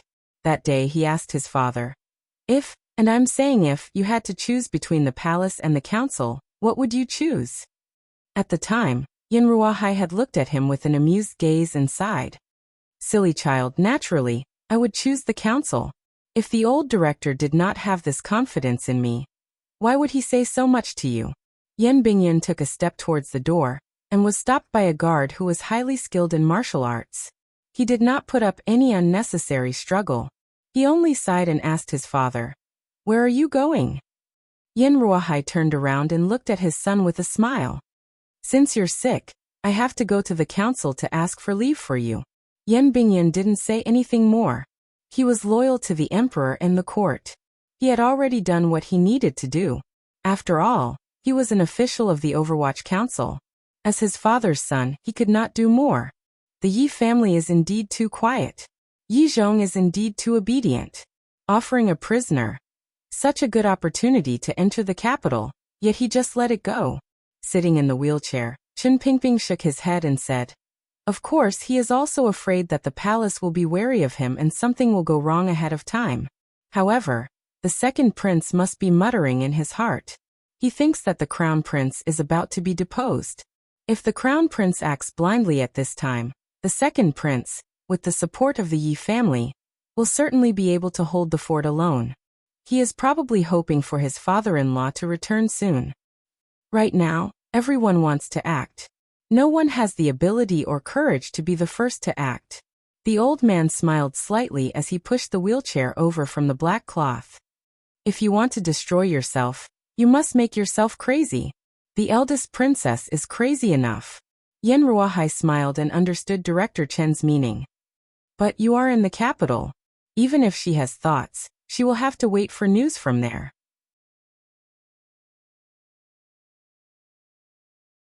Chen Pingping smiled slightly and said, "Our mighty emperor will certainly give the eldest princess a pleasant surprise. As for the news she is waiting for, she may never get it." "But what about Yen Xiaoyi's 5,000 elite soldiers?" Yin Ruahai furrowed his brows. "I still don't understand this. Even if he risked his life to save these 5,000 soldiers into the country, how would he transport them to the foot of Dong Mountain? Yen Xiaoyi's actions in the Tsangzhou victory were done very well. Who would have thought that Yin Bingyan would still be able to see through it?" Chen Pingping said with praise. "This child is truly not bad." Yin Ruahai forced a smile and said, "Usually he pretends to be as cold as ice. When something big really happens, he still feels uneasy. He is not you or me. He doesn't know the emperor's plans." Chen Pingping sighed. "It is normal for him to be suspicious of you and me. After the matter, how will we explain it to the palace? The emperor didn't want to beat the grass and startle the snake. Of course, the council cannot react to Yen Xiaoyi's actions ahead of time." Chen Pingping coughed and thought to himself that whether or not there would be an incident was the problem that needed to be considered. After Yen Ruahai left, the old cripple in the wheelchair pushed the wheelchair back to the window out of habit. Looking outside through the black cloth, the corners of his mouth twitched slightly. He thought that there was indeed a secret path from the vassal states of Dongyi through the mountains, and through Danzhou to Dong Mountain. He knew about it, and the emperor also knew about it. However, looking at it now, the eldest princess also knew about it. Even if 5,000 people went, they would only be able to surround the entire mountain peak. At most, they would be able to control the transmission of information from the sacrificial ceremony. The only important thing in this entire matter was probably on that mountain peak. Chen Pingping used his withered right hand to scratch his grizzled hair. He thought to himself that he had missed something. Fan Xian had run to the summit. He could only hope that he would be lucky and not lose his life for no reason in that earth-shattering incident. The emperor had prepared a large surprise for the eldest princess and Yi Luyan. Was the eldest princess not going to prepare a surprise for the emperor? Chen Pingping tilted his head and leaned weakly against the wheelchair. He felt the taste of life slowly leave his body. However, he became excited because of the images that appeared in his mind. It was as if he had once again found some of the elements that had made him excited and fascinated in the past. The agitation in his mind caused him to cough. Although it was an incomparably satisfying cough, it also caused waves of pain in his chest. He subconsciously pressed the secret bell on the desk, only to discover that the person who opened the door was not Fei Jie.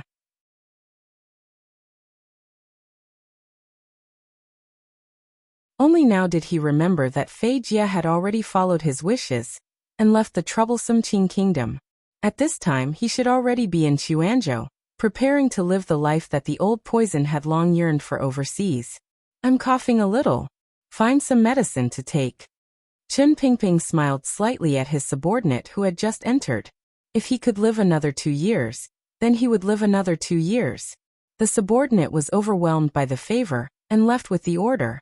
Just as the emperor on the summit had guessed, as long as the eldest princess Li Yunrui did not die physically, she would always be able to find hidden power in Jingdou. At this moment, she was under house arrest in the side courtyard of the royal family. The people of the Overwatch Council were responsible for monitoring the outside, but her life was still maintained at a very luxurious standard. What was even more unexpected was that the Xinjiang strategist, Yuan Hongdao, who had fled Jingdou for many months, had appeared in the side courtyard and sat in front of the eldest princess. No one knew how the eldest princess had done it. Even a blind person can see what the emperor is thinking.